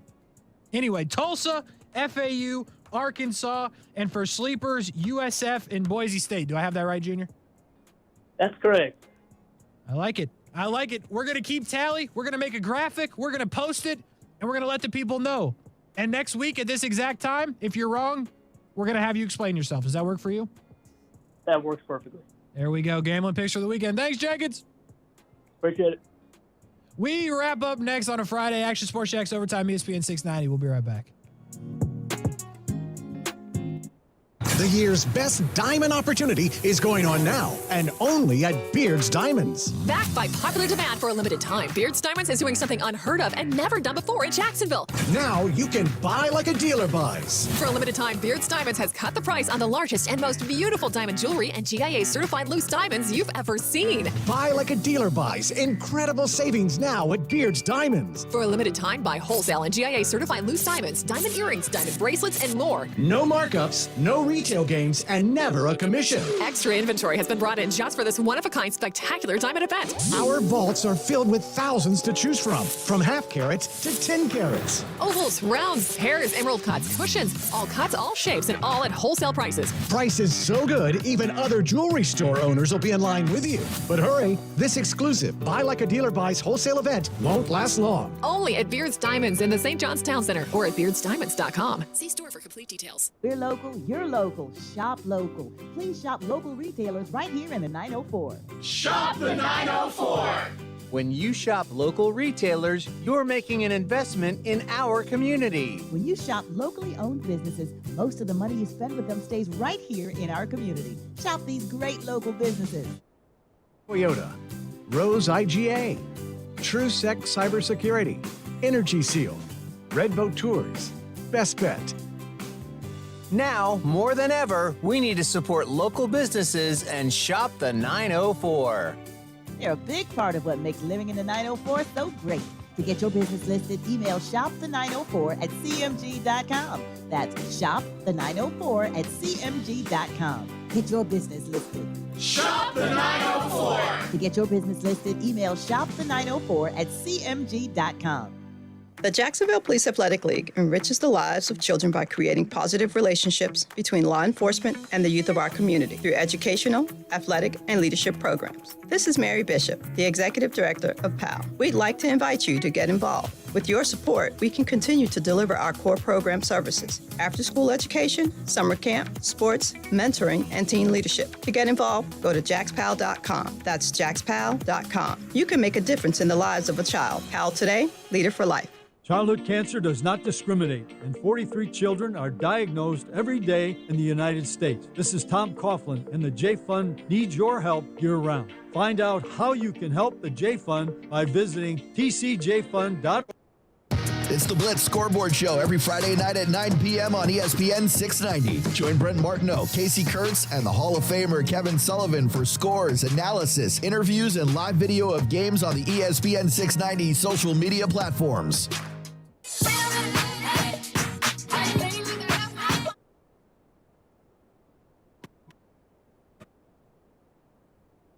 You ever totally forget you're doing a show? I was like sitting here bobbing my head to the music. Okay, I thought you were doing your little rhythm thing. My bad. No, I was bobbing my head, and then I was like, the show. It's okay. It's okay. Right on time. Action Sports Shakes Overtime, ESPN 690. One person that didn't forget they had to work tonight, that's Matt Davis. He's locked in. He's loaded in Trevor Lawrenceville, Georgia. Matt Davis, what's going on, man? Yeah, I was so locked in, I actually thought I was on the radio yesterday and completely forgot that I wasn't. Hey, you played yourself out. I didn't do it. You just played yourself out. It's okay. It's up to you. It's okay. So with that point, what did we miss yesterday with the Jumbo Shrimp? What happened? How did it play out? Tell us everything. Well, it was a 3-1 win. Jeff Lindgren tied a season high with 7 strikeouts. And truly, the Jumbo Shrimp took the lead with 2 runs in the 3rd inning and never looked back. It was one of those tightly contested games. Despite there being 16 hits between the two teams, only 4 runs scored. And the Stripers really, I think they lost due to some really odd defensive play. I mean, they had 2 errors, and they were very odd. They threw to first on a ground ball to right field, and it was one of our speed guys who they tried to throw out, and then they ended up throwing it behind the plate. It was a very, very odd game yesterday, but thankfully the Jumbo Shrimp came out with a 3-1 win, and Jeff Lindgren pitched amazing yesterday. Yeah, I saw your tweet. That's exciting. Good to get another victory for the Shrimp. Real quick, before I have you set up the game tonight, we do have high school football coming up at 9, so you'll hear the Shrimp before that. I do want to tell you that the only score I have in right now, Riverside up 7-0 over Terry Parker. So we are watching that. We'll be back at 9 for high school football, but it's Jumbo Shrimp baseball now. Until then, Matt, what do we got coming up in the early innings of this one? Tell me the pitching matchup. What are you looking for early before we go to high school football coverage? Well, it's Matthew Ken, who's 6-9 with a 5.35 ERA against Mike Soroka. Now, Soroka was actually with the Braves, but he's not on a rehab assignment. He was actually optioned down to the Gwinnett Stripers a couple weeks ago. So I think that they activated some guys off the injured list, and they just didn't have any room for him, and so they sent him down. So he's on the bump tonight. He's 0-1 with a 6.75 ERA and a handful of starts with Gwinnett. Also, Ozzie Albies leading off in his 2nd rehab game. He's also DHing. And for any Braves fans, he went 0-4 yesterday with a strikeout. Well, that's it. We got a lot of Braves fans around here, Matt. That's a good little tease. You got Albies, you got Soroka, who's been on the team. 2 good reasons to listen. And the 3rd is Matt Davis. He's on the call for the game tonight. Matt Davis, have a good call. We'll talk to you next week. Thanks, guys. Appreciate it. Talk to you next week. And the pregame show Shrimp on Deck starts next on the Jumbo Shrimp Network, powered by FIS.